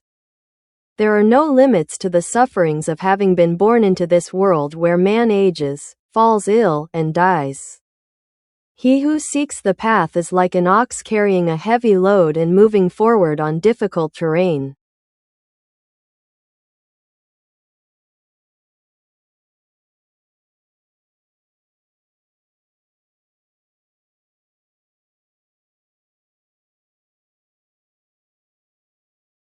Joy. Even when very tired, he doesn't look to either side until he manages to get out of the mud and finally rest. The mire of desires is deep, but by seeking the path with a righteous soul, Man will soon emerge from the mud and suffering will cease. The path of purification 121-6. He who seeks the path of enlightenment must banish all pride from his soul and fill himself with the light of Buddha. All the jewels and treasures of the world do not surpass the adornment of virtue. To enjoy good health, bring true happiness to the family, and be at peace with everyone, one must discipline and control the soul. Only in this way will one reach enlightenment and naturally acquire wisdom and virtue. Precious stones are born from the earth, virtue is born from goodness, and wisdom from a tranquil and pure soul. To walk safely through the great labyrinth of life, it is necessary to shine with this light of wisdom and be adorned with virtues. The Buddha's teaching that recommends getting rid of the three poisons of greed, anger, and foolishness is a good teaching, and whoever follows it attains the happiness of a good life. 7. Human beings tend to be inclined toward what they think about. If they think about greed, the feeling of greed arises within them. If they think about anger, the feeling of anger arises within them. If they think about doing harm, the desire to do harm arises within them. The path of purification 122 at harvest time, in autumn. The cowboy gathers the cows that were loose and puts them in a corral. He does this to prevent them from causing complaints by wandering into someone else's field or from being killed. In the same way, people should close their souls to bad thoughts and, if they have them within, destroy them. One must cultivate a soul that does not covet, feel anger, or have desires to harm. The cowboy, in the spring, when the plants begin to sprout, lets his cattle out into the fields, but he never stops watching for them. In the same way, a person must be aware of the movements of their soul and the direction they take. 8. When the Buddha first went to the city of Kausambi, a resentful man bribed the city's thugs to speak ill of him. When the Buddha's disciples entered the city, they could not receive a single alms, and instead were heaped insults upon them. Ananda said to the Buddha, "It would be better if we left this city. Surely there are other, better cities." The Buddha replied, "Ananda, if the next city is the same as here, what will you do?" "Great Buddha, we will go to another city." The path of purification 123, Ananda, if we continue like this, there will be no end. I think it is better to patiently and silently endure all the insults. And when they end, we will go to another city. Dear Ananda, the Buddha is not disturbed by these 8 things: gain, loss, pride, contempt, praise, insult, suffering, and joy. These insults will end in 7 days. 2 good deeds 1. One who seeks the path of enlightenment must always strive to purify the body, the tongue, and the mind. Purifying the conduct of the body means not killing any living being, not stealing, and not committing adultery. Purifying the conduct of the tongue means not lying, not speaking ill of others, not deceiving, and not speaking in vain. Purifying the conduct of the mind means not coveting, not feeling anger, and not thinking evil thoughts. When the soul becomes clouded, conduct becomes impure. And when conduct is impure, there is no way to avoid suffering. Therefore, to walk the path, the most important thing is to purify the soul and act with purity. The path of purification 124-2. Once upon a time, there was a wealthy widow. She had a very good reputation because she was kind, gentle, and humble. She had a very intelligent and hard-working servant. One day, the servant thought, "My mistress is a very well-regarded person, but I don't know if she is good by nature or if circumstances have made her that way. I'm going to test her." One morning, the servant stayed in bed late. And finally, at noon, she appeared before her mistress. The mistress, very displeased, scolded her, saying, "Why do you get up so late? My having gotten up late 1 or 2 days is no reason for you to be so angry," she replied. The mistress became extremely angry. The next morning, the servant got up late again. The mistress couldn't control herself and struck her on the head. The incident spread throughout the city, and the wealthy widow lost her former good reputation. 3. Everyone is like this mistress. When circumstances are favorable, everyone can be kind, humble, and magnanimous. The problem is whether one can remain so in adverse situations.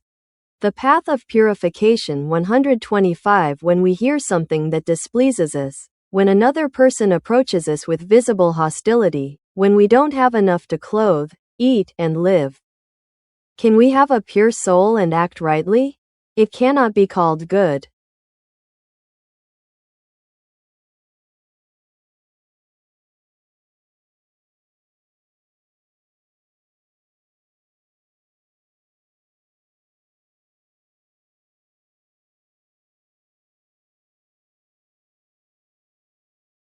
Goodness is bestowed upon one who has a pure soul and acts in accordance with good when circumstances are favorable.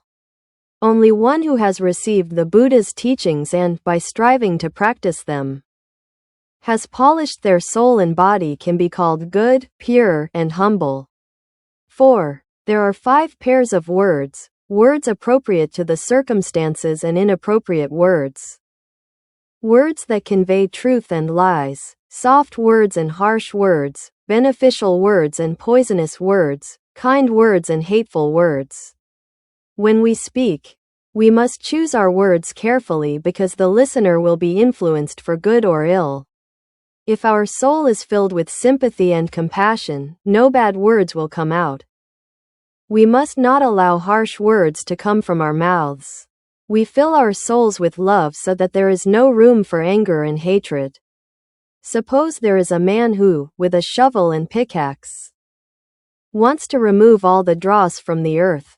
The way of purification 126. He begins to work diligently, removing the dross he finds, but his task is impossible. Like this madman, we cannot expect to eliminate all bad words. We must fortify our souls so that they are not disturbed by any kind of word. Just as it is useless to try to paint the sky with watercolors, to dry up a great river with the fire of a torch, or to produce harsh sounds by rubbing 2 soft hides together, we must cultivate a soul that is not disturbed by any kind of word. Man must cultivate a soul as vast as the earth, as boundless as the sky, as deep as a great river, and as smooth as well-tanned leather. If your enemy captures and tortures you, do not let your soul be darkened, for that would mean you are not following the Buddha's teachings. Even in such a situation, we must learn to control ourselves, to not utter words of hatred or anger, and to surround that person with a soul full of love and compassion. 5. A man discovered an anthill that smoked at night and burned during the day. A wise man to whom he told this advised him to draw his sword and dig into the anthill, which he did. First, a padlock appeared, then he found some water bubbles, a fork, a box, a tortoise, a butcher's knife, a piece of meat, and finally, a dragon. The man told the wise man what he had found. Then the wise man told him to throw everything away except the dragon. Do not disturb the dragon, he advised. The path of purification 127. This is an allegory in which the anthill represents the human body. Smoking at night signifies rejoicing or regretting at night what has been done during the day. Burning by day signifies carrying out with the body and mouth what has been thought about at night. The human being represents the seeker of the path. The sage represents Buddha. The sword is wisdom, and the digging symbolizes the efforts that must be made. The path of purification 128. The padlock represents ignorance. The water bubbles, suffering and anger. The fork, doubt and uncertainty. The box represents greed, anger, laziness, fickleness, regret, and disillusionment. The tortoise signifies the soul. The butcher's knife, the 5 desires, and the piece of meat, the ravenous desire for pleasure.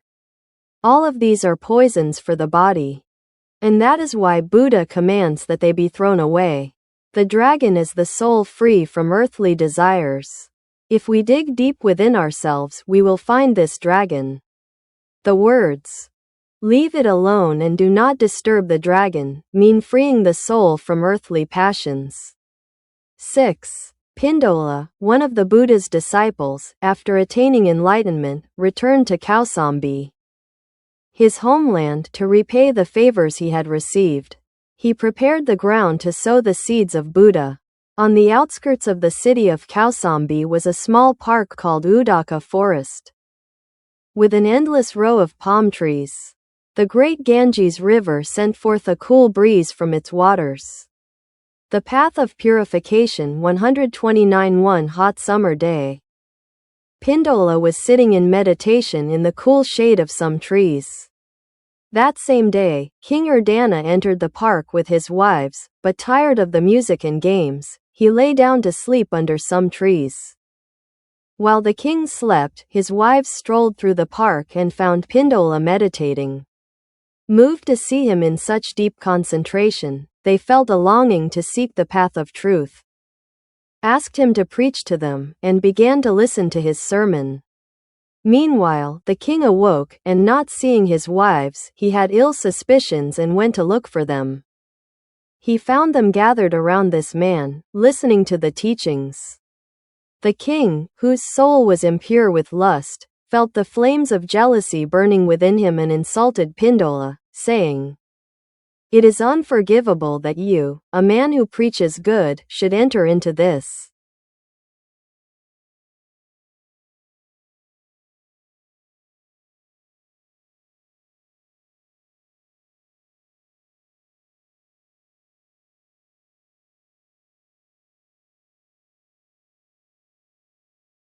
You will be surrounded by women in idle conversations. Pindola calmly closed his eyes and remained silent. The king, mad with fury, drew his sword and held it menacingly close to Pindola's face. But Pindola did not open his mouth and remained as still as a rock. Beside himself, the king smashed an anthill and scattered the ants around him, but even so, Pindola remained firmly seated. The path of purification 130. Having reached this point, the king felt ashamed of his fierce behavior and begged Pindola for forgiveness. From that moment on, the Buddha's teachings were accepted by the royal family and were able to spread throughout the nation. 7. Several days later, King Unada visited Pindola in the forest where he lived and asked him to clarify a doubt he had. "Honored Master, why are the Buddha's disciples, even when young, able to keep their bodies and souls pure, without being tempted by lust?" "Great King, the Buddha has taught us to respect all women. He has taught us to look upon older women as if they were our mothers, women of our own age as if they were our sisters, and younger women as if they were our daughters. Thanks to this teaching, the Buddha's disciples, even though young, can remain pure in soul and body. Honored Master, however, a man can have impure thoughts even toward women of his own age, his mother, sister, or daughter. How can the Buddha's disciples control these thoughts?" "Great King, the Buddha has taught us that the human body secretes all kinds of impurities, such as blood, pus, sweat, fat, and so on. By thinking in this way, the path of purification 131. Even though we are young, we can keep our souls pure." "Honored Master," the king persisted, "perhaps this is simple for the Buddha's disciples who have trained their soul and body and discovered wisdom, but for those who have not undergone this training, it must be difficult. And also for a novice disciple of the Buddha. They will try to look at what is repulsive, but their eyes will be drawn to beautiful forms. They will try to see ugliness, but they will be tempted by beautiful shapes. There must be some other reason why the Buddha's disciples can have pure conduct." "Great King," replied Pindola, "Buddha teaches us to guard the 5 gates of the 5 senses. When we see beautiful shapes and colors with our eyes, when we hear pleasant sounds with our ears, when we smell fragrances with our sense of smell, when we taste something sweet with our sense of taste, and when we touch something with our sense of touch, we are not drawn to pleasant things, nor do we reject unpleasant ones. In this way, we guard the 5 gates of the 5 senses. With this teaching, even young people can keep their souls and bodies pure. Honored Master, the Buddha's teachings are truly wonderful. I can attest to this from my own experience. The path of purification 132. If we face something without closing the gates of the 5 senses, impure thoughts immediately take hold of us. Guarding the gates of the 5 senses is very important for keeping our conduct pure. 8. Whenever a person expresses the thoughts of their soul in action, a reaction occurs. If someone insults you, you feel tempted to respond in kind to get revenge. One must guard against this natural human reaction. It is like spitting into the air or sweeping dust against the wind. This is not cleaning the dust, it is getting dirty. The desire for revenge is always accompanied by misfortune. 9. It is good to kill the selfishness of the soul and help one's neighbor with alms. Even better is to uphold the ideal and respect the noble way. It is necessary to cast out the selfish soul and make an effort to help one's neighbor. An act that makes another happy inspires the recipient to make others happy. For example, even if millions of people take the fire from a bonfire, the bonfire remains the same as before. Happiness, however much it is shared, is never exhausted. The path of purification 133. One who practices the path must take each step with great calm. However high the aspiration, if the steps falter, it is impossible to raise the aspiration. It must not be forgotten that the steps of the path must be taken in the routine of each day. 10. There are 20 things difficult to accomplish in this world. 1. It is difficult for a poor person to be generous. 2. It is difficult for a proud person to learn the path to enlightenment. 3. It is difficult to seek the path at the cost of sacrificing selfishness. 4. It is difficult to be born in the Buddha reality. 5. It is difficult to listen to the Buddha's teachings. 6. It is difficult to keep the soul pure from the instincts of the body. 7. It is difficult not to desire beautiful and pleasant things. 8. It is difficult for a powerful person not to use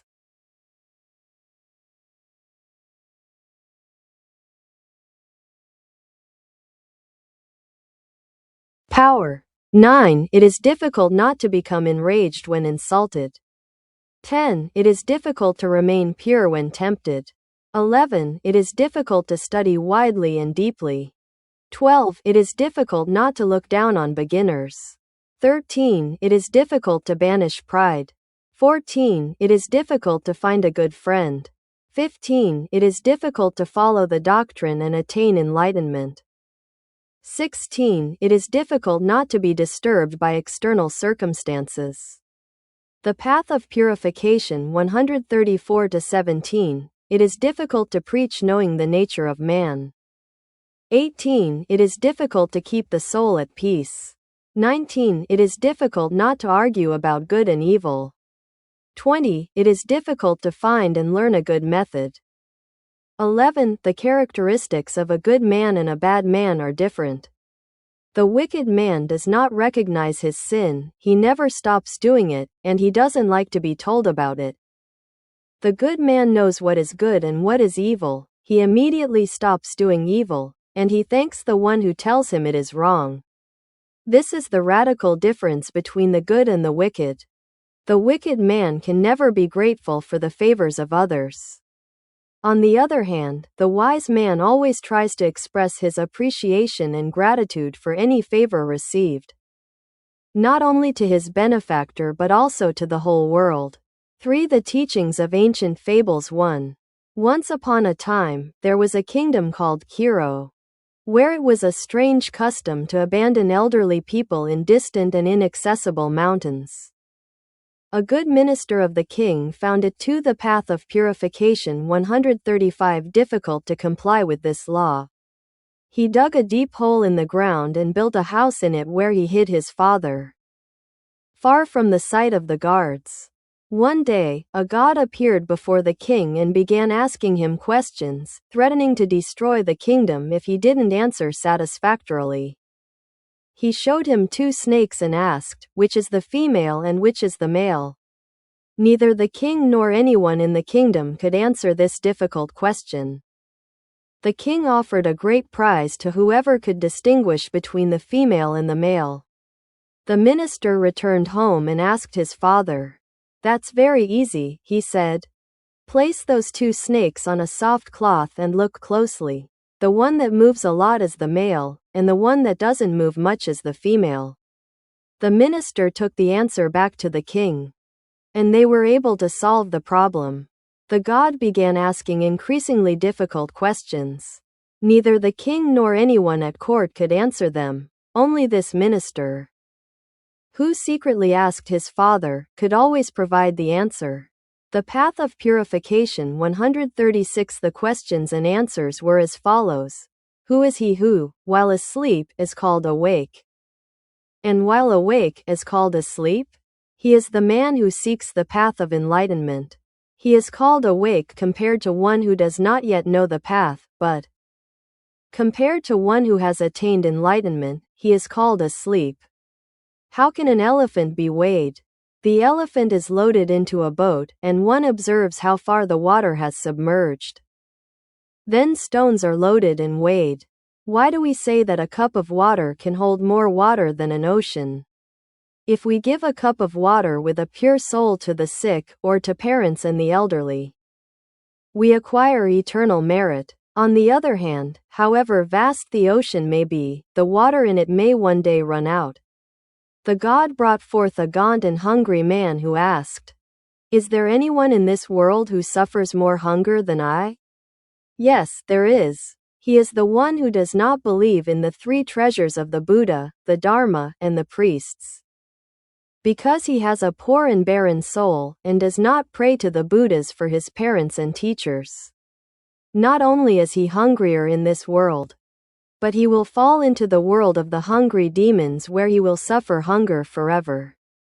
The path of purification 137. Here is a square plank from the Kandana tree.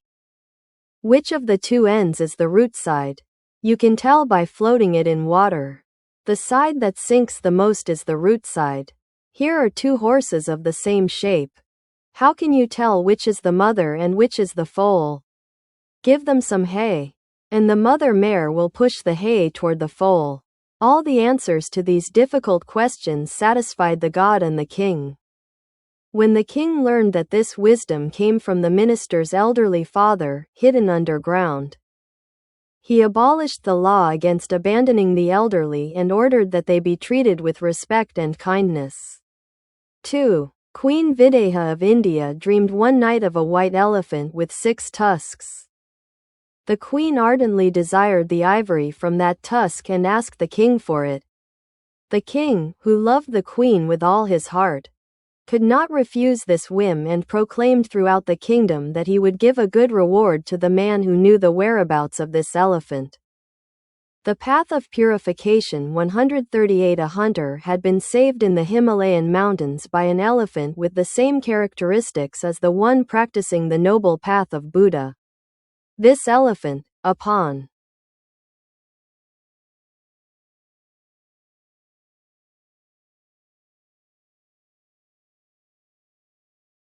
el poder. 9. Es difícil no enfurecerse al ser insultado. 10. Es difícil permanecer puro cuando se es tentado. 11. Es difícil estudiar amplia y profundamente. 12. Es difícil no menospreciar a los principiantes. 13. Es difícil alejar el orgullo. 14. Es difícil encontrar un buen amigo. 15. Es difícil seguir la doctrina y alcanzar la iluminación. 16. Es difícil no ser perturbado por las circunstancias externas. El camino de la purificación 134:17. Es difícil predicar conociendo la naturaleza del hombre.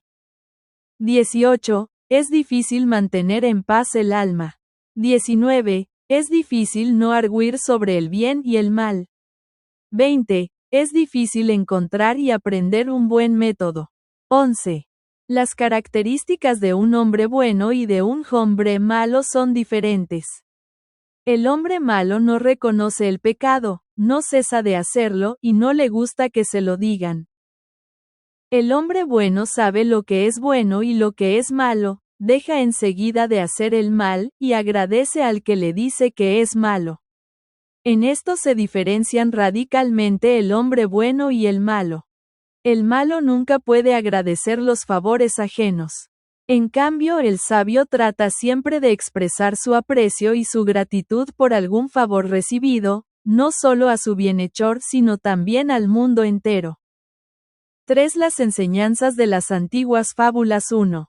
Había una vez un reino llamado Quirro, donde se tenía la extraña costumbre de abandonar a las personas de edad avanzada en lejanas e inaccesibles montañas.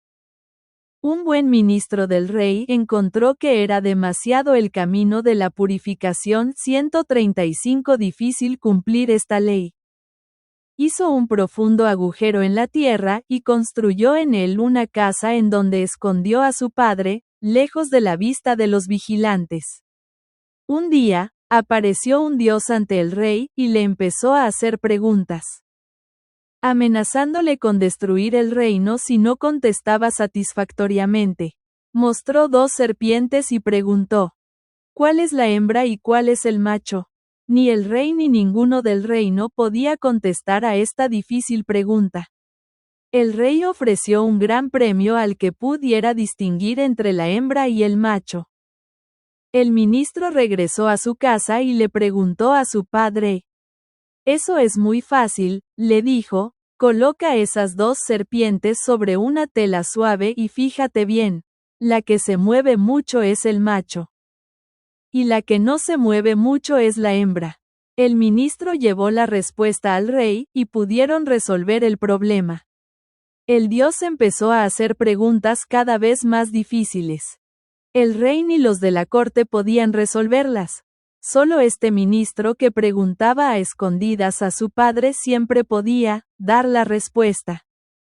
El camino de la purificación 136. Las preguntas y respuestas eran las siguientes. ¿Quién es aquel que estando dormido le dicen despierto y estando despierto le dicen dormido? Es el hombre que busca el camino de la iluminación. Le dicen despierto comparado con el que no conoce todavía el camino, pero, comparado con el que ha alcanzado la iluminación, le dicen dormido. ¿Cómo se puede pesar a un elefante? Se carga al elefante en una barca y se mira hasta donde se ha sumergido el agua. Luego se cargan piedras y se pesan. ¿Por qué decimos que una taza de agua puede tener más agua que un océano? Si damos una taza de agua con un alma pura a los enfermos o a los padres y ancianos, adquirimos un mérito eterno. En cambio, por muy grande que sea el océano, el agua que hay en él puede terminar algún día. El Dios hizo salir a un hombre escuálido y hambriento que preguntó, ¿hay alguien que sufra más hambre que yo en este mundo? Sí que lo hay. Es aquel que no cree en los 3 tesoros de Buda, del Dharma y de los sacerdotes, porque tiene un alma pobre y seca. Y no ruega a los Budas por sus padres y maestros. No solo está más hambriento en este mundo, sino él caerá en el mundo de los demonios, el camino de la purificación 137 hambrientos donde sufrirá el hambre para siempre. Aquí hay una tabla cuadrada del árbol candana. ¿Cuál de los 2 extremos es el lado de la raíz? Se puede saber haciendo flotar en el agua. El lado que se hunde más es el de la raíz. Aquí hay 2 caballos de la misma figura. ¿Cómo puedes saber cuál es la madre y cuál el hijo? Dale un poco de heno y la yegua madre empujará el heno hacia el hijo. Todas las respuestas a estas preguntas difíciles satisficieron al Dios y al rey.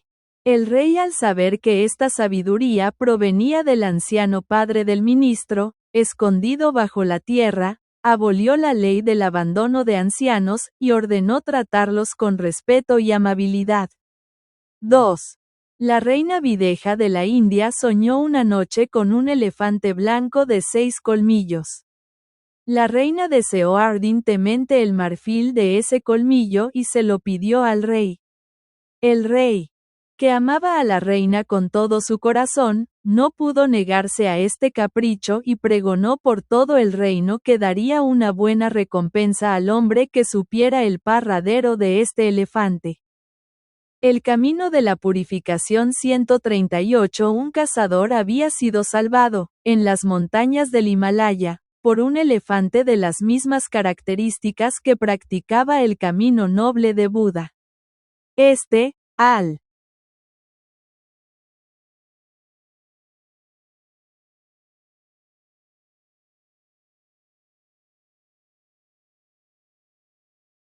Returning to his homeland, he heard the king's proclamation. Blinded by the great reward, he forgot he owed his life and set off for the Himalayas to kill the 6-tusked elephant. This hunter, knowing the elephant was practicing to become a Buddha, disguised himself as a monk to gain his trust. Making sure he was not suspicious, he drew his bow and wounded him with a poisoned arrow. Seeing himself wounded, the elephant felt his death approaching. He did not reproach the hunter for what he had done, rather, he felt compassion for the elephant's inability to control his earthly passions, and hiding him between his legs, he protected him from the elephants seeking revenge.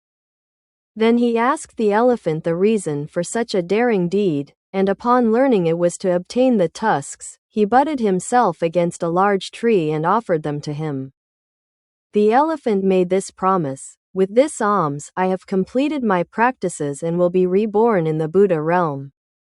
When I become a Buddha, I will help you pluck out the 3 arrows of greed, anger, and ignorance from your soul." The Path of Purification 139-3. In a bamboo forest on the slopes of the Himalayas lived a parrot with many other birds and animals. One day, a strong wind suddenly began to blow, causing a fire started by the friction of 2 bamboo stalks. The wind made the fire grow larger, and the birds and animals cried and screamed in great confusion.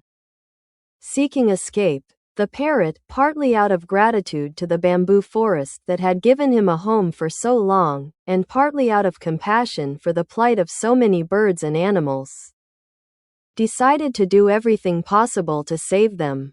He went to a nearby pond, wet his wings, and, flying over the fire, made drops of water fall. He diligently repeated this, thinking only of his gratitude to the bamboo forest and his compassion for the desperate. This spirit of compassion and sacrifice moved the gods of heaven. One of them descended to tell him, "Your soul is noble, but how can you extinguish such a great fire with the drops of water from your wings?" To which the parrot replied, "If I tried to put it out with water alone, I certainly couldn't, but I do it with this feeling of gratitude and compassion. It must be possible. I will continue to bring water again and again. And I will continue to do so in my next life as well." The god was moved by the parrot's spirit and helped him put out the fire. 4. Once upon a time, there lived in the Himalayas a 2-headed bird. The Path of Purification 141 day, one of the heads saw the other eating a delicious fruit. Out of envy, it ate a poisonous fruit to poison it, and the bird died. 5. Once, the head and tail of a snake fought over who got in front. The tail said, "You are always in front, and that's not fair. You should put me in front sometimes." The head replied, "It's the law of life that I am always in front. I can't let you get in front."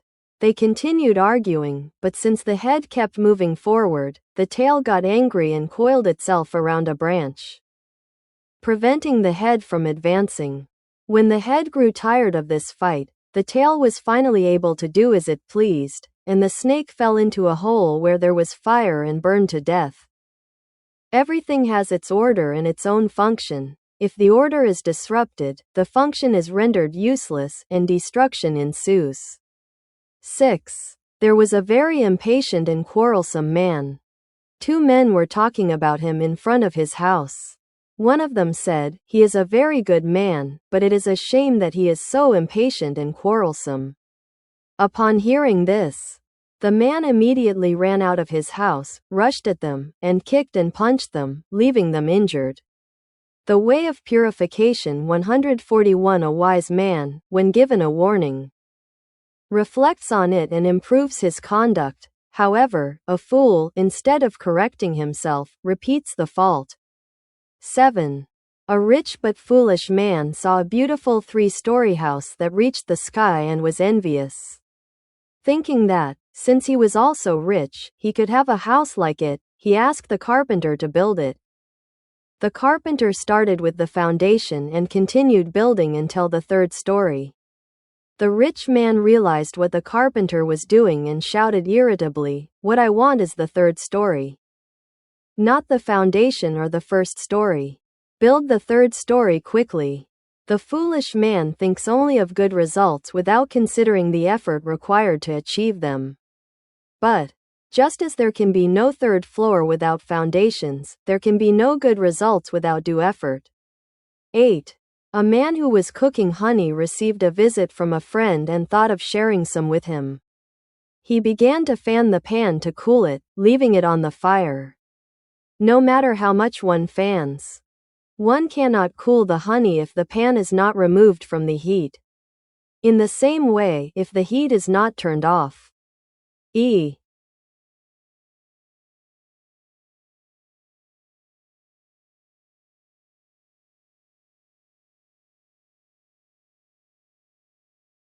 The path of purification 142. It is impossible to taste the fresh honey of enlightenment amidst the fire of earthly passions. 9. 2 demons were fighting over a box, a staff, and a pair of shoes. Evening was falling, and they were still arguing. A man who saw this asked them why they were fighting like this, and what magical powers these objects possessed that made them fight so much over them. The 2 demons answered in unison, "From this box, you can get anything you want: food, clothes, jewelry, etc. With this staff, you can knock down any enemy, and with these shoes, you can fly through the air."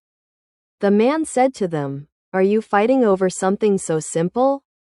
Stand apart for a few minutes, and I will divide them equally between you." He drove the 2 demons away, put on the shoes, and with the box and staff in his hand, disappeared into the clouds. The demons represent 2 unbelievers. The box signifies almsgiving. They do not know that all treasures originate from almsgiving. The staff represents the concentration of the soul.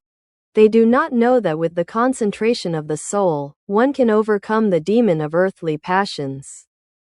The shoes represent the paramitas, the pure ideals of thought and conduct that will lead them above all desires and arguments.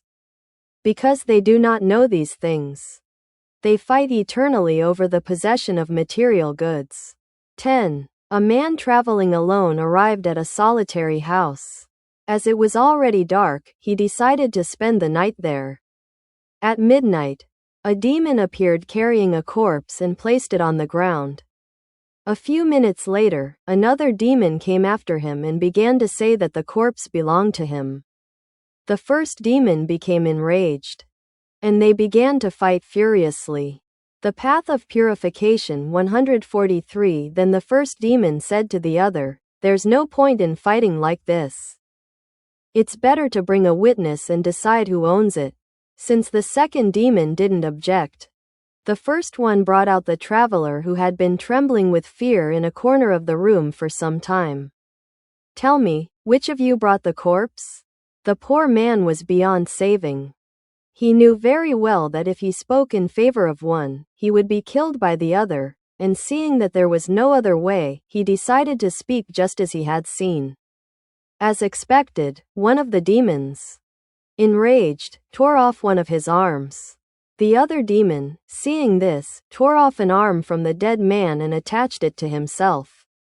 The demon, increasingly enraged, took off the other arm, the legs, and so on, while the other demon replaced them with those of the corpse. The way of purification 144. Tired of fighting, the two demons began to eat the limbs that had fallen to the ground, and left satisfied, wiping their mouths. The poor man spent a terrifying night in the deserted house. At daybreak, he left the house in despair. The head, body, and limbs he had received from his parents at birth had been completely replaced by those of a corpse. He didn't even know if he was the same man he had been before. He spotted a temple on the road and, with great relief, went inside to tell the monks about the strange experience of the previous night. They explained that if he could grasp the problem of the non-existence of the self, he would be himself again. The people understood the meaning of the non-consciousness of the self in this story, and they were moved. 11. Once, a beautiful, well-dressed woman appeared at a house. The owner of the house asked who she was. "I am the goddess of wealth," the woman replied. The owner let her in and treated her as best he could. The path of purification 145. Shortly afterward, an ugly, poorly dressed woman knocked on the door. The owner asked her who she was. She replied that she was the goddess of poverty. The frightened man tried to throw her out. Then the woman warned him, "What you are about to do is foolish. The woman who entered your house earlier is my sister. We are never separated, so if you throw me out, my sister will also disappear." And just as she said, when she left, the beautiful figure of her sister had also vanished. Where there is life, there is death. Where there is joy, there is sorrow. Where there is good, there is evil. Everyone must know this. The fool seeks only happiness and fears unhappiness. He who seeks the path must overcome these two things and feel no attachment to either of them. 12. Once upon a time, there was a poor painter who left his homeland in search of fortune, leaving his wife behind. At the age of 3, he had painstakingly acquired 300 gold pieces and decided to return home. On his way back, as he passed a large temple, he saw a grand ceremony taking place. He was deeply moved and said to himself, "I have never sown the seed of happiness. And now that I have this opportunity, how can I let it pass?" The path of purification 146, he donated the 300.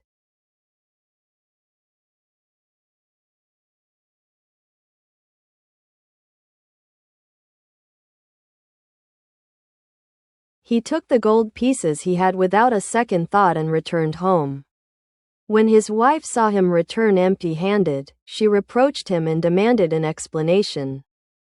The poor painter replied that he had put all the money he had earned in a safe place.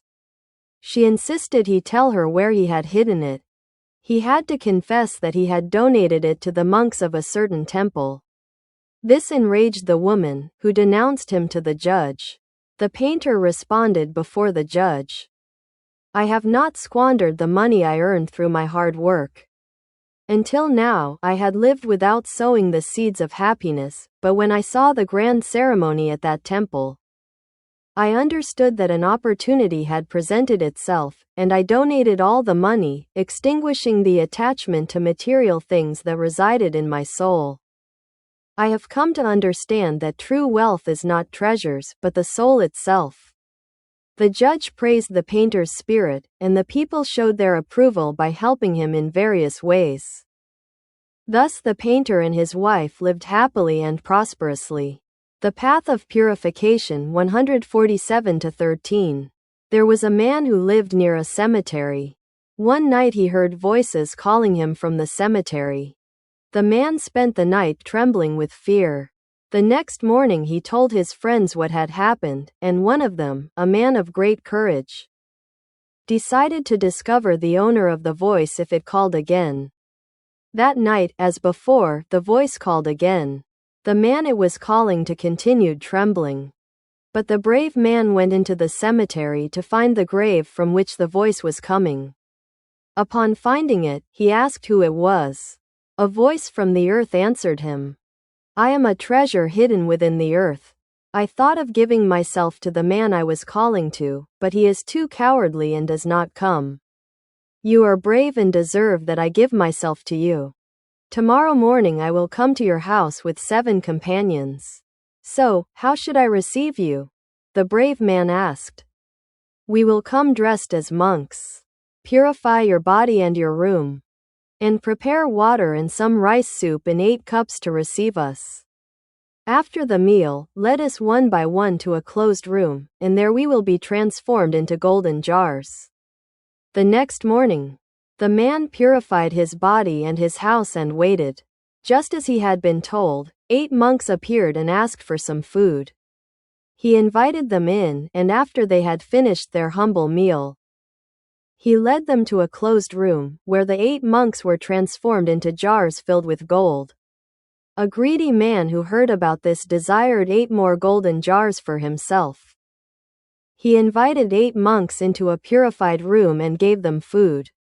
When they had finished, he locked them in a room. The 8 monks, who of course did not turn into golden jars, were angry and reported him to the judge. The greedy man was arrested.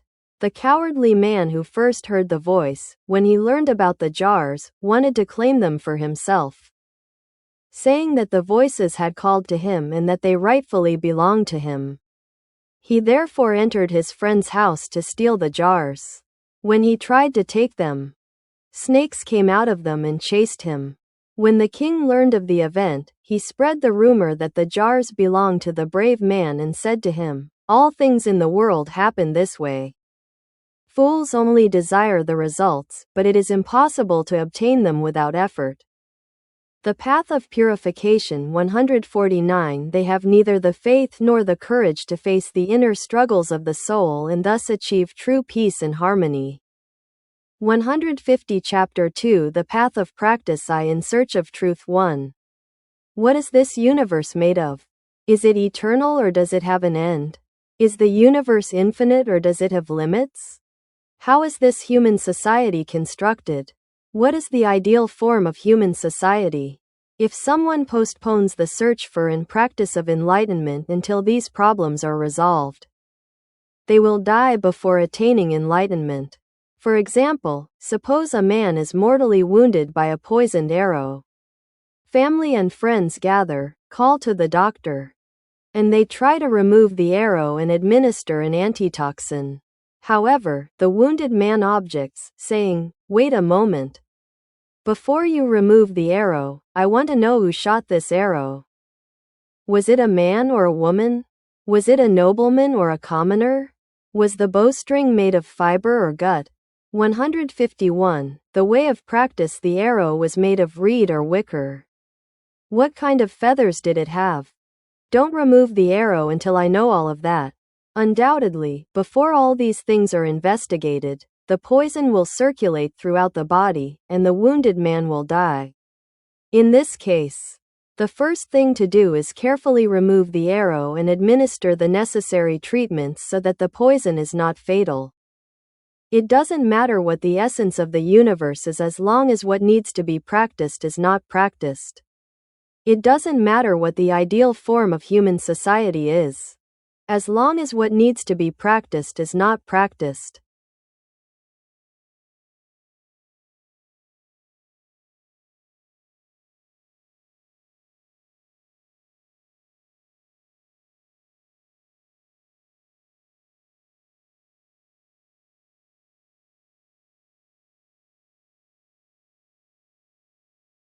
We must extinguish the fire of passions that is threatening the world.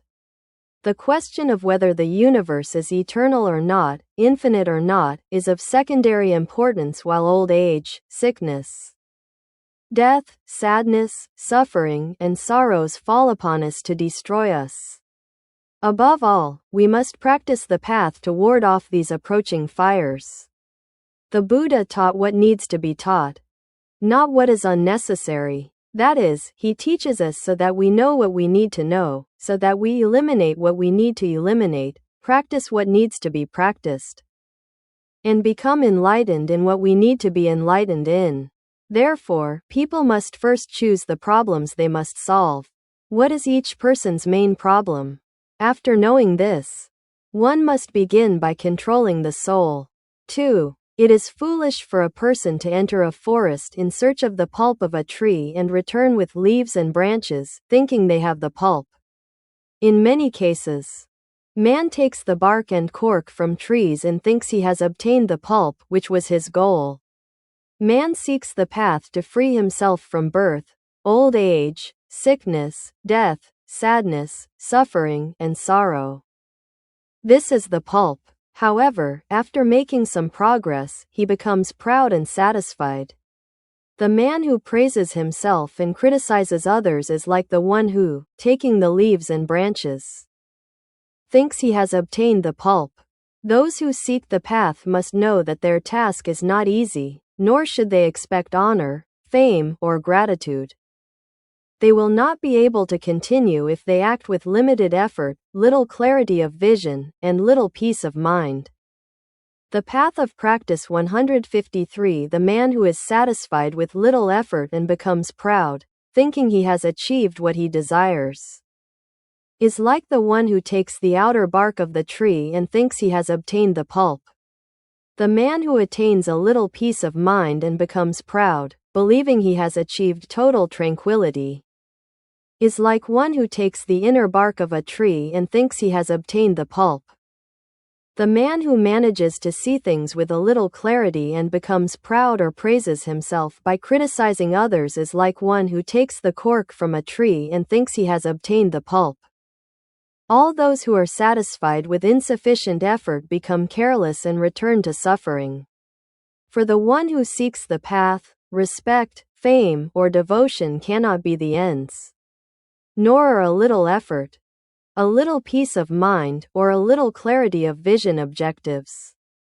Above all, one must have, with clarity of mind, the essential and basic nature of this world of life and death.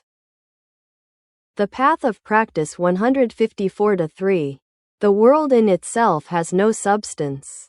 One must seek the path that eliminates the false imaginings of the soul. False conceptions are not caused by something external. Rather, they are products of the soul itself. One suffers and grieves by burning in the fire of the soul's desires. He who seeks the way must know that it is the soul that builds the house of restlessness, and he must continually struggle against it. 4. Oh, my soul! Why do you move tirelessly in this worthless world and cannot remain still for a moment? Why do you trouble me and make me accumulate things in vain?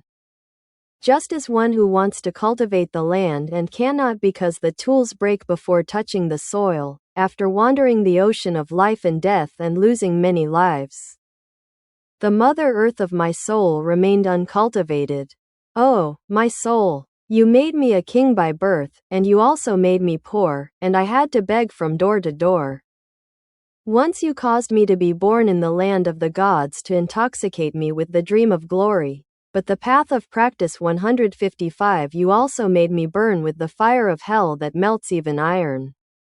Oh, my foolish soul! You have led me down many paths, and I have always been obedient to you. However, now I have heard the Buddha's Dharma. Do not disturb me or make me suffer any longer. I ask you to help me to be free from suffering and attain enlightenment. Oh, my soul, when you free yourself from attachments by contemplating the mutability of things, and attain peace by turning away from greed, anger, foolishness, and the thought of me, you will attain tranquility. When you achieve stillness by overcoming the fear of death, old age, and illness. When you manage to sever the bonds of carnal desire with the sword of wisdom, undisturbed by harm and gain, by flattery and insult, you will attain peace. O my soul! You have awakened in me for the first time the desire to seek the way. Why do you want to retreat, drawn by the pleasures and glories of this world? O my formless soul, running away! I beg you to help me cross this sea of anxieties. Until now, I have been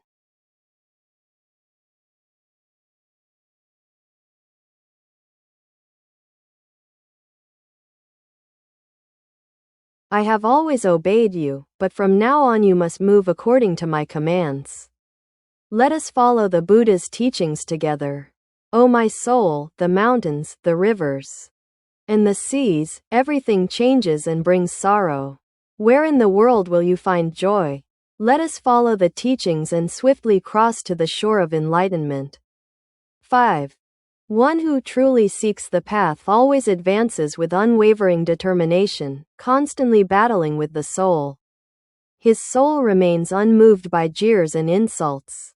Even if another raises his fists and throws stones or wounds him with a sword, the feeling of anger does not arise in his soul.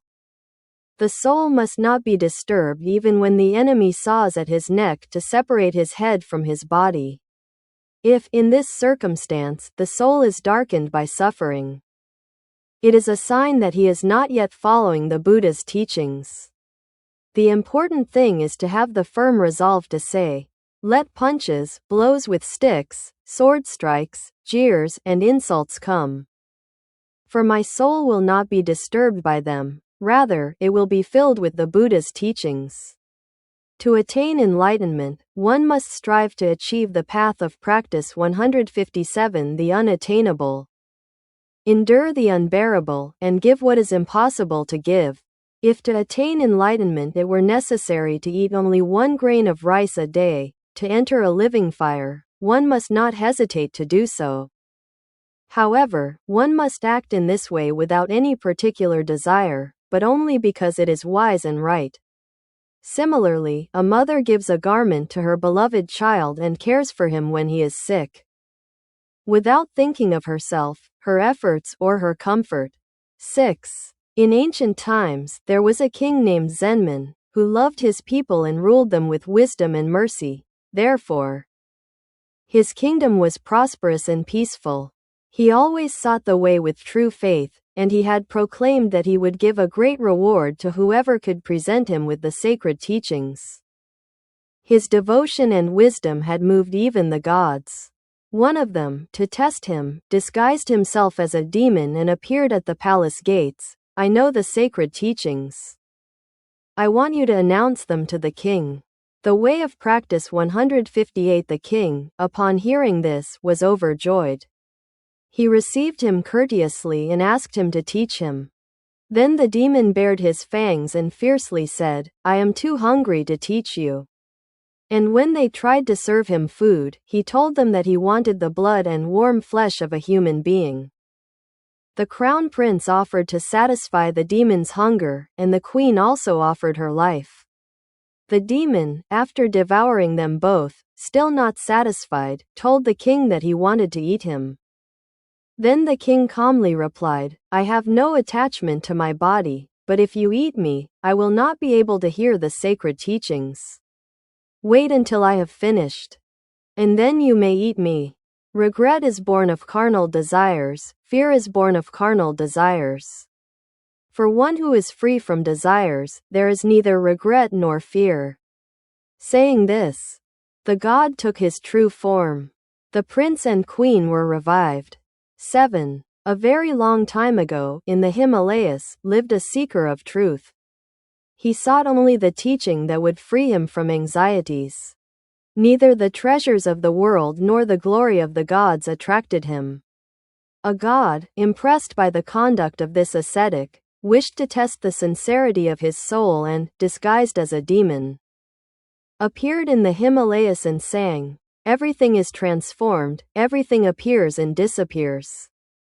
The path of practice 159. Upon hearing this song, the ascetic's joy was as great as that of a thirsty person seeing water or a prisoner set free. He longed to hear it to the end, for he sensed that this was the true teaching, the true words. He looked around for the owner of the voice and saw a fearsome demon. Though suspicious, he approached and said, That song I just heard, was it you singing? If so, I beg you to let me hear it to the end. The demon replied, Indeed, that was my song, but now I am hungry, and if I don't eat, I cannot sing. The man pleaded, I beg you. In that song is what I seek. It has a sacred meaning, but I know it doesn't end with those words. I beg you to continue. The demon continued, I can no longer bear my hunger. I would sing the continuation if I could eat human flesh and suck its blood. Upon hearing this, the good man promised him that if he sang the continuation, he would give him his own body when he finished. Then the demon sang his entire song. Everything changes, everything appears and disappears. There will be no stillness or silence until life and death are freed. The man carved these words on trees and rocks. Then he climbed a tree and threw himself at the demon's feet. The demon instantly regained his godlike form and gently received him in his arms. 8. There was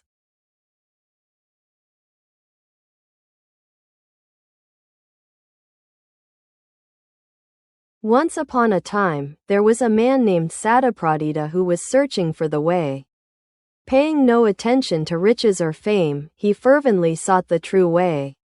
One day, a heavenly voice told him, Satapradita, go east. Go without looking to either side, forgetting heat and cold, paying no attention to fame or honor. Without meddling in matters of good and evil. There you will find the true master and attain enlightenment. He was overjoyed, and as the voice had told him, he went east in search of the true way. He slept on mountains and plains. And in distant lands, he suffered persecution and humiliation. He had to make indescribable efforts, the path of practice 161, to obtain a little food. Finally, he found the great master. There is a saying that goes, everything good comes at a price. When one wants to do good, an obstacle always appears. On Satapradita's path to truth, countless obstacles also arose. He tried to sell his services to earn enough to offer incense to his master, but no one would hire him. The devil's hands pursued him everywhere. The path to enlightenment was a long journey of suffering that dried his blood and gnawed at his bones. Although he longed to write down the sacred words of the teaching, he could find neither ink nor brush. With a knife, he cut his arm, and with the blood that flowed, he wrote down the master's words. In this way, Satapradita received the precious words of truth. 9. Once, a boy named Sudana, who yearned for enlightenment, went alone in search of the path. He visited fishermen at sea and listened to their descriptions of the wonders of the ocean.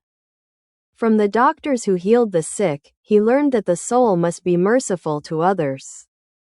From a wealthy man he learned the path of practice 162, that saving small coins was the secret of his fortune. And he decided to take advantage of even the smallest progress on the path to enlightenment. Visiting a monk in meditation, he saw that his pure, still soul was reflected in his figure and had the power to purify and give wonderful strength to the souls of other men. He was moved by the benevolent spirit of a noble lady. One day he saw a man seeking the path by punishing his own body, and he knew that to seek the true path, it was necessary to climb the mountain of swords and throw oneself into the fire. And in this way, Surdana came to realize that, with just a prepared soul, everything the eyes see and everything the ears hear are teachings. He learned patience from a weak and poor woman, and a lesson in spontaneous happiness from children playing in the street. Seeing a humble and gentle person, he understood the clear wisdom of the obedient soul. He learned harmony in the way incense was combined and gratitude in the way flowers were arranged. He saw that even in the king's judgment there is mercy.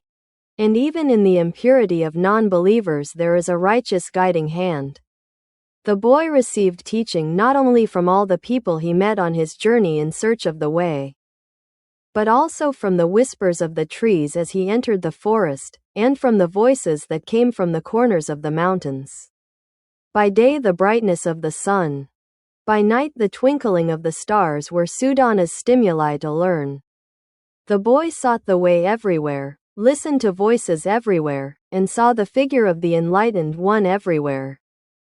The path of practice 163. He also learned that to attain enlightenment, one must guard the castle of the soul and adorn it with virtues. With humility and respect, one must open its doors to place the figure of Buddha within, worship him, and offer him flowers of faith and incense of joy. 2. The practices of the path. 1. There are 3 things that one who seeks the path must learn: the laws of conduct, perfect concentration of the soul, and wisdom. What are the laws of conduct? It is knowing what one must guard as a person and as a practitioner of the path, that is, controlling the soul and the body, guarding the gates of the 5 senses, fearing even the slightest sins, acting well, and striving. What is concentration of the soul? It is freeing oneself from desires and evil in order to gradually attain tranquility and purity of soul. What is wisdom? It is the perfect understanding of the 4 truths. It is knowing what suffering is, what its origin is, what its end is, and what path leads to it.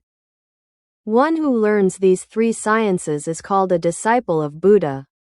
Even if a donkey, which has neither the form, nor the voice, nor the horns of a cow, claims to be one and follows the herd, no one believes it is a cow.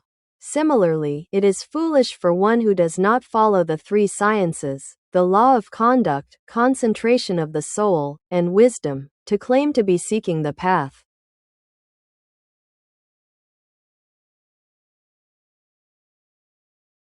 Or that he is a disciple of the Buddha.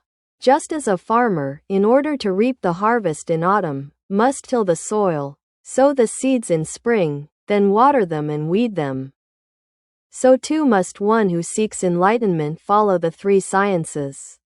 The path of practice. 165. Just as it is impossible to wish that the rice sown today and grown tomorrow could be harvested the day after tomorrow, it is also impossible to expect to be free of worldly passions today, of attachments tomorrow, and to attain enlightenment the day after tomorrow. After the seed is sown with patient care, the farmer's sweat and the changing seasons cause the plant to sprout from the earth, and finally the fruit ripens. In the same way, as one practices the 3 sciences of the law of conduct, concentration of the soul, and wisdom, worldly passions gradually disappear, and one is freed from attachments, finally attaining enlightenment. 2. It is difficult to aspire to enter the path of enlightenment while being drawn to the passions of this world and disturbing the soul with bodily desires. There is an essential difference between the enjoyment of the Dharma and the enjoyment of the world. As already explained, the soul is the origin of everything. If the soul enjoys the pleasures of the world, suffering and restlessness arise, but if the soul chooses the path, joy and enlightenment arise. One who seeks enlightenment must follow the teachings and fulfill them with a pure soul. One who observes the law achieves concentration of the soul, and with concentration of the soul, wisdom becomes clear, and this leads one to enlightenment. These 3 sciences are the path to enlightenment, and by not following it, people have accumulated restlessness of the soul for so long. It is necessary to maintain peace with others, purify the soul through silent concentration, and attain enlightenment naturally. 3. The study of the 3 sciences also reveals to us the 8 noble paths, the 4 points worthy of consideration, the 4 right actions, the 8 faculties of power, and the 6 steps of right effort. The 8 noble paths are right view, right aspiration, right speech, right action, right livelihood, right effort, right thought, and right concentration. Right view is to clearly understand the 4 truths, to believe in the law of cause, condition, and effect, and to not have a wrong view. The path of practice. 167. Right aspiration means not coveting, not being avaricious, not harboring anger, and not wishing harm. Right speech means not lying, not speaking in vain, not speaking evil, and not deceiving. Right action means not murdering, not stealing, and not committing adultery. Right living means not doing things that are shameful as a human being. Right effort means striving continuously toward a right goal. Right thinking means having a clear and clean conscience and reflecting it in the soul. Right concentration means not having a wrong goal. Correctly concentrating the soul, and being in perfect silence to attain wisdom. 4. The 4 points worthy of consideration are the following. The path of practice 168. Regard the body as impure and not be attached to it. Regard all feelings as the causes of suffering. Regard the soul never stands still and is eternally mutable. Regard everything as the effect of causes and conditions. Therefore, everything is eternally changing. 5. The 4 right actions are: avoid evil before it arises. Eliminate evil that already exists. Help good that is yet to be born to arise. Helping good things that already exist to grow. 6. The 5 faculties of power are: belief, making effort, straightening thought, concentrating the soul, having clear wisdom. These 5 forces are necessary to attain enlightenment. 7. The 6 steps to right effort are: the step of charity, right conduct, perseverance, effort, concentration of the soul, and wisdom. The path of practice 169. By practicing these 6 steps, one can cross from this shore of restlessness to the other shore of enlightenment. The practice of charity eliminates attachment. Asceticism corrects conduct. Perseverance controls the easily irritated soul. Effort eliminates laziness of the soul. Concentration calms the confused soul, and wisdom clarifies the darkness and folly of the soul. Charity and asceticism are like the foundations of a castle. They are the basis of practice. Perseverance and effort are the walls that protect us from external enemies.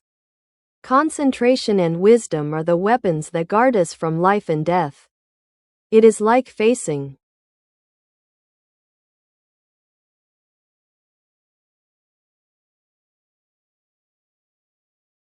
to the enemy perfectly protected with helmet and armor. Giving alms to those who ask for them is an act of charity, but it is not the best. Giving alms on one's own initiative is the true act of charity. Nor is giving alms occasionally the best act of charity. Giving always is the true one. He who gives alms and then repents, or he who feels proud, does not act with the best charity.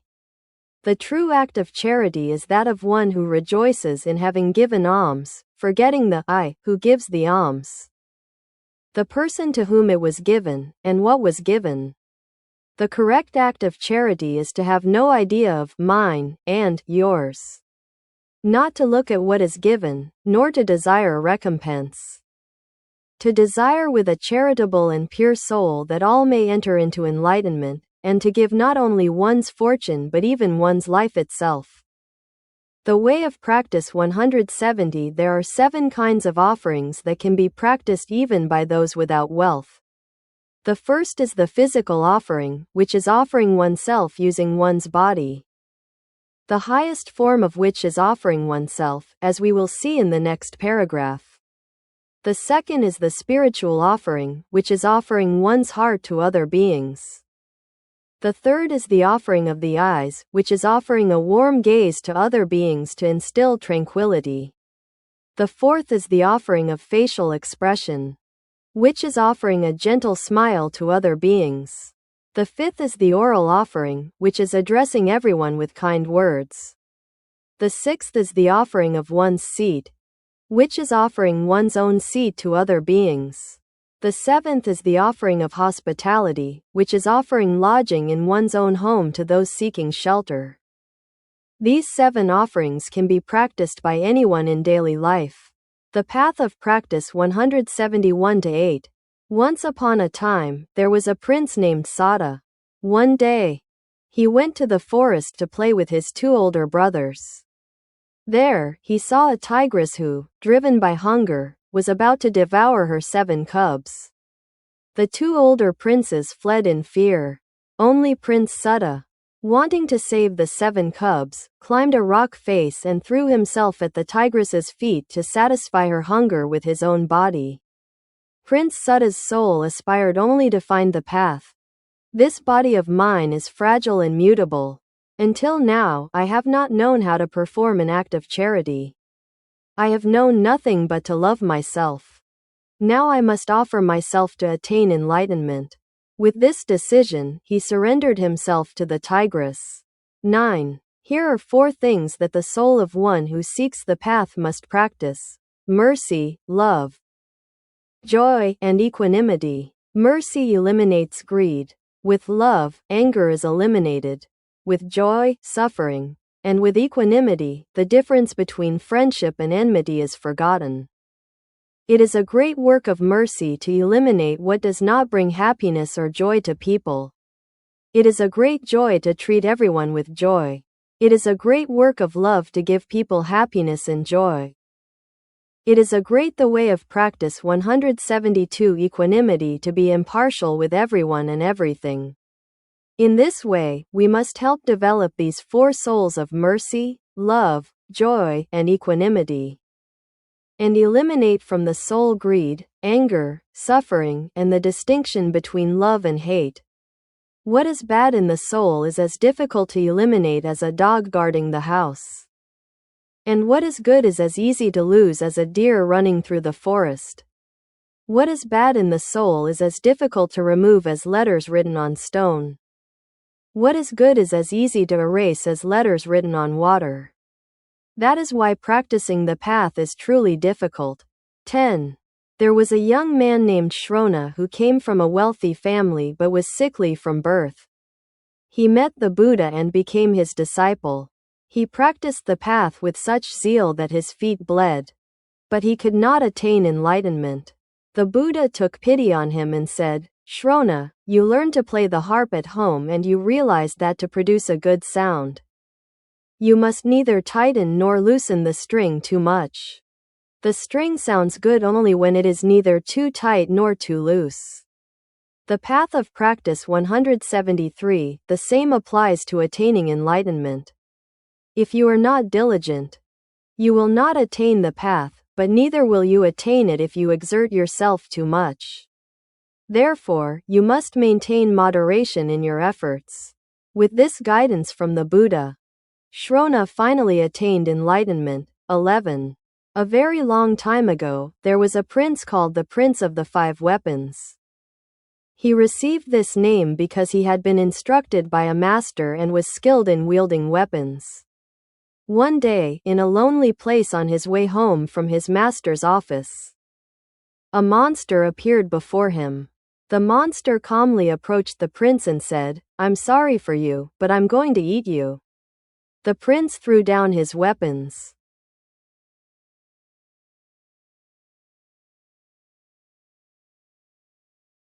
He tried to shoot an arrow, but it didn't hit him because the arrow stuck to his fur as if with glue. Neither his sword, nor his spear, nor his club, nor his javelin were any use, for they all stuck to the monster's fur. Now unarmed, the prince raised his fist to punch him and his leg to kick him, but even the prince's body stuck to the monster's fur. He tried to headbutt him, but even his head stuck. The path of practice 174, you are in my hands now, I will eat you, the monster said. But the prince replied, laughing, you think I have no weapons left. But I still have one made of steel. If you swallow me, I will cut open your belly from the inside with this weapon. And he showed no fear. The monster, amazed by this bravery, immediately released the prince. He received good teachings from him and stopped doing wrong. 12. He who is not ashamed before himself or others destroys the world. He who is ashamed before himself and others protects the world.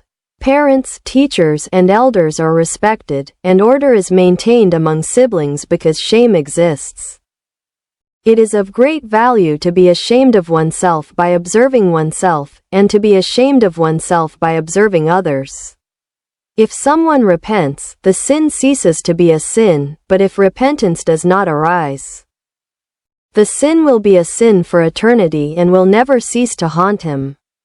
One must listen to the Dharma, reflect on its meaning several times, and practice it, and thus, finally, This teaching will become a part of oneself. By merely listening to the teaching, without reflection or practice, one cannot say that one has learned it. The path of practice 175. Faith, humility, shame, effort, and wisdom are the great forces of this world. Among them, wisdom is the foremost, and the others accompany it. For one who practices the path, quarreling, idle talk, and excessive sleep can lead to a fall. 13. Even if the path is practiced in the same way, some find enlightenment first, while others attain it later. Therefore, one should not be saddened to see others reach the path before oneself. Like someone learning archery, even if they don't hit the target at first, with practice they will eventually succeed. Just as all streams flow to the sea, so too will one who perseveres in the search for the path one day attain enlightenment. As explained before, if one opens one's eyes, the teachings are everywhere. In the same way, opportunities for enlightenment are found everywhere. A man attained enlightenment when he was burning incense and realized that the fragrance both exists and does not exist at the same time, and that it neither comes nor goes. The path of practice 176. A man attained enlightenment when he understood that the same soul can become a nest of earthly passions as well as the seat of enlightenment. When one gets a thorn stuck in the leg, one realizes that the soul that feels the pain is the same one that did not feel it before. That is to say, the soul is one, but the circumstances change. A miserly man attained enlightenment when he reflected on his desires and realized that the fuel of desires can one day become the bonfire of wisdom. A man attained enlightenment when he understood that the differences in this world are caused by differences in the soul's vision.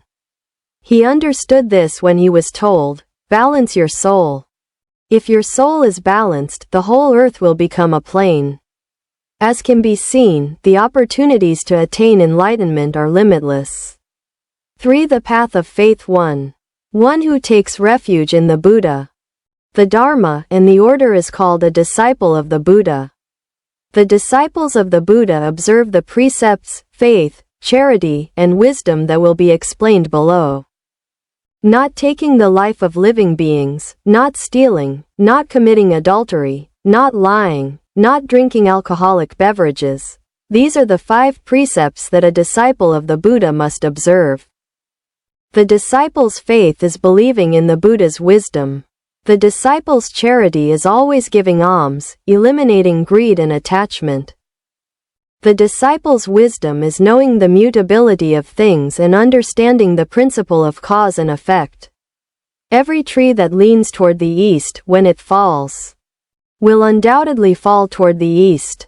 Similarly, one who is ordinarily inclined toward the Buddha's teachings and has deep faith will be reborn in the Buddha's realm when their life ends. 2. The Buddha's disciples are those who believe in the Buddha, his teachings, and the order. The Buddha is the one who has attained enlightenment and saves humanity. The teachings are what the Buddha preached. The order is a unified community of believers who perfectly practice these teachings. The path of practice 178. The Buddha, the teachings, and the order. Though 3 are not separate, Buddha,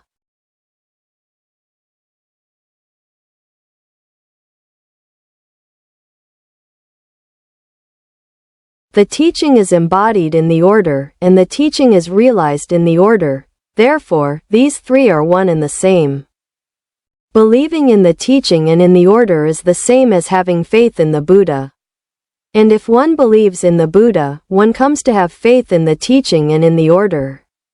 All people, simply by having faith in the Buddha, attain salvation and reach enlightenment. The Buddha loves all people as his own children. Therefore, if a person thinks of the Buddha as of their mother, they will be able to see the Buddha and attain salvation. One who constantly thinks of the Buddha is governed by the clear light of the Buddha, and the fragrance of the Buddha naturally clings to them. 3. Nothing in this world is as valuable as believing in the Buddha. Just hearing the name of the Buddha once gladdens the heart. and one receives something exceedingly precious. One must seek the teaching of the Buddha even amidst the flames that consume the world, believe in it, and rejoice in it. The Path of Practice 179. It is truly difficult to find the Buddha, or a teacher who can preach his teachings, and to believe in these teachings.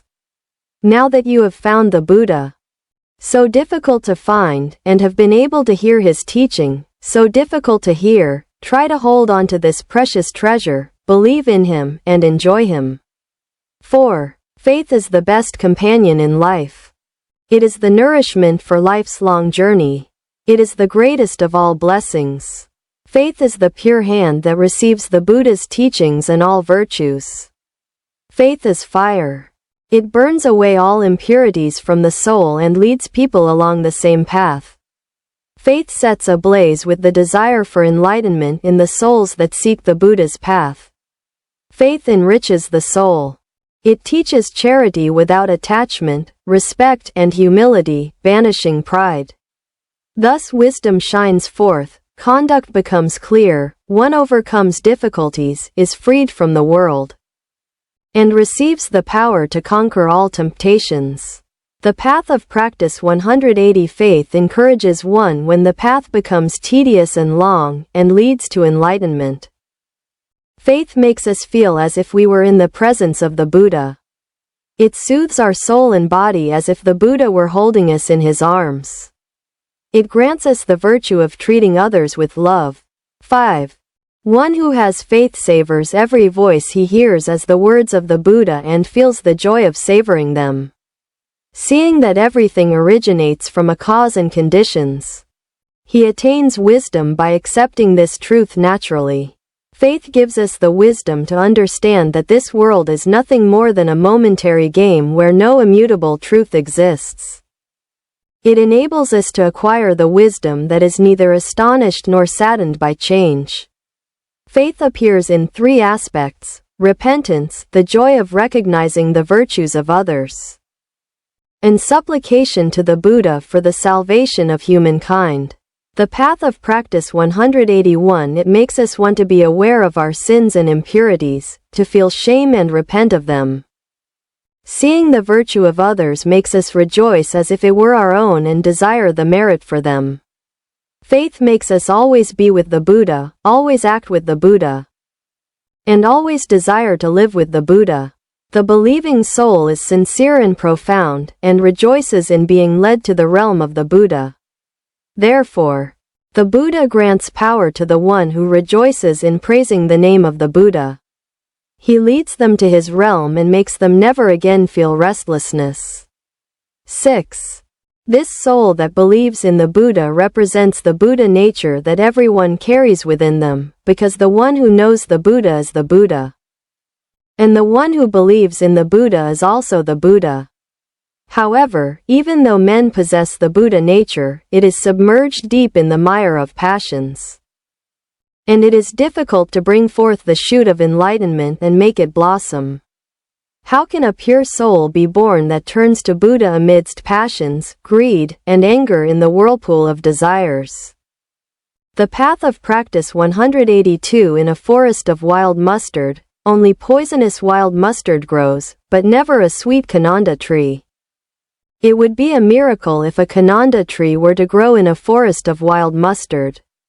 In the same way, it is now a miracle that within men a soul has been born that turns to Buddha and believes in him. The faith with which we believe in Buddha is called rootless faith. This is because it has no roots to grow in the human soul, but rather roots to grow in the soul filled with the compassion of Buddha. 7. Faith is sacred. It is the origin of the path and the mother of merit. However, even those who seek the path do not easily attain it because the following 5 kinds of doubt prevent it. First, doubt about the Buddha's wisdom. Second, doubt about the principles of the teaching. Third, doubt about the one who preaches the teaching. Fourth, doubt about the reliability of the methods proposed for finding the path. Fifth, doubt caused by arrogance about the sincerity of those who seek the same path. The path of practice 183. There is nothing in the world as fearsome as doubt. Doubt is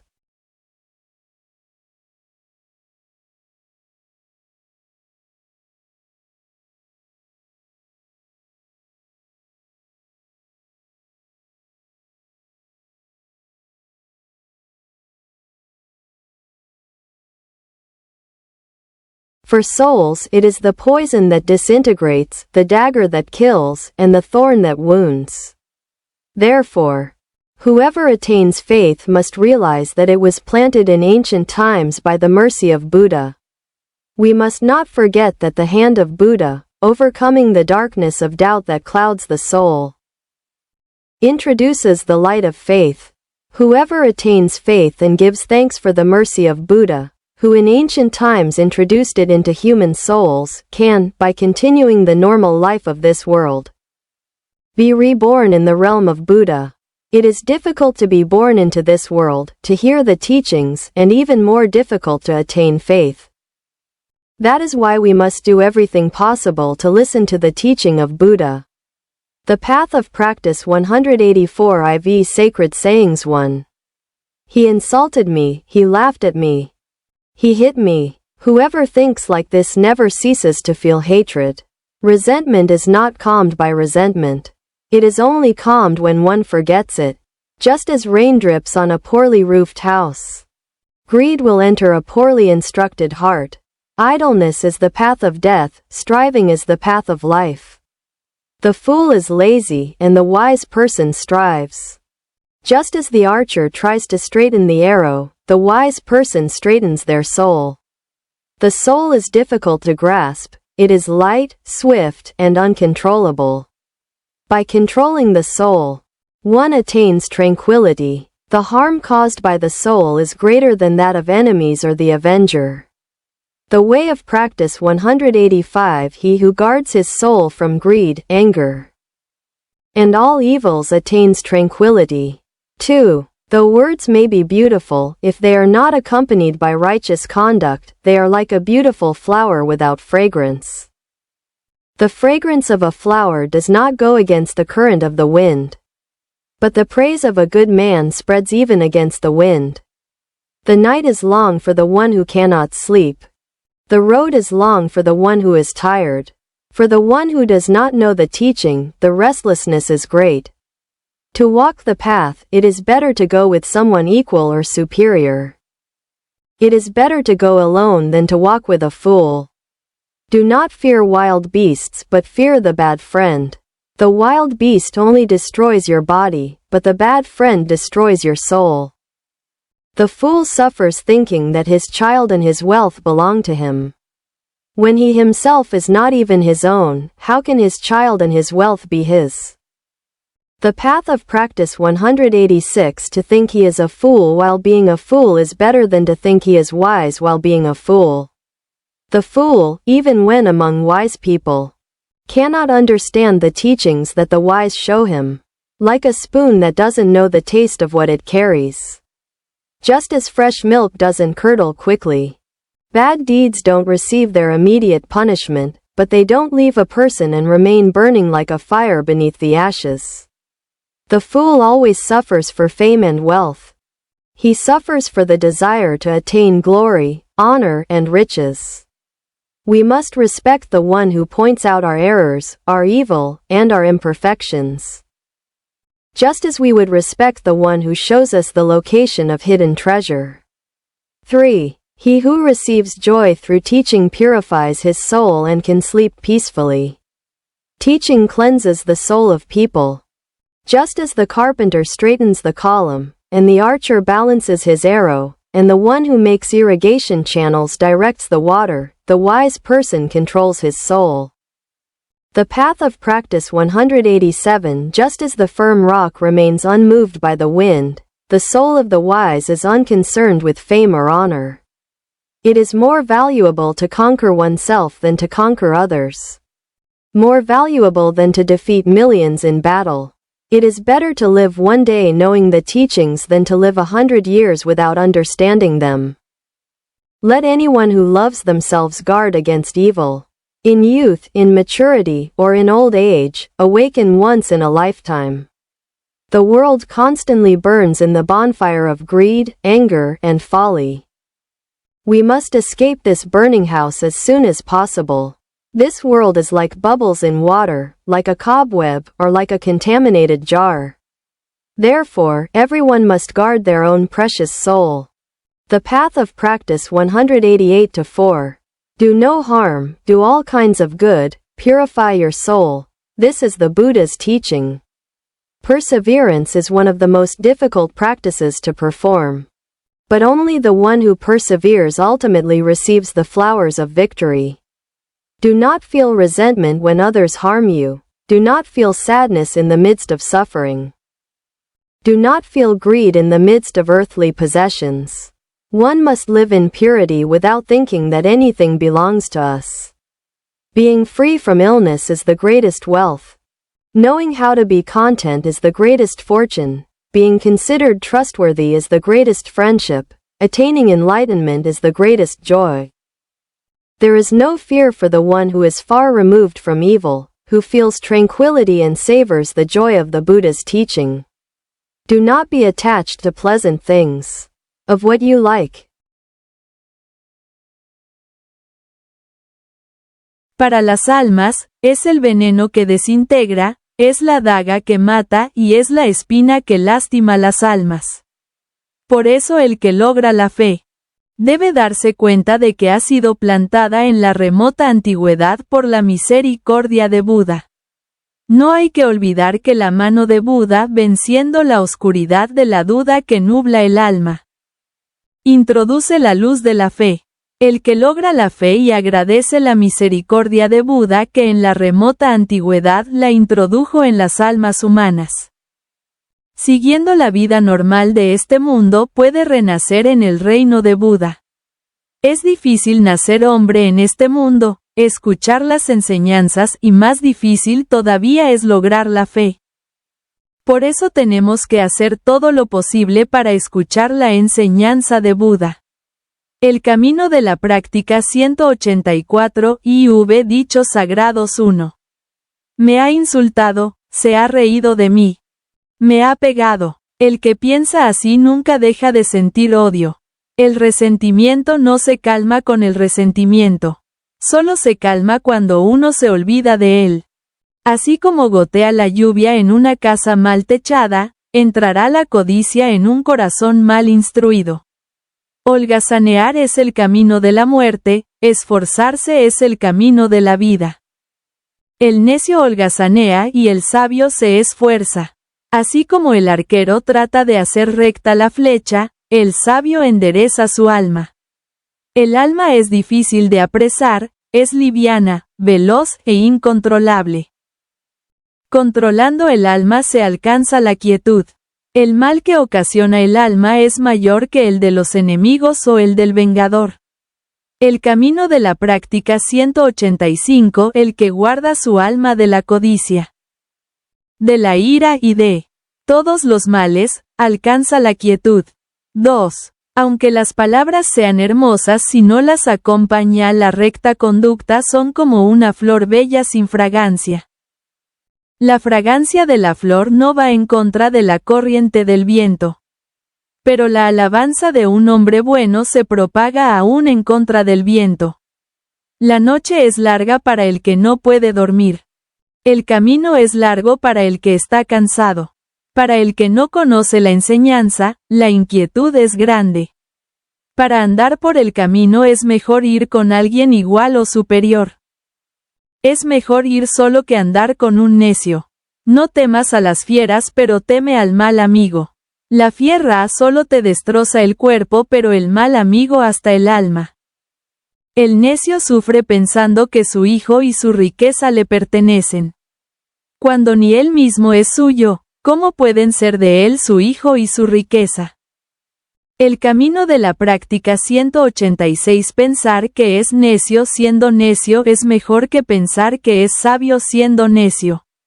El necio aun estando con sabios no puede entender las enseñanzas que el sabio le muestra, como la cuchara que no sabe el sabor de lo que transporta.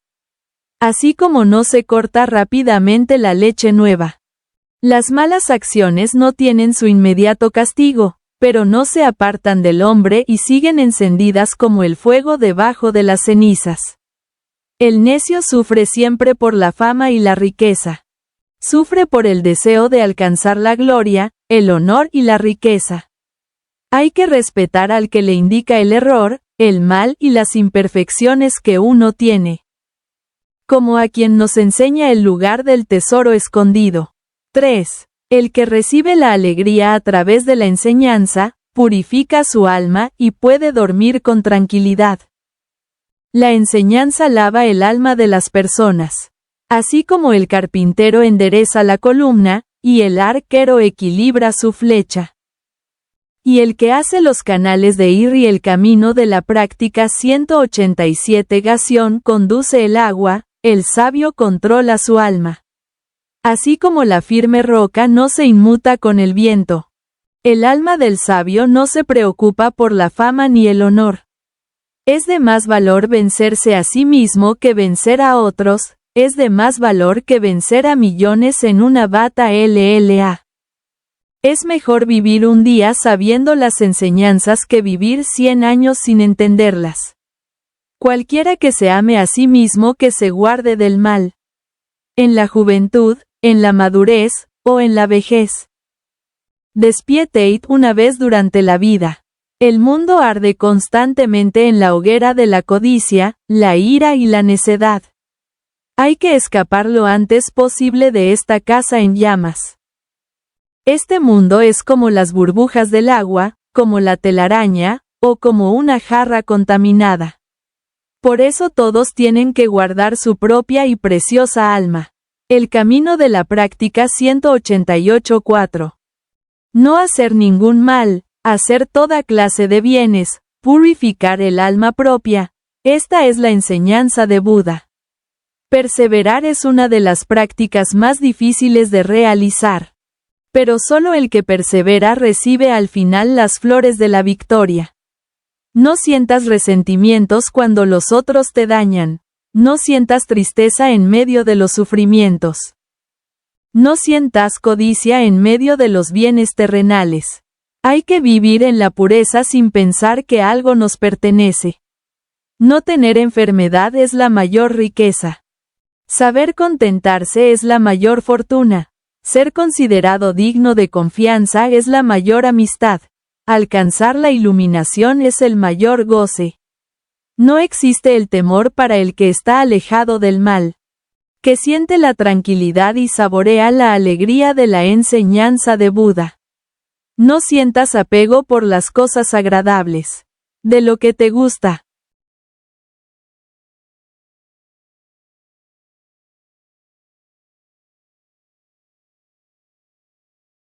Sadness, fear, and slavery are born. The Path of Practice 189-5. Just as iron rusts, evil comes from man and corrodes him. Even if you have the scriptures, if you don't read them, they gather dust. Even if you have a house, if you don't repair it, it falls into ruin. Even if you have a body, if you don't strive, you will soon become impure. Man's defilement is not acting rightly. Hesitation in giving stains the alms. Evil is a stain in this world and in those to come. The greatest defilement is ignorance. If it is not removed, purification becomes impossible. It is easy to feel no shame, to be impertinent like the crow that wounds others without feeling remorse. The life of the humble, the respectful, the detached from attachments, the pure, and the clear wisdom is difficult. It is easy to see the faults of others, but difficult to see one's own. We scatter the sins of others to the four winds. But we hide our own as a gambler hides the Path of Practice 190 the fake dice. In the sky, no trace remains of the birds, the smoke, or the storm. False teachings do not lead to enlightenment. Nothing is immutable, and in true enlightenment, there is no disturbance.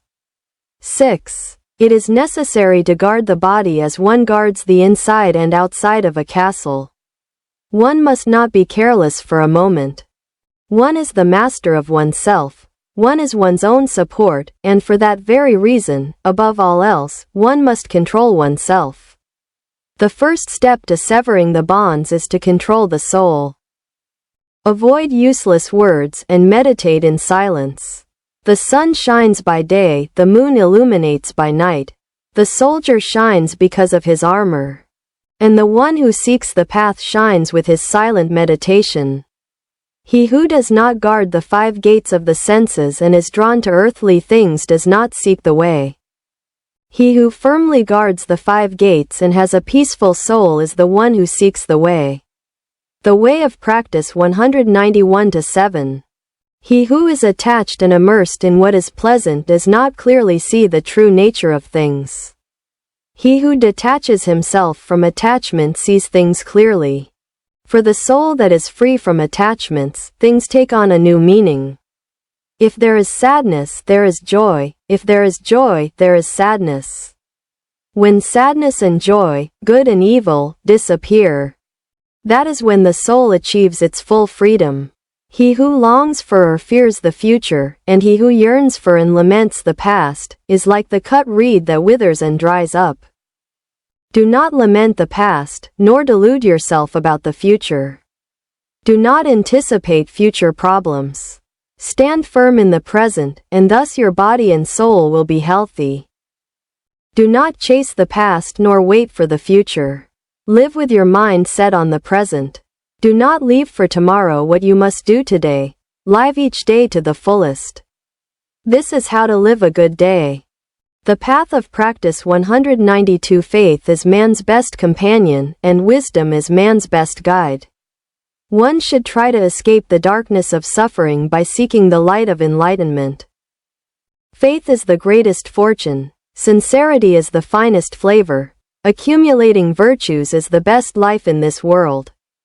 As the teaching indicates, control body and soul to achieve stillness. Faith is the sustenance of this journey through the world. Virtue is man's precious dwelling.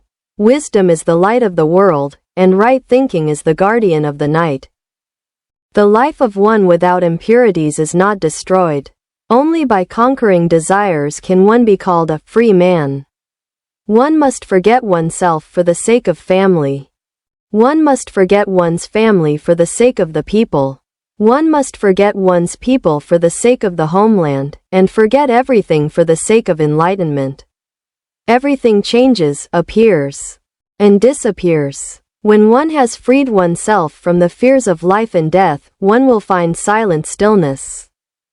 The Brotherhood 194 Chapter 1 Duties of a Believer of the Brotherhood I The Life of the Priest 1.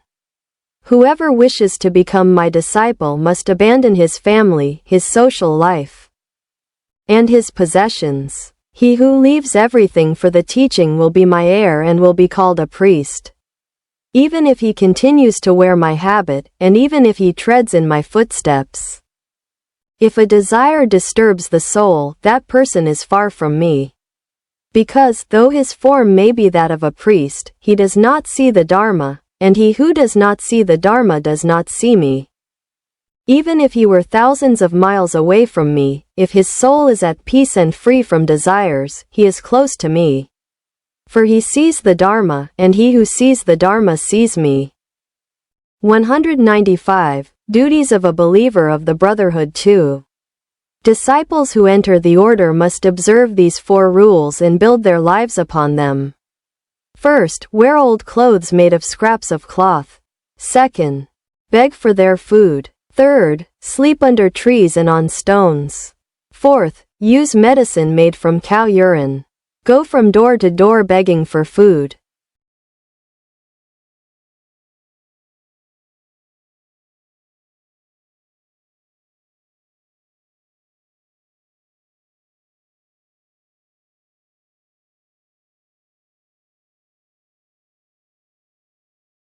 Holding a bowl in one's hand is the act of a beggar.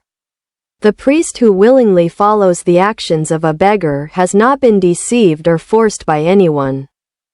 He does so because he has faith that in it lies the teaching of the way to distance oneself from the anxieties and sufferings of this world. The priest who does not distance himself from desires, disturbs his soul with anger, cannot control the five senses, and is, in reality, a coward. 3. One who believes himself to be a priest and can declare to people that he truly is one, can firmly say the following: I fulfill all that is required of me as a priest. Duties of a believer of the Brotherhood 196. By purely practicing this truth, I will bring happiness to those who give me alms and, at the same time, I will strive to attain the goal for which I entered this life. What are the things that the priest must do? Be ashamed of your sins, purify your life, your bodily actions, your words, and your thoughts. Guard the five senses well so that your soul is not carried away by pleasure. Do not praise yourself or insult your neighbor, and do not sleep too long, overcome by laziness. At the beginning of the night, sit quietly to meditate and take a short walk to keep your soul and body under control. At midnight, sleep quietly on your right side with your feet crossed, thinking of a swift awakening. At dawn, sit again to meditate and take a walk. Keep your soul upright throughout the day. Control your soul and body, banish greed, anger, ignorance, sleep, anxieties, remorse, suspicion, and earthly desires to purify your soul.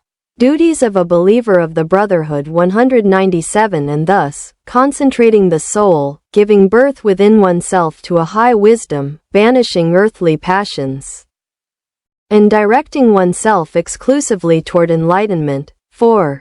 He who, being a priest, does not forsake greed, does not turn away from anger, does not cast out hatred, envy, pride, falsehood, and pretense, is like a two-edged sword wrapped in cloth.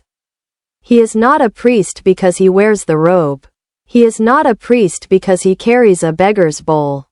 He is not a priest because he recites the sacred scriptures. The form is the form, and it is nothing more than the form. It is straw, and nothing more. Even if the outward appearance is that of a monk, he cannot free himself from earthly passions. Even if a child is dressed in a robe, he cannot be called a priest.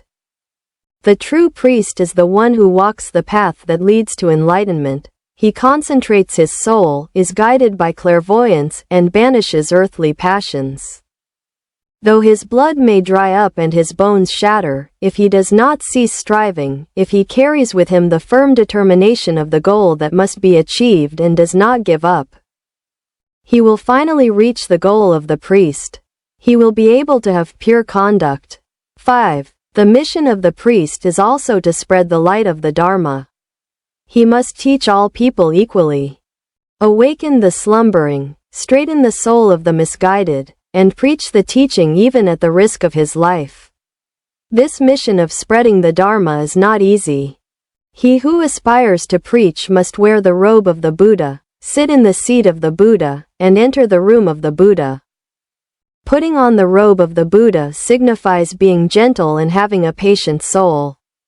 Sitting on the Buddha's seat is liberation from all attachments, believing that everything is empty. Entering the Buddha's room is feeling the same compassion for everyone. Duties of a believer of the Brotherhood 199-6. Anyone who aspires to preach the Dharma should keep these 4 things in mind. First, their bodily actions. Second, human relations and the words they use to address others. Third, desires. And fourth, the Buddha's great compassion.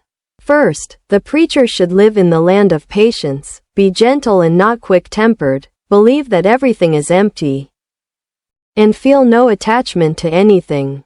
Based on this, they can have right conduct. Second, they should be careful not to get too close to those who have great power, to those who lead corrupt lives, and avoid women. He must be in a quiet place to control his soul, think, and establish the principle of causality as the foundation of his soul, trying not to blaspheme, not to abuse others, and not to speak of the errors of men. Third, he must keep his soul calm, consider the Buddha as a merciful father, Be a teacher. Duties of a believer of the Brotherhood. 200 For those seeking the path, feel compassion toward everyone, and preach without discrimination.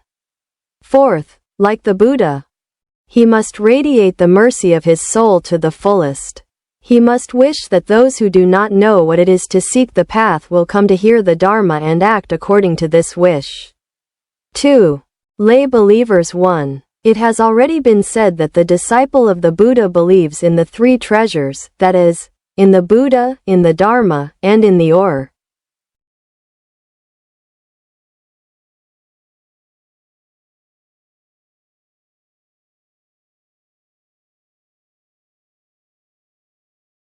Den. Therefore, the lay believer must have unwavering faith in the Buddha, the Dharma, and the order, and fulfill all the rules prescribed by the Dharma.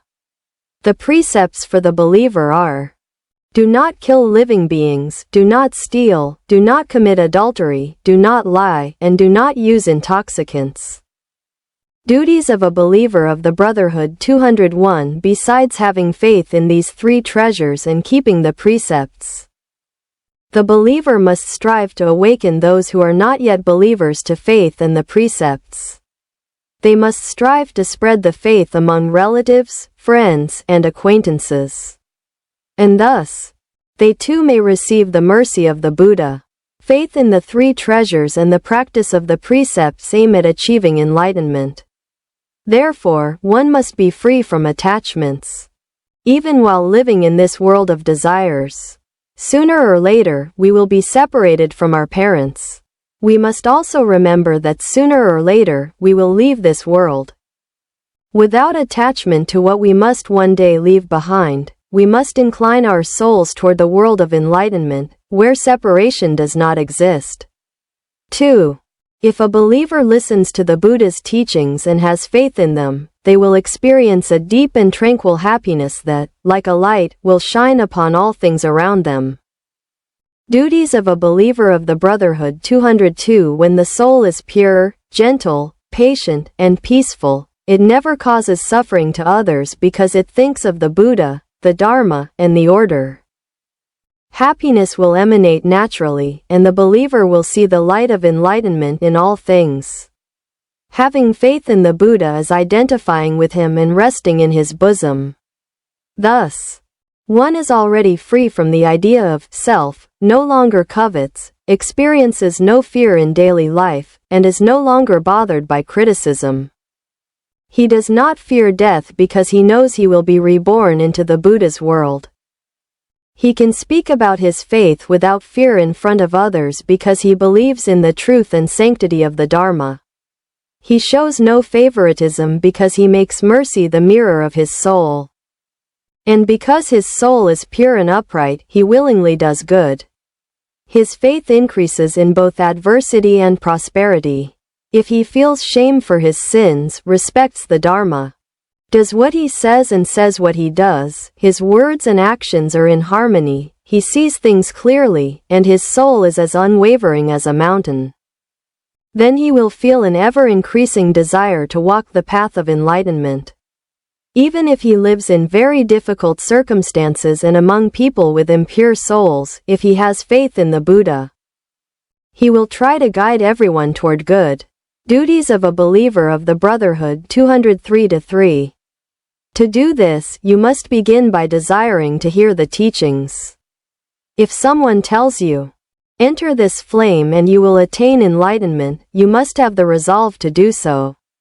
Whoever, upon hearing the name of Buddha, enters the fire that engulfs the world, finds salvation. You must practice the teaching yourselves. Give alms, respect those who deserve respect, serve those who deserve to be served, and treat people with a soul of great mercy. Being selfish and acting capriciously is not the conduct of one who seeks the path. Duties of a believer of the Brotherhood. 204 The most important thing is to listen to the Dharma. Have faith in it, not envy, not be disturbed by the words of others, and reflect on what you yourself do or fail to do. Do not worry about whether others do so. The main thing is to control your own soul. Whoever believes in Buddha believes in the force that sustains them from behind. He believes in great compassion, and therefore magnanimity arises naturally in his soul. He is not fussy. On the contrary, he who does not believe in the Buddha thinks only of himself, is weak-willed, and suffers over trifles. 4. He who listens to the Buddha's teachings knows that the body is mutable, that it is the source of suffering and the origin of evil, and therefore feels no attachment to the body. However, at the same time, he maintains the body with great care, not for pleasure, but to attain the path and transmit it. If you do not guard your body, you cannot preserve the life you have. If you do not have life, you cannot receive the teaching and put it into practice, nor can you propagate it. He who intends to cross the river carefully guards his raft. He who travels carefully guards his horse. So he who listens to the Dharma must guard his body with care. Duties of a believer of the Brotherhood 205. One who believes in Buddha should dress to protect themselves from the cold and heat and to cover their shame, not for the sake of decorum. They should eat to nourish and sustain the body, so that they may receive and preach the teachings, not out of gluttony. Likewise, living in a house should not be for the body or for vanity. The believer should live in the house of enlightenment to protect themselves from earthly passions and from the rain and wind of false teachings. Remember that nothing is for the body. Do not be arrogant toward others. Everything must be done.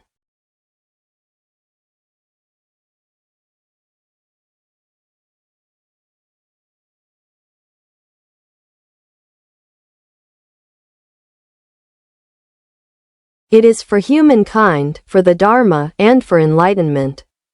Duties of a believer of the Brotherhood 206. Even when you are with your family and never leave the house, your soul does not stray from the path for even an instant. Watch over your family with a compassionate heart, and seek ways to teach them the path to salvation. 5. For lay members of the order, it is necessary to make these efforts to serve the Buddha, your parents, your family, and to control yourselves.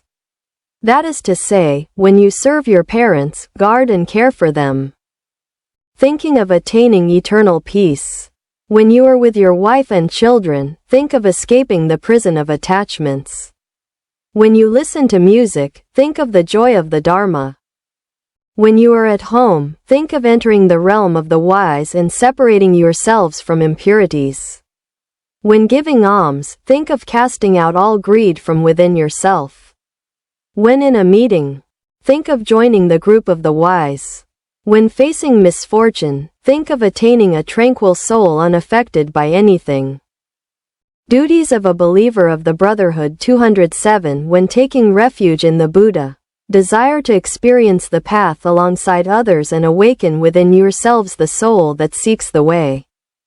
When taking refuge in the Dharma, desire to attain wisdom comparable to the sea, delving into the depths of the teaching.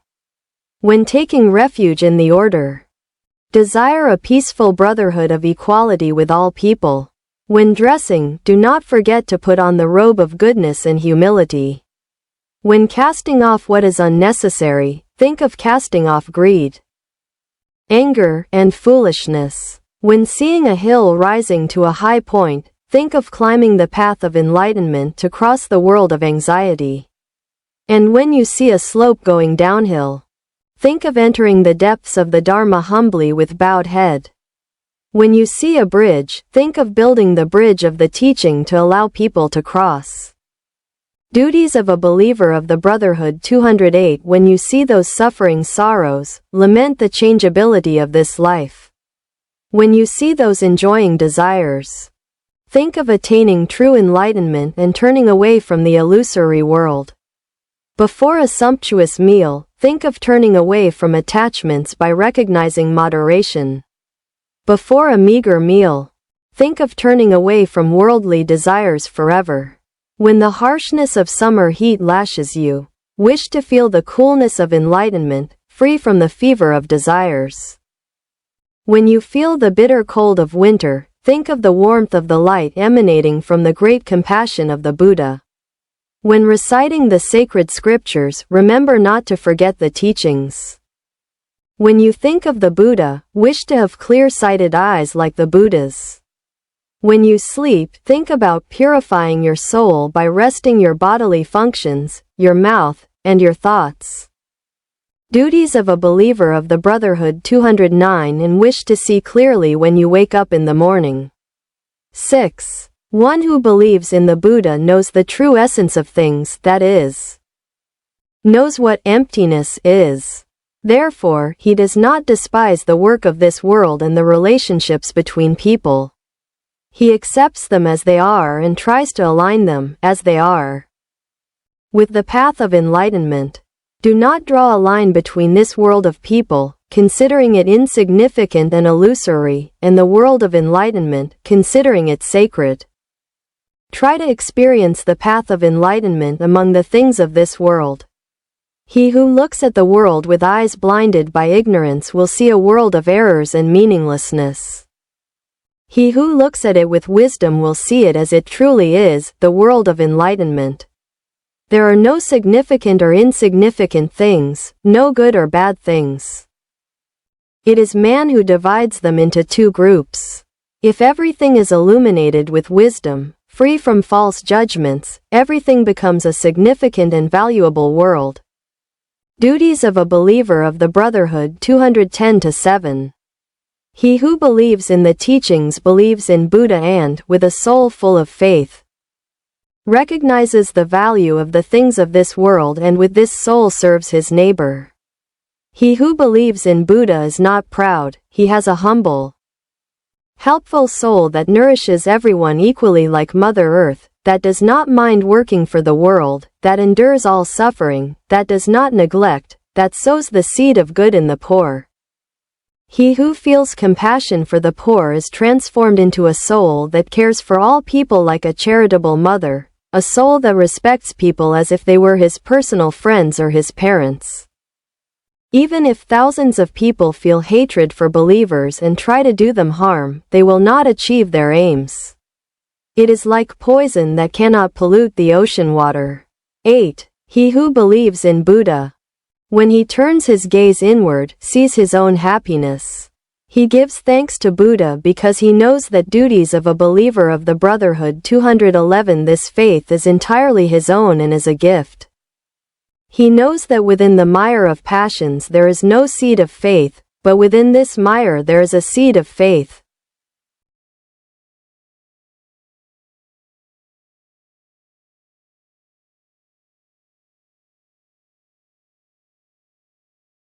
The merciful soul of Buddha has been planted within him, transforming him into a believing soul. As previously stated, the fragrant kandana cannot sprout from the branches of the poisonous aranda. Similarly, a seed of faith that believes in Buddha cannot exist in a heart filled with passions. However, we know that buds of joy are currently sprouting within humanity, and seeing them blossom within a heart filled with passions, we must conclude that their roots lie in the bosom of Buddha. If believers dwell on the self, since their soul is conditional, angry, and ignorant, they give rise to envy, hatred, and infatuation. But as soon as they take refuge in Buddha, they can perform great services for Buddha. This is truly something wonderful. Duties of a believer of the Brotherhood 212-3 Guide to Daily Life 1. It is foolish to think that misfortune comes from the east or the west without knowing that it emanates from within. It is wrong to try to guard the external without controlling the internal.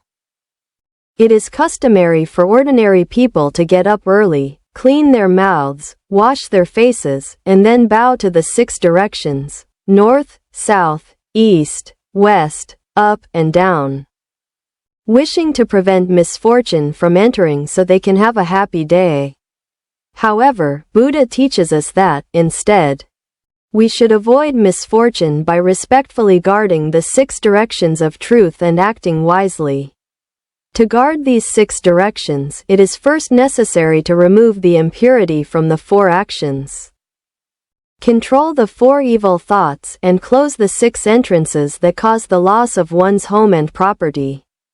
Duties of a believer of the Fellowship 213. The 4 impure acts are murder, theft, adultery, and deceit. The 4 evil feelings are greed, anger, foolishness, and fear.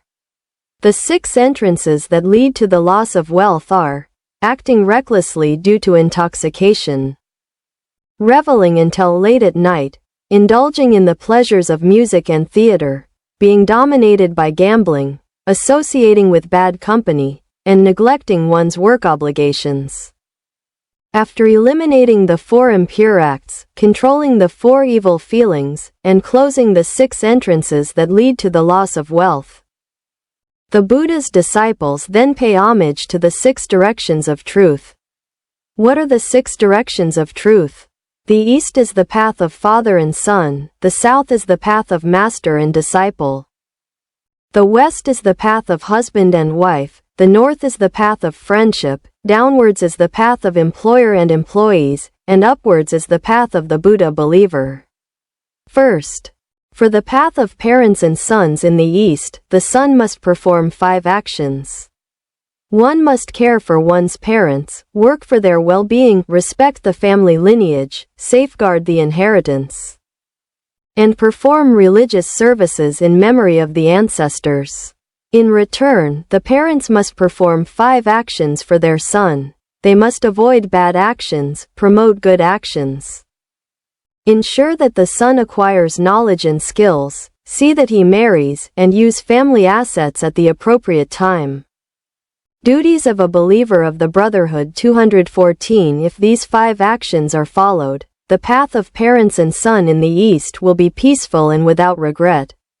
Then, regarding the path of the master and the disciple should stand when the master approaches, attend to the master's needs closely, listen attentively, be considerate, and receive teachings with respect. In return, the master should guide the disciple by example, acting appropriately, accurately conveying all that the master has learned, and paving the way for the disciple to receive honors, benefits, and respect everywhere. Thus, the path of the disciple and master in the south will be peaceful and without sorrow. Next, regarding the path of the husband and wife in the west, the husband should treat her with respect, courtesy, and fidelity, trust her in decision-making, and give her gifts.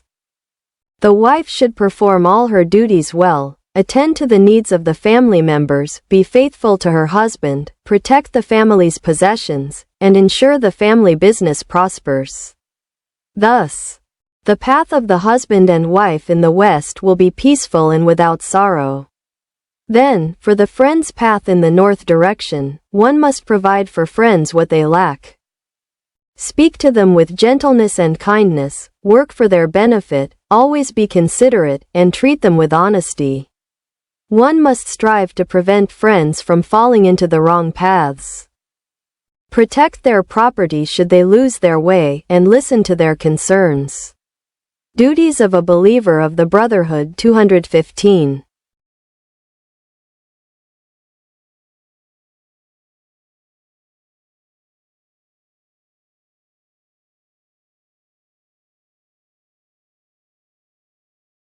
Friends should be there for their friends when they have problems, lend them a hand in difficult times, and support their families when needed. Thus, the path of friends in the north direction will be one of peace and without sorrow. Then, for the path of the employer and employee in the lower direction, one should observe the following 5 points when dealing with employees. Make employees work according to their abilities. Provide them with good food and ample compensation. Offer them delicious meals and ensure they rest at appropriate times. In return, an employee should serve their employer, keeping the following points in mind. 1 should rise before the employer. Go to bed after them, be honest at all times, be skilled in their work, and not bring disgrace upon the employer's good name. Thus, the path of the employer and employee in the lower direction will be one of peace and without sorrow. Then, for the path of service to those who preach the teachings in the highest direction. One must treat those who preach the teachings with the utmost respect in body, speech, and mind.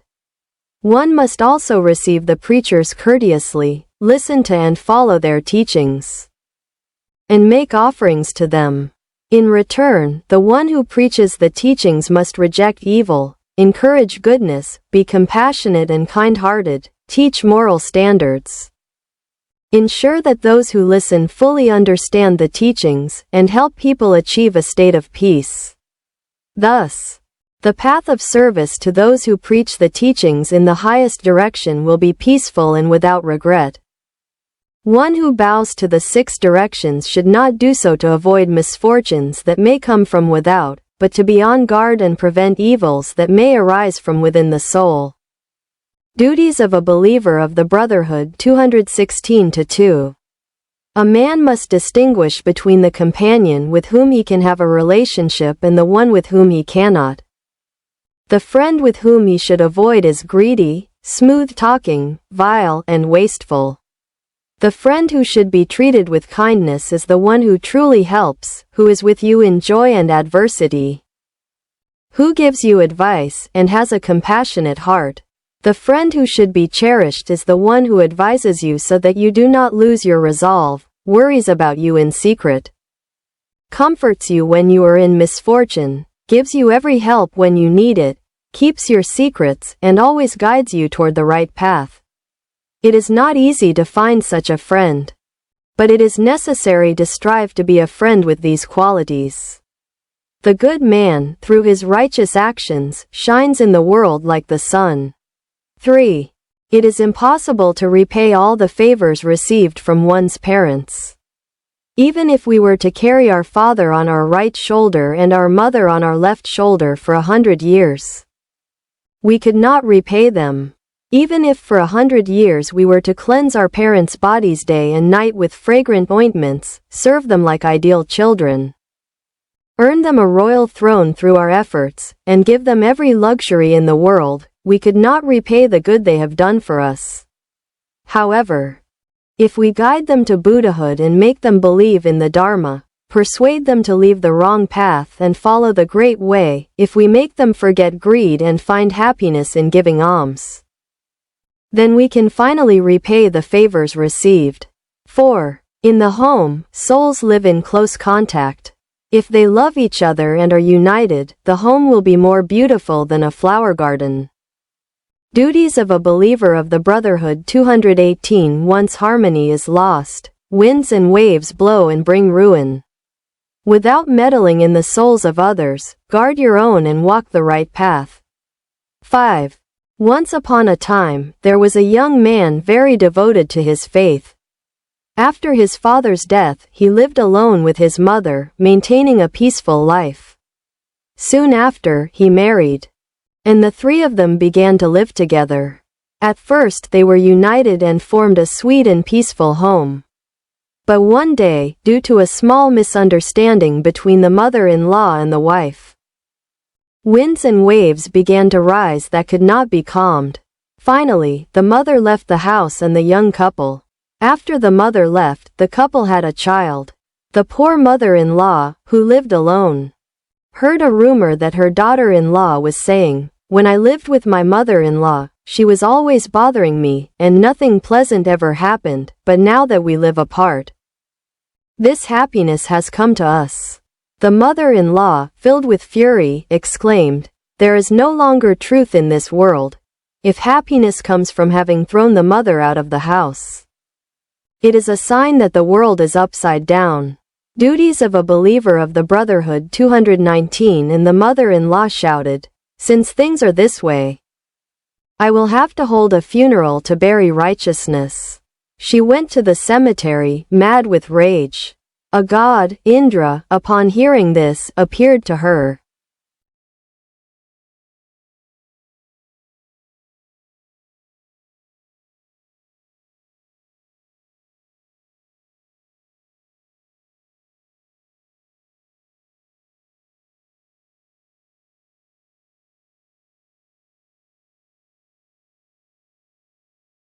The mother-in-law inquired about the incident. He tried to persuade her, but her anger was not easily appeased. Seeing that it was useless, the god Indra said to her, "Then, to satisfy you, I will burn your daughter-in-law and the son you hate so much alive. Will that please you?" The mother-in-law, upon hearing these words from the god Indra, realized her mistake, begged forgiveness, and pleaded for the lives of her daughter-in-law and son. At that moment, the married couple and their grandson were heading to the cemetery in search of the mother-in-law, for they too had recognized their error. The god Indra reconciled the mother-in-law and daughter-in-law and brought them back home. Kindness is never truly lost until one casts it out. Occasionally, it seems to disappear, but when this happens, it simply means that it has ceased to exist in the soul of the wicked person. Discord between two hearts brings great misfortune. A small misunderstanding can lead to great tragedy. This is especially important to remember in family life. Duties of a believer of the fellowship 220-6. Regarding household expenses, everyone should work like diligent ants and bees. No one should rely on the industriousness of others or expect their charity. Furthermore, no one should think that what they have earned through their efforts is only for themselves and can be spent solely on their own. A portion of it must be shared with others, and a portion must be set aside for emergencies. We should rejoice that a portion is used for the benefit of society and the Buddha's teachings. Nothing is truly one's own. Everything has come to us through the interplay of cause and effect. We possess it only temporarily, and everything, however insignificant, must be treated with care. 7. When Syamavati, the queen consort of King Udayana, presented Ananda with 500 garments as an offering, Ananda received them with great satisfaction. The king, upon learning this, suspected that Ananda had received them out of greed, like common men. The king asked Ananda, "What will you do with the 500 robes?" Duties of a believer of the Brotherhood 221. Ananda replied, "I will distribute them among my brothers." "What will you do with the old robes?" "We will make sheets from them." "What will you do with the old sheets?" "We will make pillowcases." "What will you do with the old pillowcases?" "We will make carpets." "What will you do with the old carpets?" "We will make towels for washing feet." "What will you do with the old towels?" "We are going to make rags to mop the floor." "What will you do with the old rags?" "Great king, we will shred them and mix them into the mud to make the walls when we build a house. We must use things carefully and use them usefully. This is how to employ something that is not ours, but is temporarily in our hands. 8. The relationship between husband and wife is not established solely for convenience, nor simply because two bodies live physically in the same house. Husband and wife must cultivate their souls with the same teaching. Duties of a believer of the Brotherhood 222. A couple who were the epitome of an ideal marriage once went to the Buddha and asked him, "Great Buddha, we have known each other since we were children, and since we married, our hearts have never been clouded by the slightest hint of infidelity. Just as we were husband and wife in this life, how can we form a happy marriage again in the next life?" The Buddha replied, "Maintain the same faith. If you receive the same teaching, if you cultivate the same heart, if you have the same charity and the same wisdom, you too will be able to live with a united soul in the next life." 9. There is no distinction between men and women in the pursuit of the path to enlightenment. Even if a woman chooses to seek enlightenment, she will become a heroic woman on the path of truth. Malika, daughter of King Prasenajit and wife of King Ayodhya, sought the path of truth and had profound faith in the Buddha's teachings. In his presence, she made the following vows: "Great Buddha, from now until I attain enlightenment, I will never violate the sacred precepts, I will not act arrogantly toward people, Nor will I become angry with anyone. I will feel no envy for souls or things, I will keep nothing for myself. And I will give all that I receive to the poor to make them happy. Duties of a believer of the Brotherhood 223, I will be generous, speak with gentle words and benevolent to people. I will consider their needs and not my own convenience. With a pure and constant soul, I will treat everyone the same. If I see abandoned men, men in prison, men suffering from illness, men in distress, to reassure them I will explain the reasons for their suffering and the value of the laws. If I see that another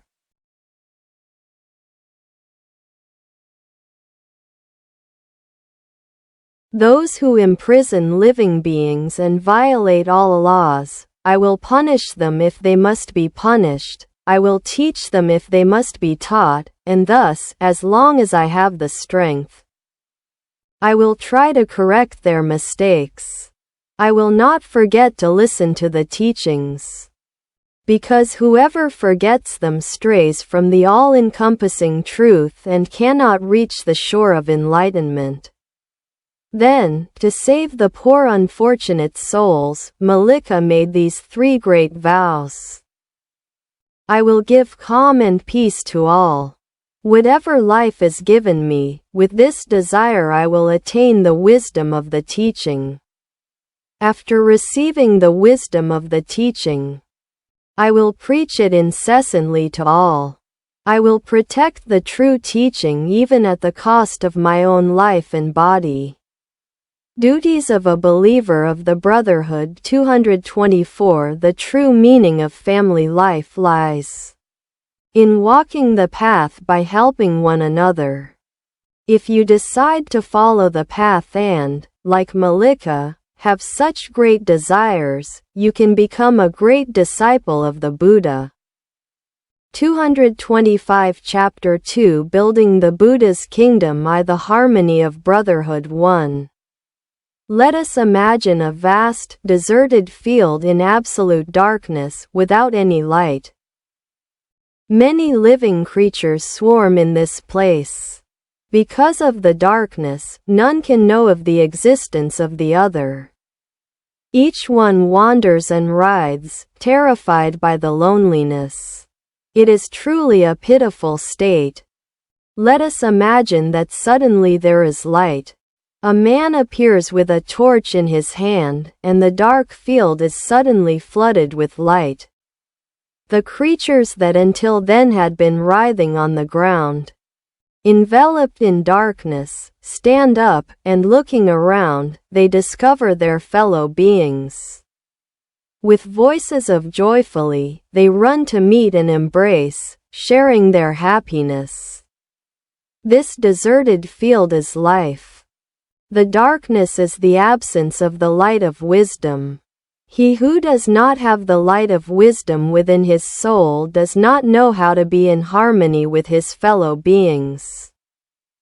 226 The building of the kingdom of Buddha. He is a solitary being who is born and dies alone. Therefore, it is natural that he wanders aimlessly and fears solitude. The appearance of a superior man with a torch signifies the arrival of Buddha to this world with the light of wisdom. By being illuminated with this light, for the first time, people come to know themselves, to know their fellow beings, and to establish friendly and peaceful relationships. However many thousands of people may live together, as long as they do not know one another, they cannot constitute a society.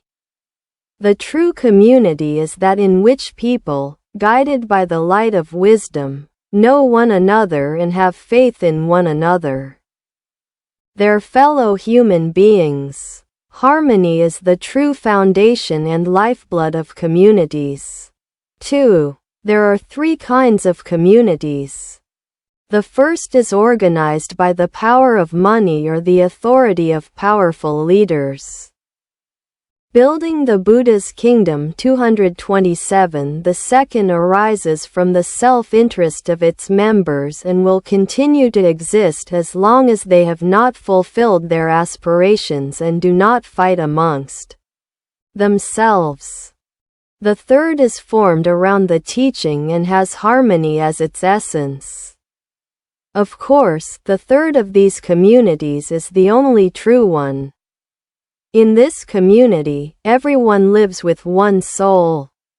And from this many virtues arise. There, peace, joy, contentment, and happiness exist. Like rainwater falling on the mountains, it becomes streams and, little by little, increases its flow until it finally reaches the sea.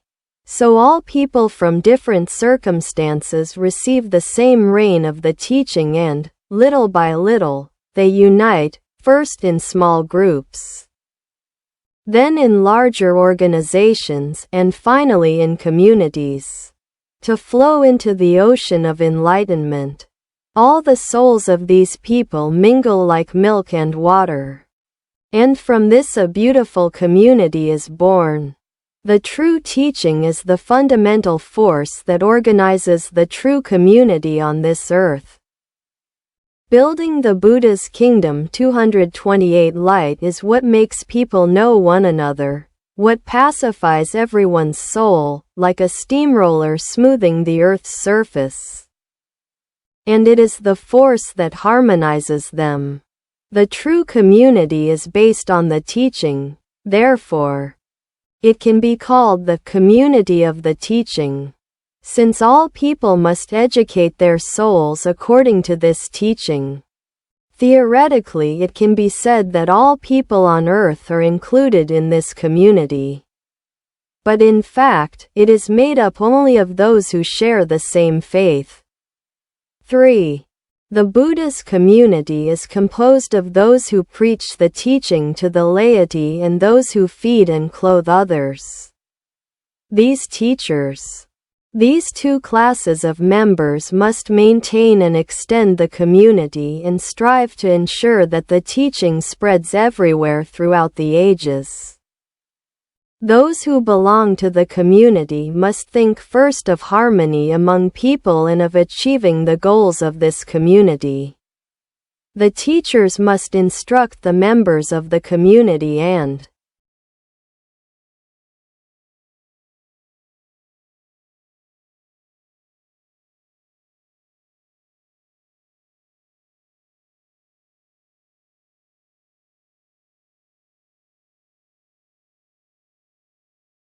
the members must honor the teachers so that there may be harmony among them. Building the Buddha's Kingdom 229. They must strive to get along with everyone. Rejoice wholeheartedly in being able to live in the company of those of the same faith. Be open-minded. Be charitable. Banish the self-centered soul. And unite their souls with the souls of all people. 4. There are 6 precepts that maintain harmony in the community. First, sincerity in words. Second, sincerity in acts of charity.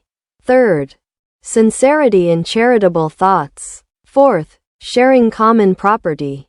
Fifth, adhering to the same precepts of purity. Sixth, having a correct viewpoint. Among these, the last forms the core of the other precepts. There are 2 sets of 7 rules that must be followed to make the community prosper. 1. Meeting frequently to discuss the teaching. 2. Respect one another without discrimination based on social class. 3. Revere the teaching and respect the rules without changing them arbitrarily. Building the Buddha's Kingdom 230. 4. Do not forget courtesy in dealing with elders and juniors. 5. Guard your soul so as not to lose sincerity and respect. 6. Purify your soul in a quiet and peaceful place. Give way to others to give them priority. 7. Love your neighbor, treat those who approach you cordially, and take good care of the sick. If these 7 rules are observed, the community will never decline. The other set of 7 rules are: 1. Keep your soul pure and do not desire many things. 2. Maintain integrity without coveting. 3. Maintain patience and do not quarrel. 4. Remain silent and do not speak idly. 5. Observe the precepts and teachings. 6. Maintain a stable mind and do not follow different teachings. 7. Maintain frugality and be modest in dress and food. If these 7 rules are observed, the community will not decline. 5. As mentioned before, the life of the community is harmony. A community without harmony is not a community. Therefore, every effort must be made to prevent disturbances, and if they occur, to dispel them. Building the Buddha's kingdom. 231. Blood is not purified by blood. Resentment cannot be eliminated by resentment. It can only be dispelled by forgetting it. 6. There once was a king named Calamity. His territory was conquered by a war-loving neighboring king named Brahmadatta. King Calamity, after having been in hiding with his son and wife, was captured. But fortunately his son managed to escape. The prince tried to rescue him on the day of his execution, but it was all in vain. He had to watch his unfortunate father's death with tears in his eyes. The king recognized his son in the crowd and murmured these words as if speaking to himself, "Don't linger. Don't act rashly. Resentment is only quelled by forgetting." This prince lived thinking only of revenge. He managed to enter the palace as a servant, and little by little he gained the king's trust. The building of the kingdom of Buddha. 232. One day, the king went hunting. The prince thought it was the opportunity to carry out his revenge. He led the king's troops away and went alone with him into the mountains. The king, tired from so much running, fell asleep on the knees of this young man who had won his trust. The prince thought the time had come, drew his sword, and held it to the king's throat. However, at that moment, he remembered his father's words and couldn't move his hands. Suddenly, the king awoke startled, a cold sweat running down his body. He told the prince he had dreamed that the son of King Calamity was trying to plunge his sword into his throat. The prince gripped the king tightly and raised his sword. He declared that he was the son of King Calamity and that the time had come to avenge his father. However, he immediately dropped his sword and knelt before the king. The astonished king rose. When the prince told him of his father's last words, he was deeply moved. They asked for each other's forgiveness and forgave one another. The king returned the prince's kingdom, and both kingdoms maintained friendly relations for a long time. Building the Buddha's kingdom. 233. In this parable, not seeing for a long time means not holding grudges for long. Don't rush means that one should never be quick to break off a friendship. Resentment is not calmed by resentment, it is only appeased by forgetting. In a community based on harmony, everyone should always act according to the spirit of King Calamity. Reflected in this story, not only the members of the community, but all people in general should judge and act according to this spirit. 2. The Buddha's kingdom. 1. As stated before, when a community lives in harmony and does not forget its duty to propagate the faith, it will be able to build a harmonious community.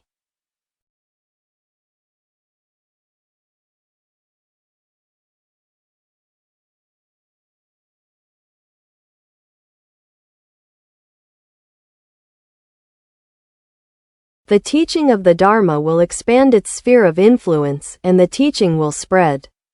This means that the number of people seeking enlightenment will increase. It means that the army of greed, ignorance, and resentment, led by the devil of darkness and desire, will disappear. Building the Buddha's kingdom. 234. And in its place will appear wisdom, clarity, faith, and joy. The devil's domains are desire, darkness, strife, the sword, bloodshed, and war. They also include envy, prejudice, hatred, delusion, flattery, secrecy, and abuse. Let us suppose that in this kingdom the light of wisdom shines, the rain of mercy falls upon the earth, the roots of faith spread, and the flower of joy blossoms. This domain of the devil will, in an instant, become the land of Buddha. Just as a gentle breeze and a few blossoms on a branch herald spring, when a person attains enlightenment, the grass, the trees, the mountains, the rivers, and all other things receive new life. If the person's soul is pure, the land on which it dwells is also filled with purity. 2. In the land where the teaching prevails, people are sincere. This is because their souls are purified in contact with the great soul of Buddha, who illuminates all things and cares for them with inexhaustible compassion. The sincere soul, in turn, transforms into a profound soul that follows the noble path. It is charitable, obedient, patient, enthusiastic, tranquil, wise, merciful, and guides people to the path. Thus, the pure land of Buddha is built here. A house where a humble person lives with their wife and children can be the dwelling place of Buddha.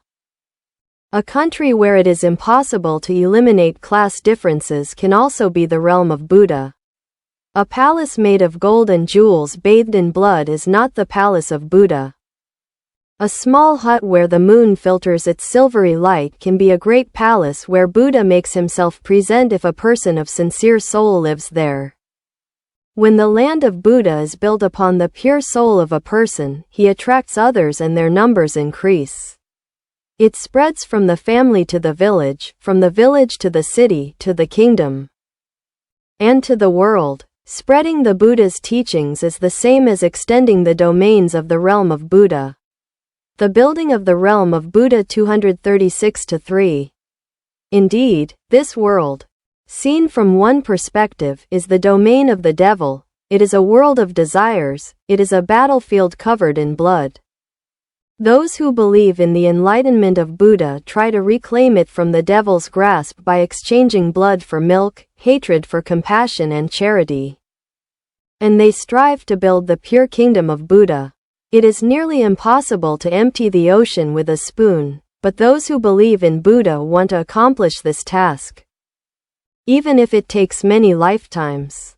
Buddha awaits us standing on the other shore, in the world of enlightenment where greed, anger, ignorance, and suffering do not exist. There, the light of wisdom shines and the rain of mercy moistens the earth. It is a land of peace where those who suffer, those who grieve, those who are in pain, and those who seek a moment of rest in spreading the teaching find refuge. In this pure land, the light is inexhaustible and life is eternal. Whoever enters it will never again lose their tranquility. It is a tranquil land, filled with the joy of enlightenment, where the fragrance of flowers praises wisdom and the birds sing the sacred teachings. It is the place where we must all go in the end. 4. However, this is not a land of rest, nor of pleasure. The bed of flowers is not for sleeping comfortably, it is for gaining and accumulating energy for action. The Buddha's mission knows no end. As long as humankind exists, as long as living creatures exist, as long as the souls of these creatures are tainted by selfishness, it will not cease. The children of Buddha who once passed to the pure land on the other side must be zealous and return to their respective worlds to assist in the Buddha's work. When one light is kindled, others are kindled from it.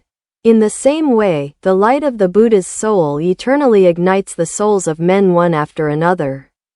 The children of Buddha cooperate in the work of Buddha, leading men to perfection, and they never cease to work eternally to beautify the land of Buddha. The building of the Buddha's kingdom 238-3. Those who have received glory in the Buddha's kingdom 1. Queen Syamavati, consort of King Udayana, was a devotee of Buddha. She lived in the innermost chambers of the palace and never went out. Her servant, the hunchback Uttara, who had a very good memory, was always present at Buddha's sermons and transmitted the teachings to the queen verbatim. Thus,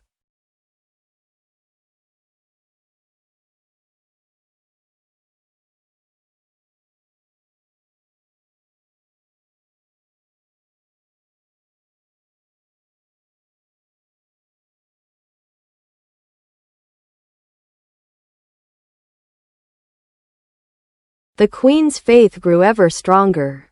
The king's second wife, jealous of Syamavati, plotted to kill her and slandered her before the king. The king believed the slander and decided to kill her.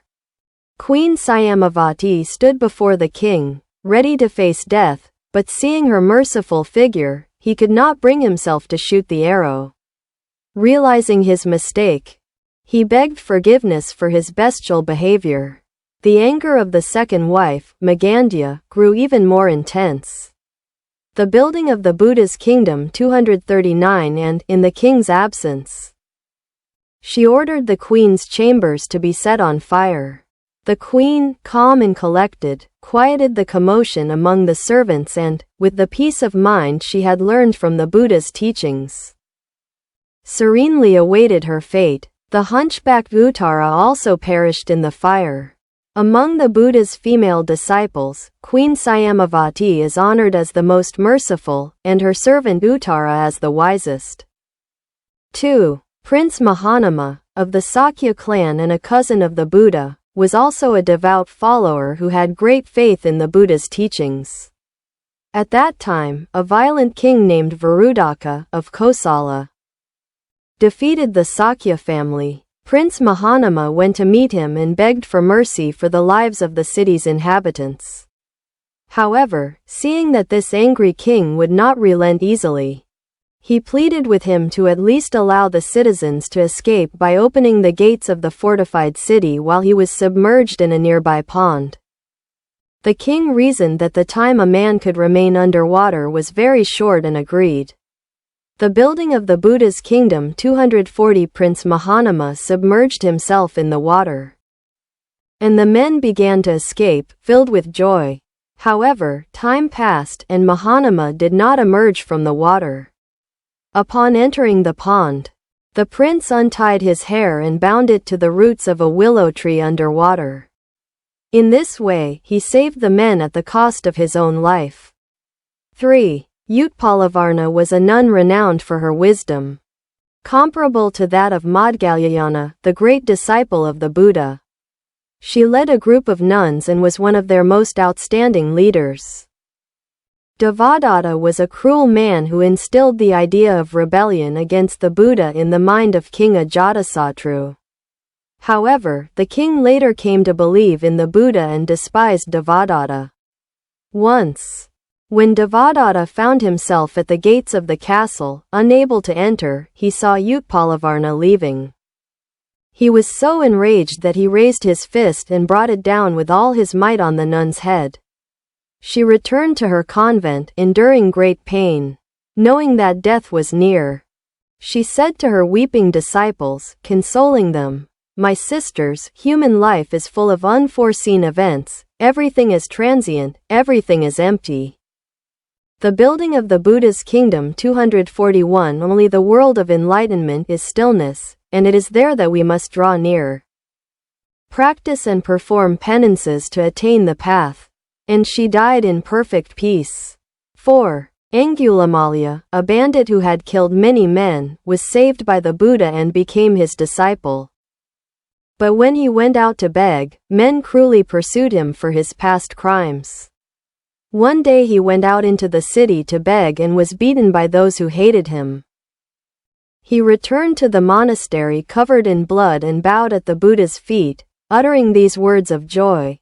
"Great Buddha, my original name was the one who does no harm, but due to my ignorance, I killed many men, and from each of them, I cut off and collected their bloody fingers. Therefore, I received the name Angulimalaya, which means finger collector. Through your great compassion, I attained the wisdom of enlightenment.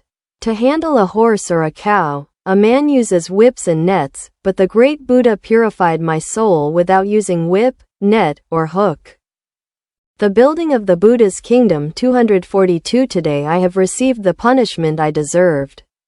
I neither desire life nor hope for death. I only silently await the hour of the arrival of future time. 5. Maudgalyayana, together with the Venerable Sariputra, were the two great disciples of the Buddha. The heretics seeing that the Buddha's teachings penetrated the souls of men like water, felt envy and tried to hinder the preaching. However, no obstacle could prevent the spread of the true teaching. So the heretics thought of killing him and attacked Maudgalyayana. Twice he escaped these attacks, but the third time he was surrounded by many and vilely beaten. Maudgalyayana, sustained by enlightenment, endured all the blows with admirable composure. His bones were broken and his flesh crushed, but he entered death with tranquility of soul. 243. Anguttara Nikaya, the book of the collection of sermons in numerical order. Monks, there is a person whose birth in the world is for good and pair.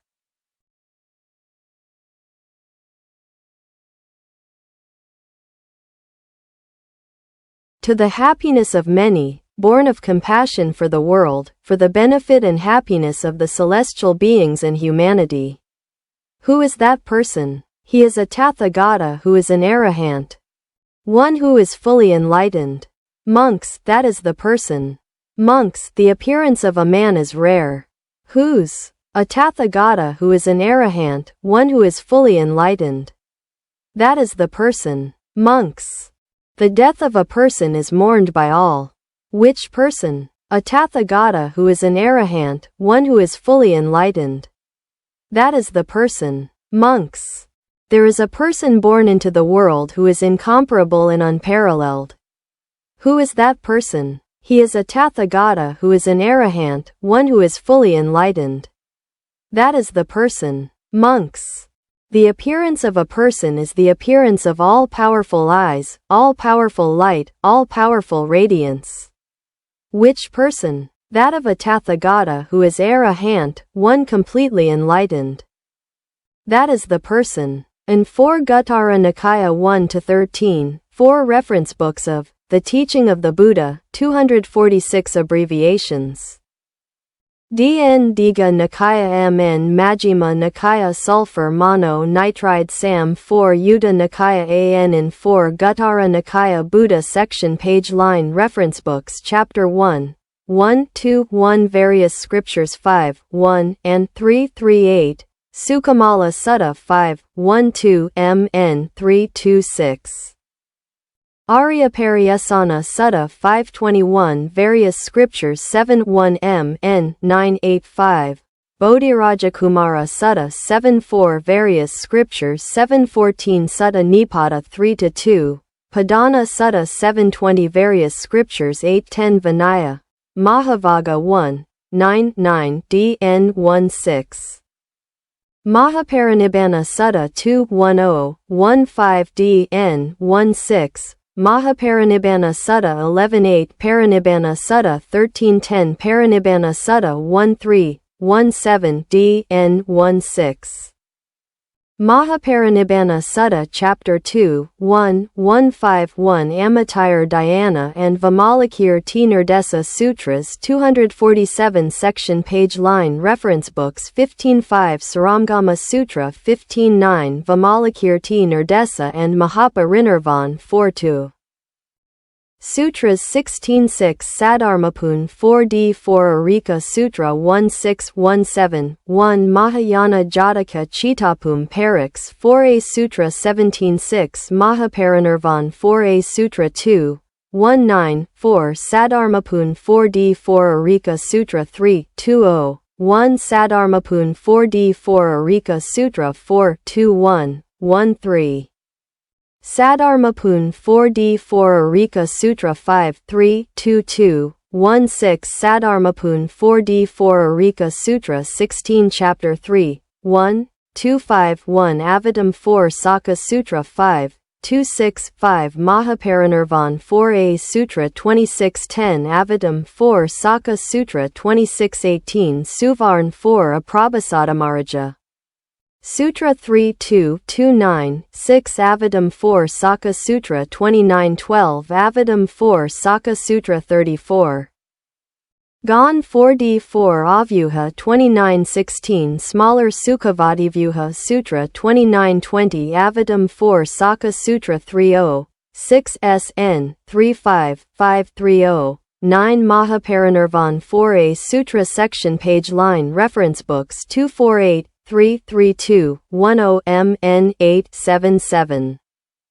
Mahasakuladayi Sutta 33.5 Mahaparinirvan 4a Sutra 33.16 The 4 Nakavatara Sutra 34.2 Avatam 4 Saka Sutra 3.2, 3.4.18 Saddharmapun 4d 4 Arika Sutra 2.5, 3.5, 1 Mahaparinirvan 4a Sutra 35.14 Saddharmapun 4d 4.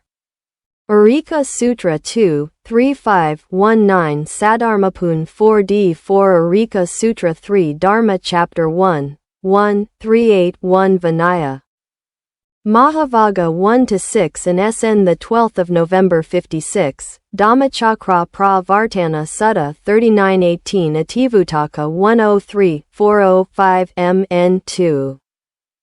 Sabbasava Sutta 4011 Sutra of 42 Sections 18, 413 Srimalatavism 4 Hanada Sutra 3, 42, 21 Avadam 4 Saka Sutra 22, Dasa Bhumika Chapter 2, 1, 461, MN 435, Kul 4 Asachaka Sutta 48, 8 and 549. Moon 4d 4 Araja Vaga 48, 17 and 4185, Saman 4a Sutta 49, 4 and 3, 134. Upada Sutta Section Page Line Books Reference 249-2, 4910 Lan 4 Kavatara Sutra 4913 Avatam 4 Saka Sutra 2, 501 Avatam 4 Saka Sutra 1650, 13 Avatam 4 Saka Sutra 22.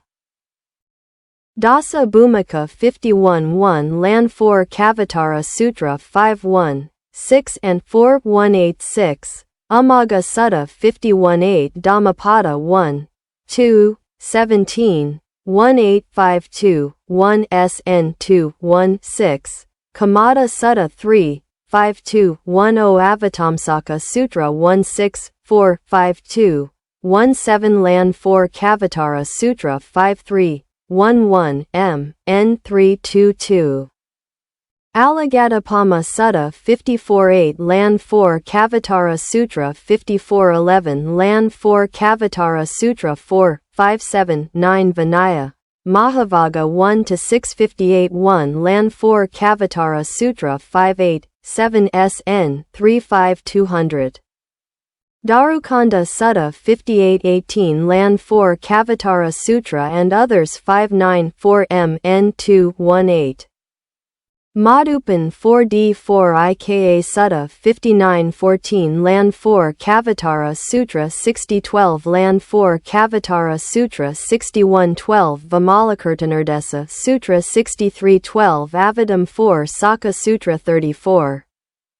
Gan 4 Devyuha 6320, 4 Lan 4 Kavatara Sutra and others Section Page Line Reference Books 250 Chapter 3, 1, 651 Vinaya. Mahavala 1-565-17 Vinaya.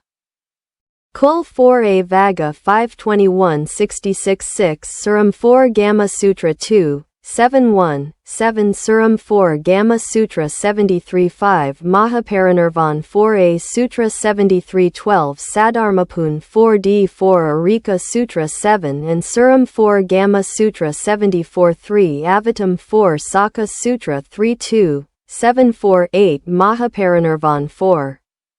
A Sutra 74-13 Brahmayala Sutra 75-1 Mahaparinirvan 4a Sutra 3, 7520 Mahaparinirvan 4a Sutra Chapter 4, 1, 8-1, 1 Srimalatavism 4 Hanada Sutra 8-2, 9 and 2, 1-1, 8-2, 1-5 Ativutaka 9-3, 8-2, 2-2 Vinaya. Mahavagga 8-3-10 and 3-6-8, Anyatithaka Sutta 4-4, 8-3-2-3, and 3-3-4, Al 4 Avaka Sutta 84-17 Vaipulya Sutra 84-22 Vinaya. Mahavagga 1-6, Dham Makakrapravartana Sutta 852 MN 214. Kul 4 Adukakan Dha Sutta 8514 Mahaparinirvan 4a Sutra 8614 Ativutaka 248811 MN 651. Kandaraka Suttanta Section Page Line Reference Books 2, 895 and 3, 130, 251, 8917 and 3, 113. 908 Ativutaka 100, 9022 Samyuktaranapataka Sutra 4, 491, 20 Mahaparinirvan 4a Sutra 931, and 362, 9313, and 3-35. Devaduta Sutta 3, 9418 Therigatha Atthakatha 44, 9521 Sukhavativyuha Sutra Volume 2 Chapter 5, 1, 102, 1 Sukhavativyuha Sutra Volume 1105 19 Sukhavativyuha Sutra Volume 2107 5 Amitire.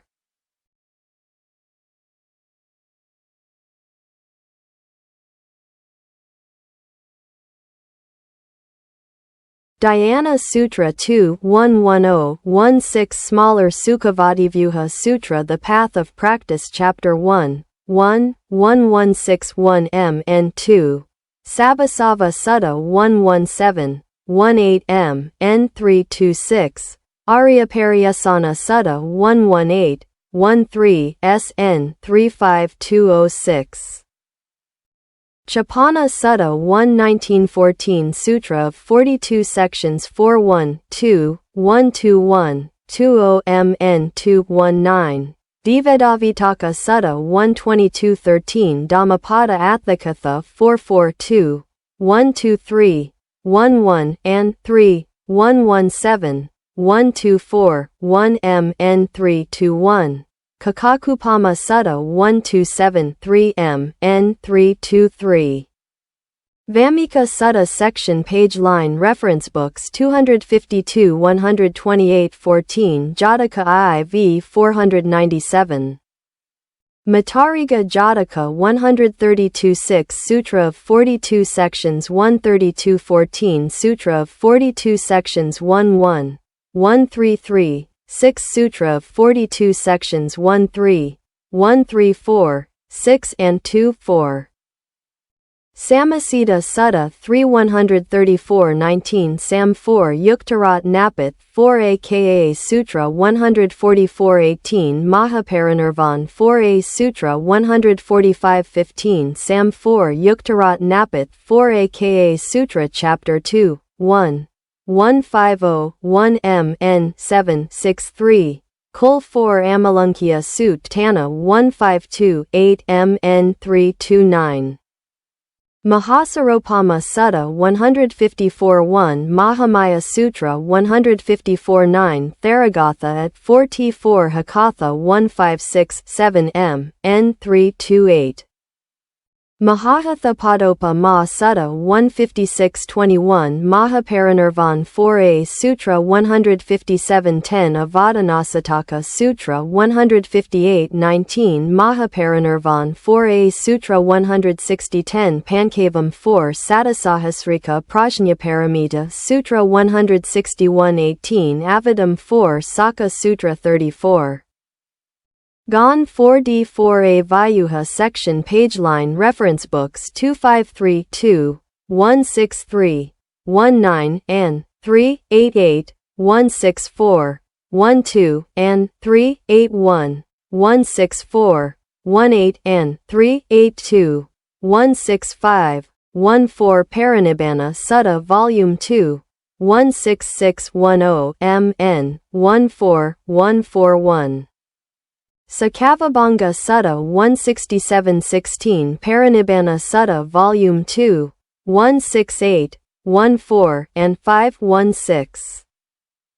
Bala Sutta 168-22 Avatamsaka Sutra 6, 4, 169, 17 Mahaparinirvan 4a Sutra 170 Sam 4 Yuktarat Napat 4 aka Sutra 171 1 Suvarn 4 Aprapasa Sutra 26 171 15 Mahaparinirvan 4a Sutra 172 13 Theragatha at 4t4 Hakatha 173 8 Jataka 55 Pankavuda Jataka 174 9 Ativutaka 39 and 40 174 20 Mahaparinirvana Sutra 4174 22 Mahaparinirvan 4a Sutra 175 1 and 512 175 6 Parinibbana Sutta 175 15 Saramgama Sutra 4 3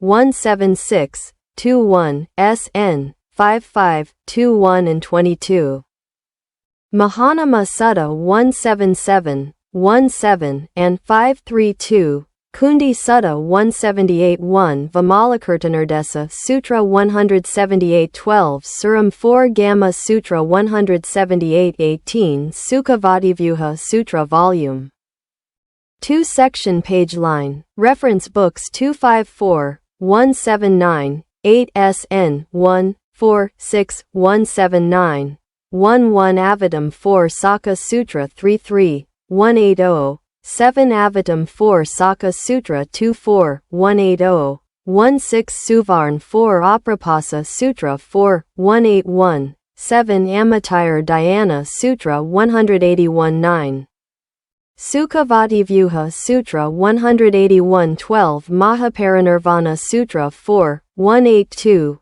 11 MN 2 16 Sitokila Sutta 183 4 Sukhavativyuha Sutra Volume 2 4184 3 Dhammapada 192 1 SN 1 4 6 192 15 AN 192 19 Mahaparinirvana Sutra 4 The Brotherhood Chapter 1194 1 Ativutaka 100 and MN 1 to 3 Dhammadayada Sutta 194 5 Ativutaka 92 195 1 Vinaya Mahavaga 1 30 195 16 MN 439 Maha Asapura Sutta 197 4 MN 440 Kula Asapura Sutta 4 1984 Saddharmapun 4D 4 Arika Sutra 10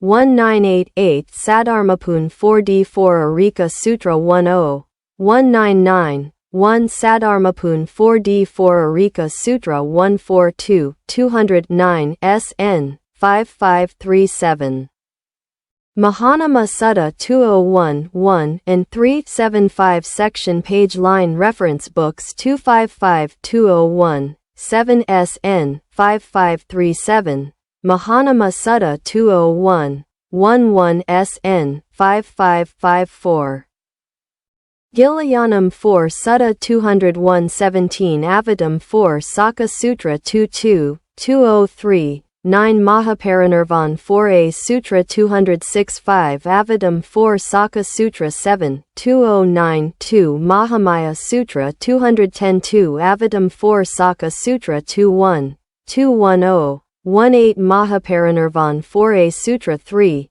212 1 DN 31 Siragalavada Sutta 217 7 and 24 Samasiddha Sutta 217, 22 and 331, 218, 5 Jataka 417, Kakani Jataka 220, 1, DN 31. Sin 4 Galavada Sutta 22011 Dhammapada at 4T4 Hakatha 1, 221, 16, Commons Burmese. 222-12 Srimalatavism 4 Hanada Sutra Chapter 21225 1 Mahaparinirvana Sutra 226, 18 and 3118 Soshian Sutta 228-13 SN 229-6 Vinaya Mahavaga 10-1 and 2, 229, 14 DN 16 Mahaparinibbana Sutta 230:18 Vinaya, Mahavaga 10:1 and 2233:15 SN. 234:12 Antarabhava Sutra 234:18 Vimalakirtanardesa Sutra 236:1 Mahaparinirvana Sutra 4 Section Page Line. Reference Books 256, 236, 19 Smaller Sukhavativyuha Sutra 237:4 Sukhavativyuha Sutra 237:14 Vimalakirtanardesa Sutra 3, 238-6 Dhammapada Atthakatha 1, 44, 238-14 and 342, 239, 10 Dhammapada at 44 Hakatha 1247 AN 5-1 240-11 Mula Sarvastivada Sangabi Devasta 10, 241, 5 M N 986 and 4 Gulamala Sutta 242, 4 and 26 Appendix 258 A Brief History of Buddhism Transmission from India to Japan 1. India Buddhism was one of the most momentous events in the spiritual history of humankind. The light of Asia was kindled in central India and began to shine in all its splendor. Since then, the wellspring of great wisdom and mercy has been enriching the souls of Asians throughout the centuries. Gautama Buddha, who is worshipped by his followers as Sakyamuni, or the great sage of the Sakya family, left his home and, begging, traveled south to Magadha, where he finally attained enlightenment at the foot of a linden tree. This is estimated to have occurred in the mid-5th century BCE. From then until his great death, through which he entered nirvana, he continued preaching the teachings of wisdom and mercy for 45 years. As a result, by the end of that same century, large Buddhist temples had been built throughout the kingdoms and tribes of central India. During the reign of King Ashoka, 268 to 232 BCE, the third monarch of the Maurya dynasty, the teachings of Gautama Buddha spread throughout India and had the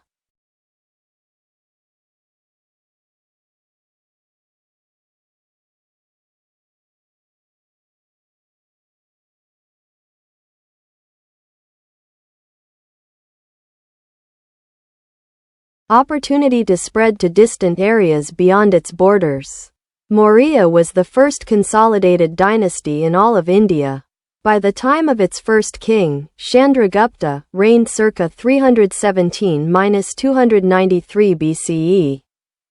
The kingdom's territory stretched from the Himalayan range in the north, the Bay of Bengal in the east, the Hindu Kush Mountains in the west, and the Vindhya Mountains in the south. King Ashoka extended his domains to the Deccan Plateau, conquering Kalinga and other kingdoms. 259. King Ashoka was choleric by nature, and the people called him Chandasoka, Asoka the Dreadful. But after witnessing the disasters of war in the conquest of Kalinga, he completely changed his character and became a devout believer in the teachings of wisdom and mercy. From then on, this king performed many works as a believer in the Buddha, among which the following two deserve special attention. The first is the Edict of Ashoka. The king had the administrative concepts based on the Buddha's teachings inscribed on large stone pillars or polished rock walls throughout his kingdom. With this, the king succeeded in spreading Buddhism throughout India. He then sent missionaries to peoples in all directions outside his kingdom to propagate the teachings of wisdom and mercy. It should be mentioned that some of these missions were sent to very distant places such as Syria, Egypt, Cyrene, Macedonia, and Epirus, transmitting Buddhism to the Western world. Mahinda, the envoy to Sri Lanka, succeeded in establishing the beautiful teaching on the beautiful island of Lankadvipa, thus establishing the starting point for the southward spread of the Buddha's teachings. 2. Beginnings of Mahayana Buddhism. Later Buddhists used the expression eastward movement to describe the direction of the spread of Buddhism.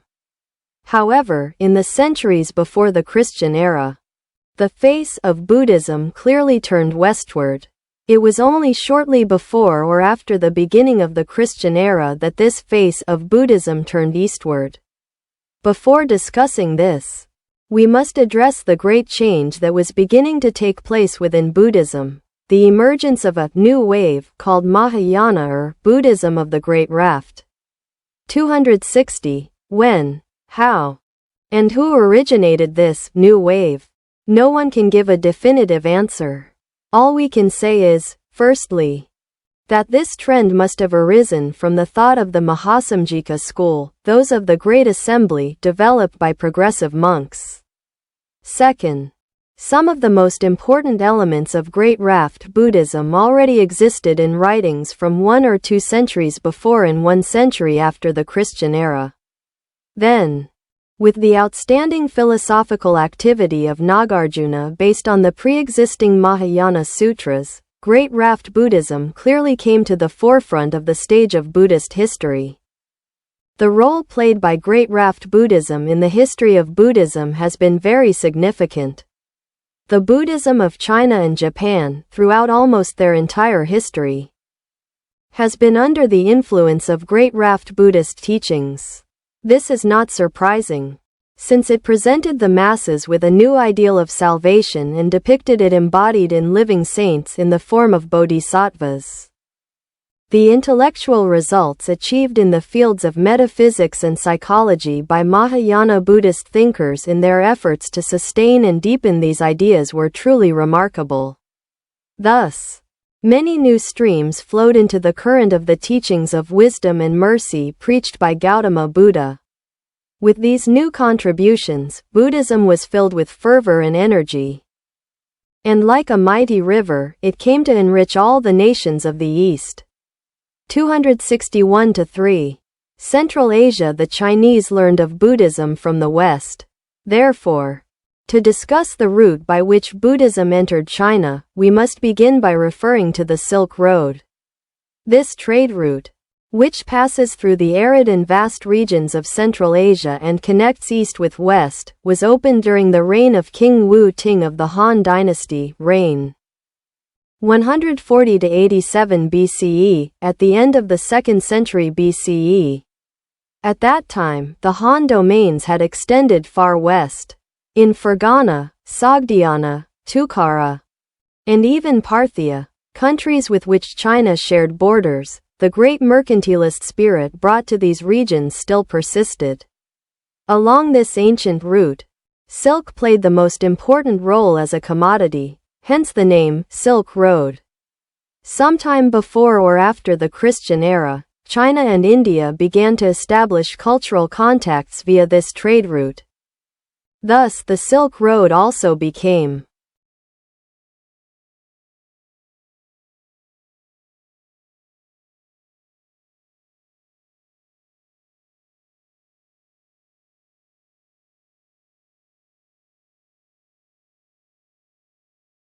the route by which Buddhism spread. 4. China. The history of Chinese Buddhism began with the acceptance of the sutras, Buddhist scriptures and their translations. The oldest of these was believed to be the Ssu Shi or Chongqing Sutra in 42 sections told by the Buddha. A translation made by Kasyapamatenga and others during the Yingpiing period, 58–76 CE, of the Ming-Ti king. Today, this is considered a legendary and unreliable account.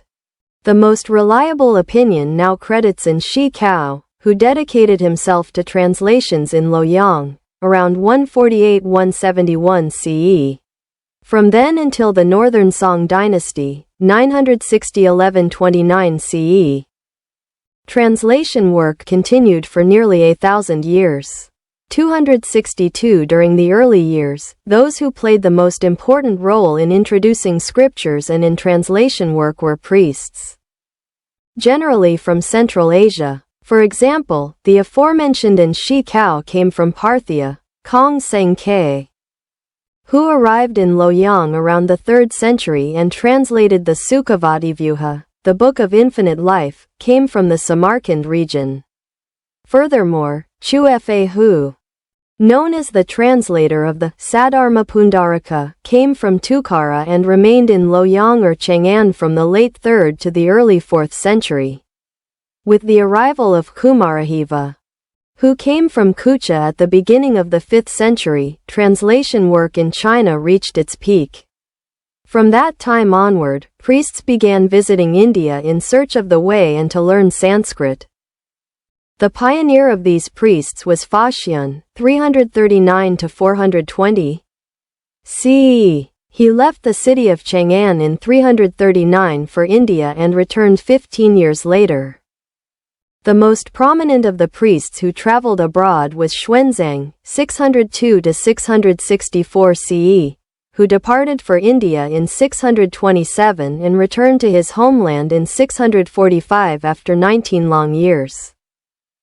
The I Ching, 635 to 713 CE, sailed to India in 761 and returned by the same route 25 years later. These priests visited India to learn Sanskrit, bring back selected scriptures, and dedicate themselves primarily, upon their return, to translation work. Xuanzang's linguistic skill, in particular, was dazzling, and thanks to his energetic work, translations of scriptures into Chinese experienced a second golden age. The early works produced by the priests led by Kumarajiva are called Old Translations, and those produced by Xuanzang and his followers are called New Translations. Thus, there are two classifications of the Chinese versions of the Buddhist scriptures. 263. These numerous texts translated from Sanskrit gradually acquired a strong Chinese character through the philosophical orientations and religious activity of the translators. They were adapted to the characteristics, needs, and demands of the Chinese people. This is evident in the priest's preference for a deeper understanding of the doctrine of emptiness, presented in the Prajna, wisdom, sutras. For this reason, they abandoned Hinayana, or the Buddhism of the small raft, to follow exclusively Mahayana, the Buddhism of the great raft. This trend became increasingly noticeable in the Tendai sect and reached its peak with the emergence of the Zen sect. In the second half of the 6th century, the Tendai sect was brought to its perfection by Tendai Daishi, also known as Chihi, 538 to 597, its third founder. He was one of the most prominent figures in Buddhist thought and his work. The 8 periods and 8 classes of the Buddha's teachings had a profound influence on both Chinese and Japanese Buddhism for many years. Looking back, we see that in China the sutras were brought without regard for their chronological order of origin and were translated as they arrived. Because of the enormous number of sutras, the challenge lay in how to investigate their origin and evaluate them. It was essential to understand how to appreciate Buddhism in its entirety and to clearly identify the underlying ideas of each sutra for its comprehension. There were many commentaries on the sutras, of course based on Chinese thought, and among them, Chi's was the most systematic and, for that very reason, much more persuasive. However, with the appearance of later works of Buddhist scholarship, this dominant influence ended. 264. In the history of Buddhism in China, Zen was the last to arrive. It is believed that the founding saint of this sect was a foreign Sramana, Bodhidharma, circa 528 CE, but the seed he sowed did not blossom until the time of the sect's 6th saint, Weineng, 638 to 713 CE. After the 8th century, many priests of Zen successively emerged within this sect in China.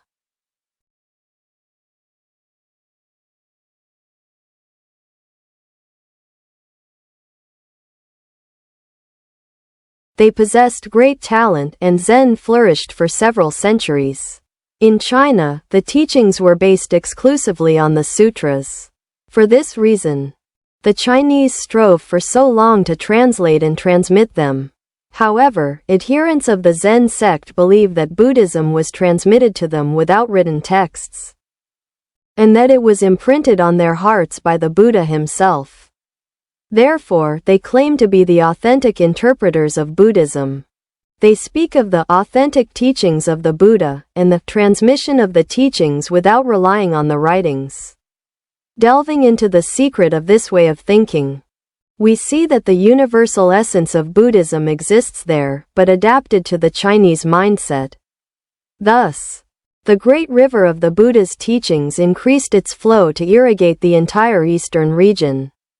5. Japan. The history of Buddhism in Japan begins in the 6th century. In 538 AD, the king of Paikche, Korea, sent a mission to the court of Emperor Kinmei to present him with an image of Buddha and sutra scrolls. This was the first step in the introduction of Buddhism to Japan. 1,400 years have passed since then. In this long history, we can distinguish three important stages. The first comprises the Buddhism of the 7th and 8th centuries, which has left us the temples of Horyuji, 607 CE, and Todaiji, 752 CE, built during that time. When referring to this era, one cannot overlook the great flourishing of culture throughout Asia. During this period, while Western civilization was 265 enclosed in profound darkness, a magnificent movement of astonishing creativity existed in the East.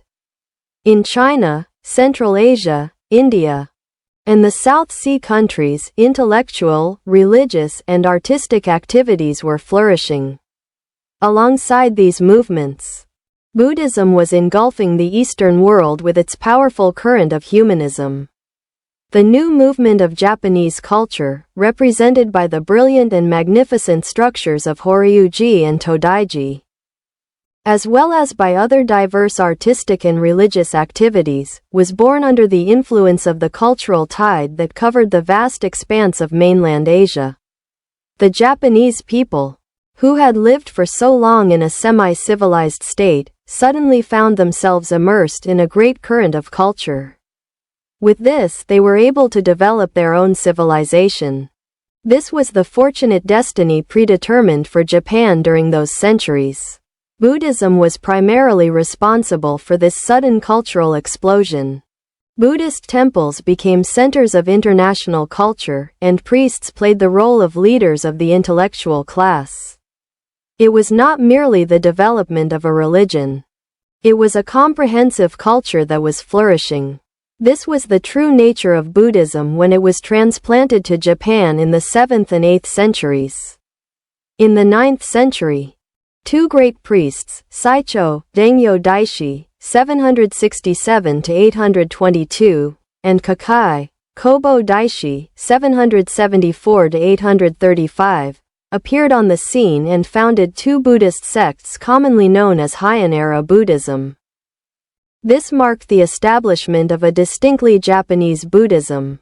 Returning to the practices that were the original source of Buddhism, these priests founded monasteries on Mount Hiei and Mount Koya, respectively. For 300 years after their founding, up until the Kamakura period, these two sects, Tendai and Shingen, flourished primarily among the aristocracy and in the imperial courts. 266. The second stage can focus on Buddhism in the 12th and 13th centuries. During this period, saints such as Honen, 1133–1212, Shinran, 1173–1262, Dogen, 1200–1253, and Nichiren, 1222–1282, emerged, the three greatest priests Japan ever had. Even today, when Buddhism is discussed, it is impossible to forget these saints. Why did such eminent priests only arise in these centuries? They faced a common problem. Buddhism had to be reshaped for the Japanese. So why did it have to be in those centuries? If Buddhism had been introduced several centuries earlier? Historically, it is true that Buddhism entered Japan in the 6th and 7th centuries. But it was only gradually assimilated and adapted by the Japanese. Transplanting a culture requires several centuries of arduous effort. The work of assimilation begun in the 7th and 8th centuries with the arrival of spring, blossomed suddenly. This was the work of certain priests in the 12th and 13th centuries. Since then, Japanese Buddhism, based on the strong foundations laid by these prominent priests, has endured to this day. From this period onward, the sun has not shone brightly on the history of Buddhism in Japan. However, there is another historical fact that deserves attention. The result of studies on early Buddhism developed in Japan during the period, era, etc.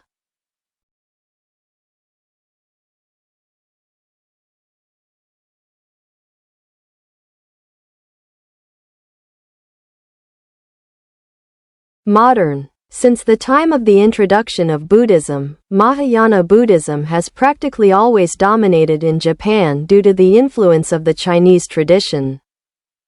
Especially after the emergence of the great masters of the 12th and 13th centuries, Mahayana teachings, along with the doctrines of the founders of the sects, formed the main focus of study and practice. This has continued to the present day. In Japan, the study of early Buddhism began approximately in the second half of the Meiji era. The figure of Gautama Buddha reappeared 267 vividly before all those who had forgotten the existence of the great master of the teachings, thinking only of the founders of the sects. The veils that concealed the systematic teachings of the Buddha were lifted from those who saw nothing but Mahayana doctrines. These new orientations are still largely within the sphere of academics and are not yet widespread enough to ignite a new religious fervor.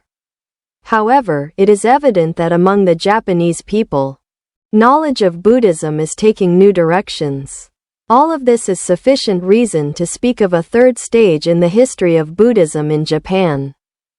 268 The Scriptures of the Buddha's Teachings. Buddhism is a religion based on the teachings preached by Sakyamuni during 45 years of his life. The words he spoke in his sermons have absolute authority in this religion. Although there are 84,000 paths to the Dharma and a large number of sects, none of them deviate from Sakyamuni's teachings. The books in which these teachings were transmitted are known as the Isaikyo or Daikokyo, meaning the complete collection of the Holy Scriptures. Sakyamuni placed great emphasis on the equality of all human beings. He always used simple, everyday language in his preaching so that everyone could fully understand. He preached for the benefit of humanity until his death at the age of 80, without missing a single day during this long period. After his death, his disciples preached his teachings according to what each had heard directly. However, the teachings as they were transmitted could vary due to unconscious errors in listening and memorization. Sakyamuni's words must always be transmitted correctly and accurately to all people equally. The chief priests gathered to organize and consolidate the words and teachings of Sakyamuni, and each recited what he had learned and understood. This great conference is called the Ketsuju. The most senior priests met there and discussed the authenticity and correctness of the teachings for several months. This demonstrates their great desire to transmit Sakyamuni's doctrine with the utmost respect and precision. These compiled words were later written down. Learned priests of later times began to add commentaries and interpretations to the scriptures, which are known as the Ran. The Buddha's teachings, the commentaries added in later ages. And the Buddhist precepts came to be called the Sanzo, the triptych or Tripitaka in Sanskrit.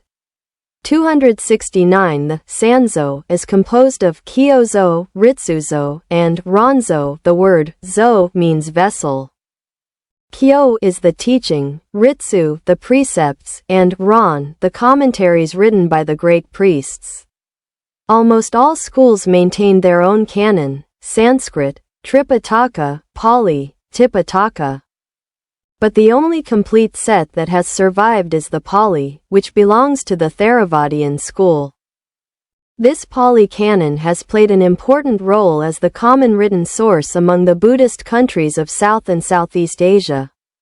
According to tradition, Buddhism was transmitted and introduced to China in the 10th year of the Young Pint era, during the reign of Ming Ti of the Eastern later Han Dynasty, 25–220 CE.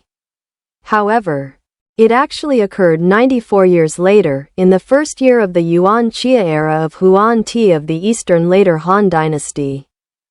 Because Mahayana Buddhism had already been established in India by this time, both early Buddhist and Mahayana scriptures were transmitted to China without distinction. For 1,700 years, efforts have been made to translate the scriptures into Chinese. The number of translated books and volumes has reached 1,440 and 5,586, respectively.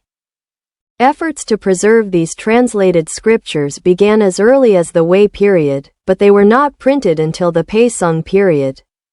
However, from this time onward, the works of the high priests of China were added to the scriptures, so it was no longer appropriate to call them triptychs.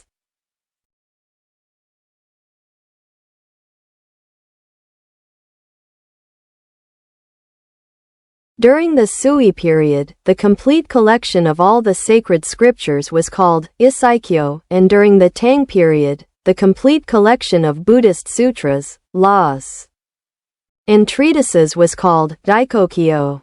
On the other hand, Buddhism had been introduced to Tibet around the 7th century, and for 150 years, from the 9th to the 11th century, efforts to translate the Buddhist scriptures continued, resulting in their near-complete translation by that time.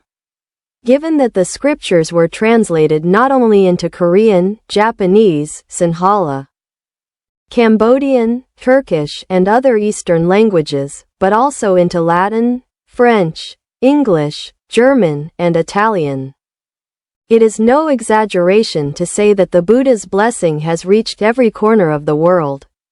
270, however.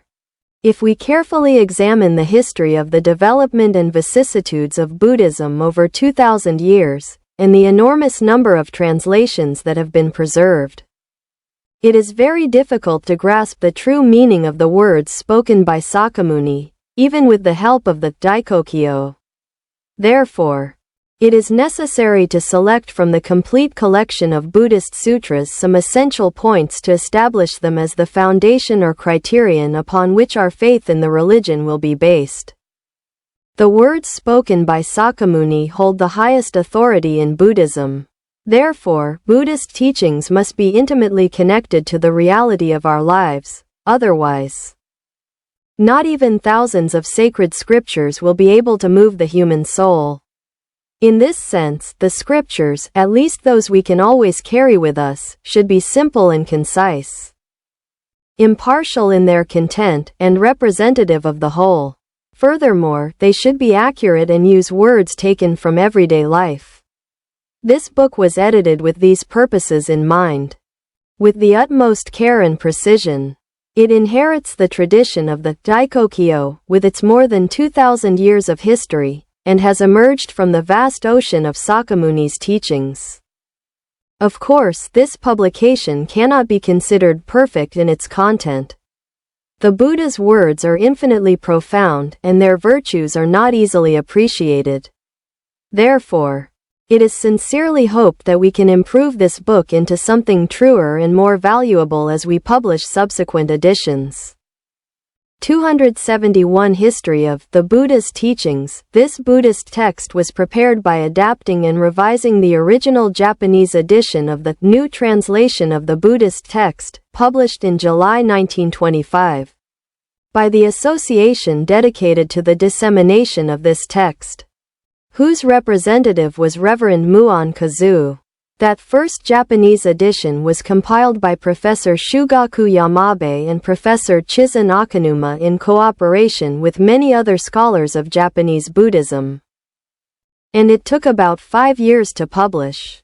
During the Showa era, 1926 to 1989, the association published the People's Edition of the Buddhist Text in Japanese, which was distributed throughout Japan.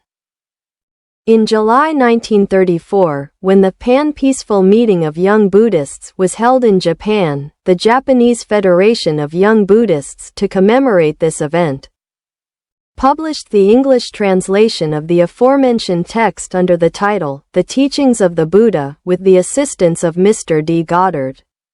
In 1962, commemorating the 70th anniversary of the introduction of Buddhism to America, Mr. Yihan Namata, president of the Mitutoyo Corporation, published another English edition of The Teachings of the Buddha.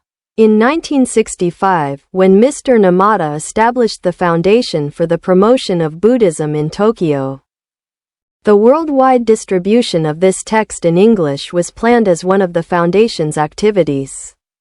To carry out this plan, a committee was organized in 1966 to revise and compile The Teachings of the Buddha. The committee consisted of Professors Kazuyoshi Kino, Shuyu Kanaoka, Zeno Ishigami, Shinko Sayaki, Kodo Matsunami, Shojin Bando, and Takemi Takase. N.A. Waddell and Toshizuki Shimizu also collaborated on the revision. A Japanese English edition was subsequently published in a new version. 272 in 1972, Professors Shuyu Kanaoka, Zeno Ishigami, Shoyu Hanayama, Kwansei Tamura, and Takemi Takase revised and compiled the text again, correcting errors. Again, in 1974, to correct inappropriate and uncertain expressions in the English version of the text, a further revision was undertaken under the direction of Mr. R. K. Steiner, Professors Shojin Bando, Kodo Matsunami, Shinko Sayaki, Kwansei Tamura, Doyu Tokunaga, and Shoyu Hanayama, chief editor. As a result of this work, the English-Japanese edition of The Teachings of the Buddha was published in its current version. In 1978, Professors Shigeo Kamada and Yasukai Nara joined the committee. Even more, Kenneth Tanaka, Shogo Watanabe, Yoshiyasa Yanazawa, Sengaku Maeda, deputy of the Secretary General of the Drafting Committee, participated.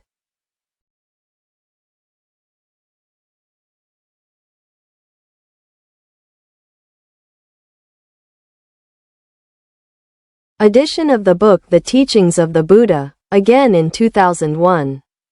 In 2013, the Society for the Promotion of Buddhism changed its legal status, becoming a public interest foundation. Following this change, the members of the editorial committee for The Teachings of the Buddha, Professors Sengaku Maeda, Editor-in-Chief, Zeno Ishigami, Kiyotaka Kimura, Kenneth Tanaka, Makio Takamura, Yasuaki Nara, Shizuko Yoshimizo, Yoshiyasu Yanazawa, and Shogo Watanabe, formed a new editorial committee. Since 2017, with Professor Makio Takamura serving as the new editor-in-chief. The committee has held annual meetings to ensure that The Teachings of the Buddha effectively addresses the needs of contemporary society. June 2017, this Spanish translation was done by Professor Miyoko Ida Tamura of Nagasaki Short University of Foreign Languages. And the final review was done by Professor Roberto Horacio Oist of Tsukuba National University. In parallel, to bring the wisdom and mercy of Buddha to all corners of the world. Translations into French, Korean, and Portuguese have been made, and many other editions are in preparation. 273 March 1978275 Index of The Teachings of the Buddha, Human Life Pageline The Meaning of Life 512 The Actual State of the World 9620 The Ideal Way of Life 23418 The Wrong View of Life 4419 The Correct Notion of Life 4110 The Two Extremes of Life 57:9 To Those Who Doubt, Fable 127:3 The Life of Man, Fable 90:22 If Desires Lead You Astray, Fable 98 What the Old, the Sick, and the Dead Teach Us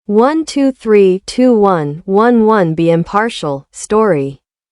172:13 Suffering is born of the soul that feels attachment. 42:21 Ways to avoid suffering. 13:10 Doubt is the gateway to enlightenment. 59:10 How to be free from suffering. 116:1 Index page line 279 By extinguishing the fire of desires, one achieves the freshness of enlightenment. 141:18 Lust is the origin of disappointment. 85:14 Lust is like a viper in a flower. 85:20 Do not feel attachment to the burning house, fable. 19:16 Desires are the origin of error. 118:4 This world is on fire. 82:22 Man burns in the fire of fame and wealth. 119:14 He who covets wealth and fame is lost. 119:20 The characteristics of the wise and the ignorant. 134:6 The ignorant are unaware of their mistakes, fable. 141:1 The ignorant feel envy seeing only the results, fable. 141:4 The normal behavior of an ignorant person, fable.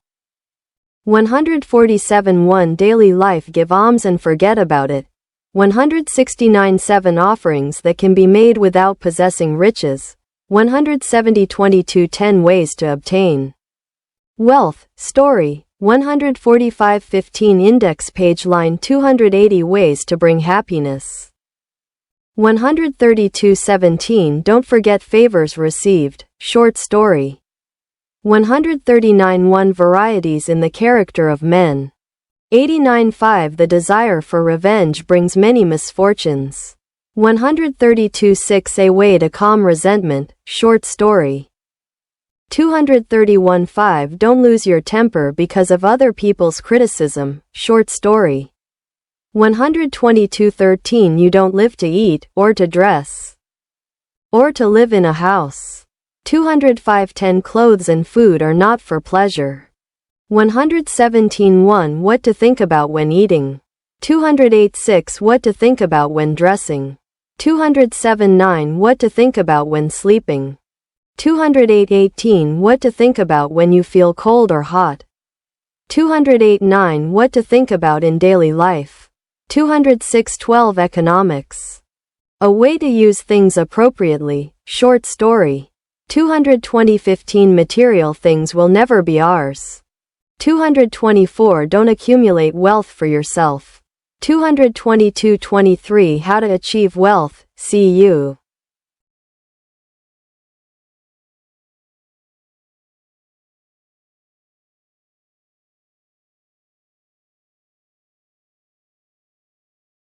Ento. 145:15 Index page line 281 The family home is the place where souls meet in contact. 217:22 Acts that destroy the home. 213:3 Ways to repay favors received from parents. 217:17 The path of the father and the son. 213:21 The path of the husband and the wife. 214:19 Husband and wife must have the same faith, story. 222:1 The path of priests. One is not a priest just for reading the sutras and wearing the robe. 197:8 The priest is not heir to riches and the temple. 194:1 The greedy man is not a true priest. 194:5 The life that priests should lead priests. 196:4 Society the sense of community. 226:13 The real state of society. 96:23 Kinds of organizations. 226:18 The true life of community. 227:6 The light that illuminates the field of darkness. 225:7 The harmony of human relations. 227:20 Index page line 282 The harmony of social organizations.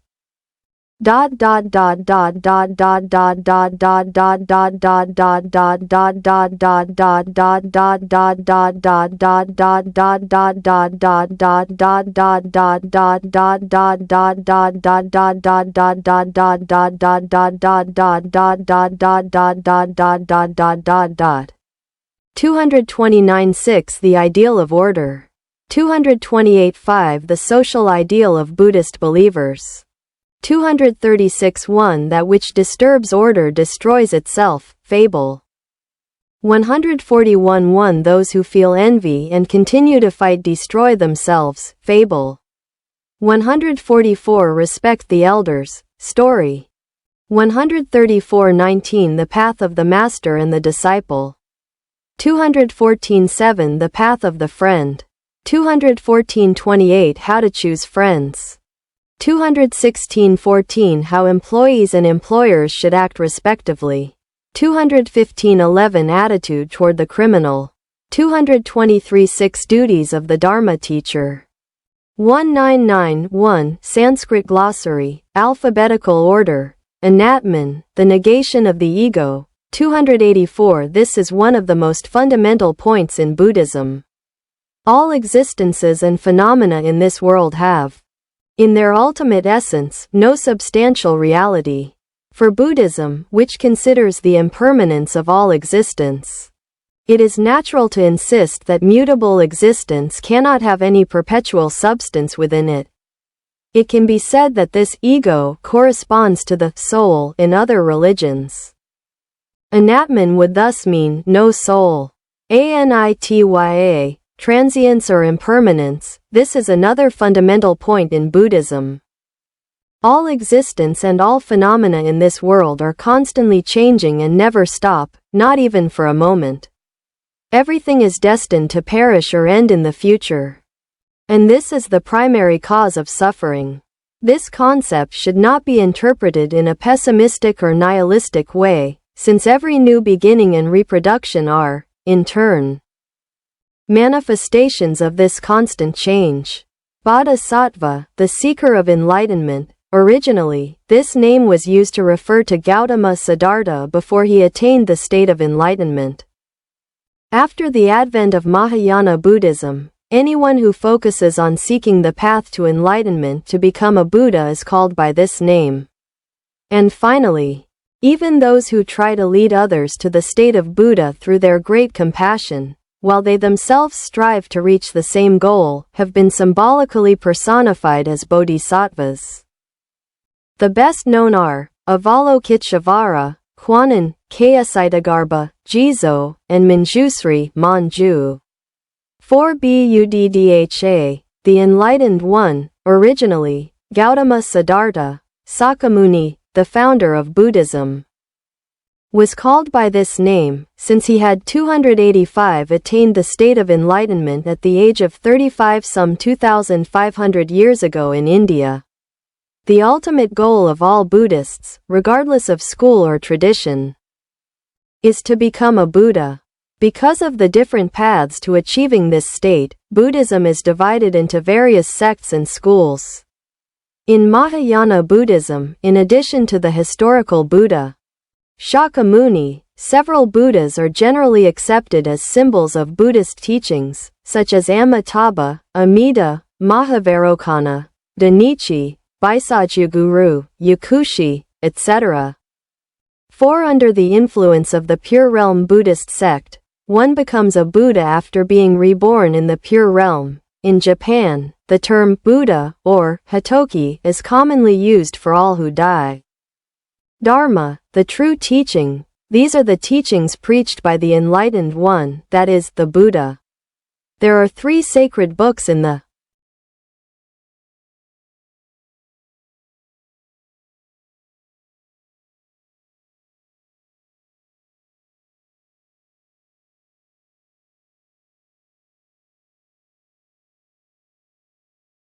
teachings, sutras, teachings of the Buddha himself, Vinayas, rules given by the Buddha, and Abhidharmas, commentaries and discussions on the sutras and Vinayas by sages of later periods. These 3 books are called the Tripitaka. The Dharma is one of the three treasures of Buddhism. 4. Karman, actions. Although the original meaning of this term simply meant actions, in relation to the theory of causality it has come to be considered a kind of potential power gained as a result of past actions. That is to say, each of our actions always brings a good or bad, happy or unhappy result and has an influential force on our future, and this is the karma of humankind. It is believed that if good actions are repeated, they accumulate, and their potential power acts on the future as a beneficial influence.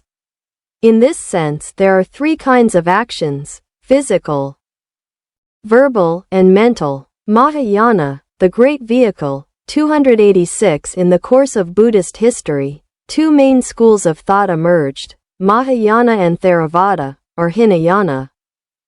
Mahayana Buddhism spread through Tibet, China, Korea, Japan, and other regions, while Theravada spread through Myanmar, Sri Lanka, Ceylon, Thailand, and other regions. The word means the great vehicle that can accept all beings who suffer in this world of birth and death and can lead them all, without discrimination, to the state of enlightenment. Nirvana, perfect tranquility. 4. Literally meaning that which does not blow, extinguished. This is a state in which all human passions and impurities have been completely extinguished through certain practices and meditations based on right wisdom. Those who have attained this state are called Buddhas. Gautama Siddhartha attained this state and became the Buddha at the age of 35. However, it is now believed that this state of perfect tranquility can only be achieved after death, because human impurities will continue to accumulate as long as the physical body exists. Pali, language. This is the language used in Theravada Buddhism. It is believed that the oldest sacred scriptures of Buddhism were written in this language. It is a type of Prakrit, a dialect of Sanskrit. There is not a great difference between Pali and Sanskrit. For example, Dharma in Sanskrit is Dhamma in Pali, and Nirvana is Nibbana. 4. See Sanskrit, paramita, crossing to the other shore. 287-4. Crossing to the other shore means attaining the Buddha realm through the practice of Buddhist disciplines. The following 6 disciplines are usually considered the means by which one crosses from this world of life and death to the world of enlightenment: offering, morality, patience, effort, concentration, and right judgment, or wisdom. The Higan, other shore, weeks in spring and autumn, traditionally held in Japan, are so named because these 6 disciplines are practiced during them. Prajna, wisdom. This is one of the 6 paramitas. It is the mental function that enables one to perceive life without error and to distinguish between what is true and what is false. One who has perfectly attained this wisdom is called a Buddha. Therefore, it is the most refined and brilliant wisdom, and differs from ordinary human intelligence. Sangha, the Buddhist brotherhood. It consists of monks and laypeople. In the early days it was composed only of monks without families. Later, with the advent of the Mahayana movement, monks and laypeople alike formed the brotherhood. It is one of the 3 treasures of Buddhism. Sanskrit, language. It is the classical literary language of ancient India. It belongs to the Indo-European language family. It is divided into Vedic and classical Sanskrit. The scriptures of the Mahayana tradition are written in this language, whose style is called Buddhist hybrid Sanskrit. 288. Samsara, reincarnation. A perpetual cycle of births and deaths from the past to the future through these 6 illusory realms: hell, hungry spirits, animals, asura or fighting spirits, man, and paradise. Unless one is enlightened, no one can escape this cycle of reincarnation. One who is liberated is called a Buddha. Sunyata, absence of substance. This is one of the fundamental tenets of Buddhism and expresses that nothing in this world has substance or permanence. Since everything depends on some cause, there can be no ego as substance. However, one should not adhere to even the idea that all things have substance or that they do not. Every being, human or non-human, exists as something relative.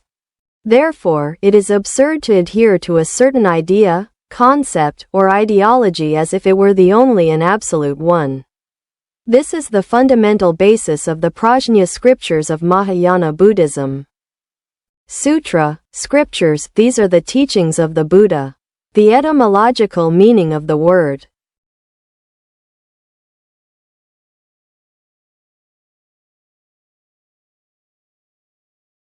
Originally, the word thea means cords and signified the compendium encompassing all studies in religion or science.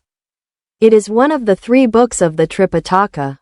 44289 Theravada, advocates of elders, for this appellation generally represents Southern traditional Buddhism.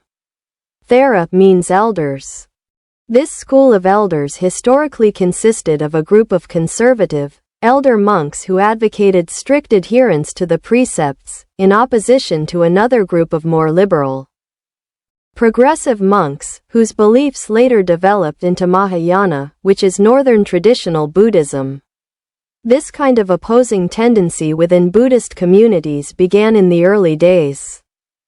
A few centuries after the Buddha's death, when Mahadeva, a progressive monk, insisted on a more liberal interpretation of the 5 categories of Buddhist precepts. This led to the separation between Theravada and Mahasanghika, members of the Great Community, which was the source of the later Mahayana. Tripitaka, 3 baskets. 4 These are the 3 branches of Buddhist scriptures, the Dharma.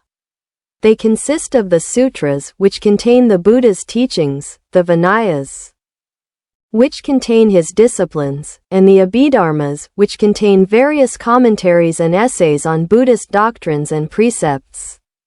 Later, some Buddhist canons written by high priests in Japan and China were included.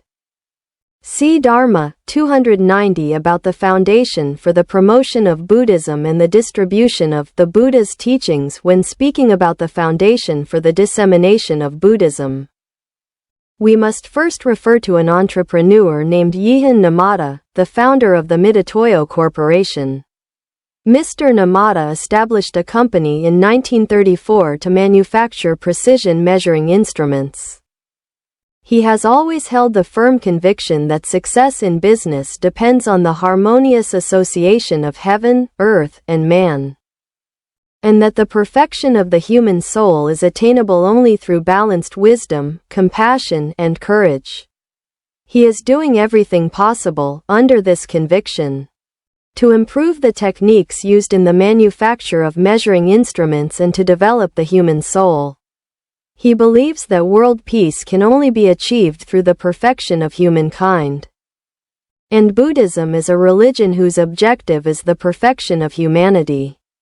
To this end, in addition to managing his company, he has dedicated himself since its inception to the propagation and modernization of Buddhist music and the dissemination of Buddhist paintings and teachings.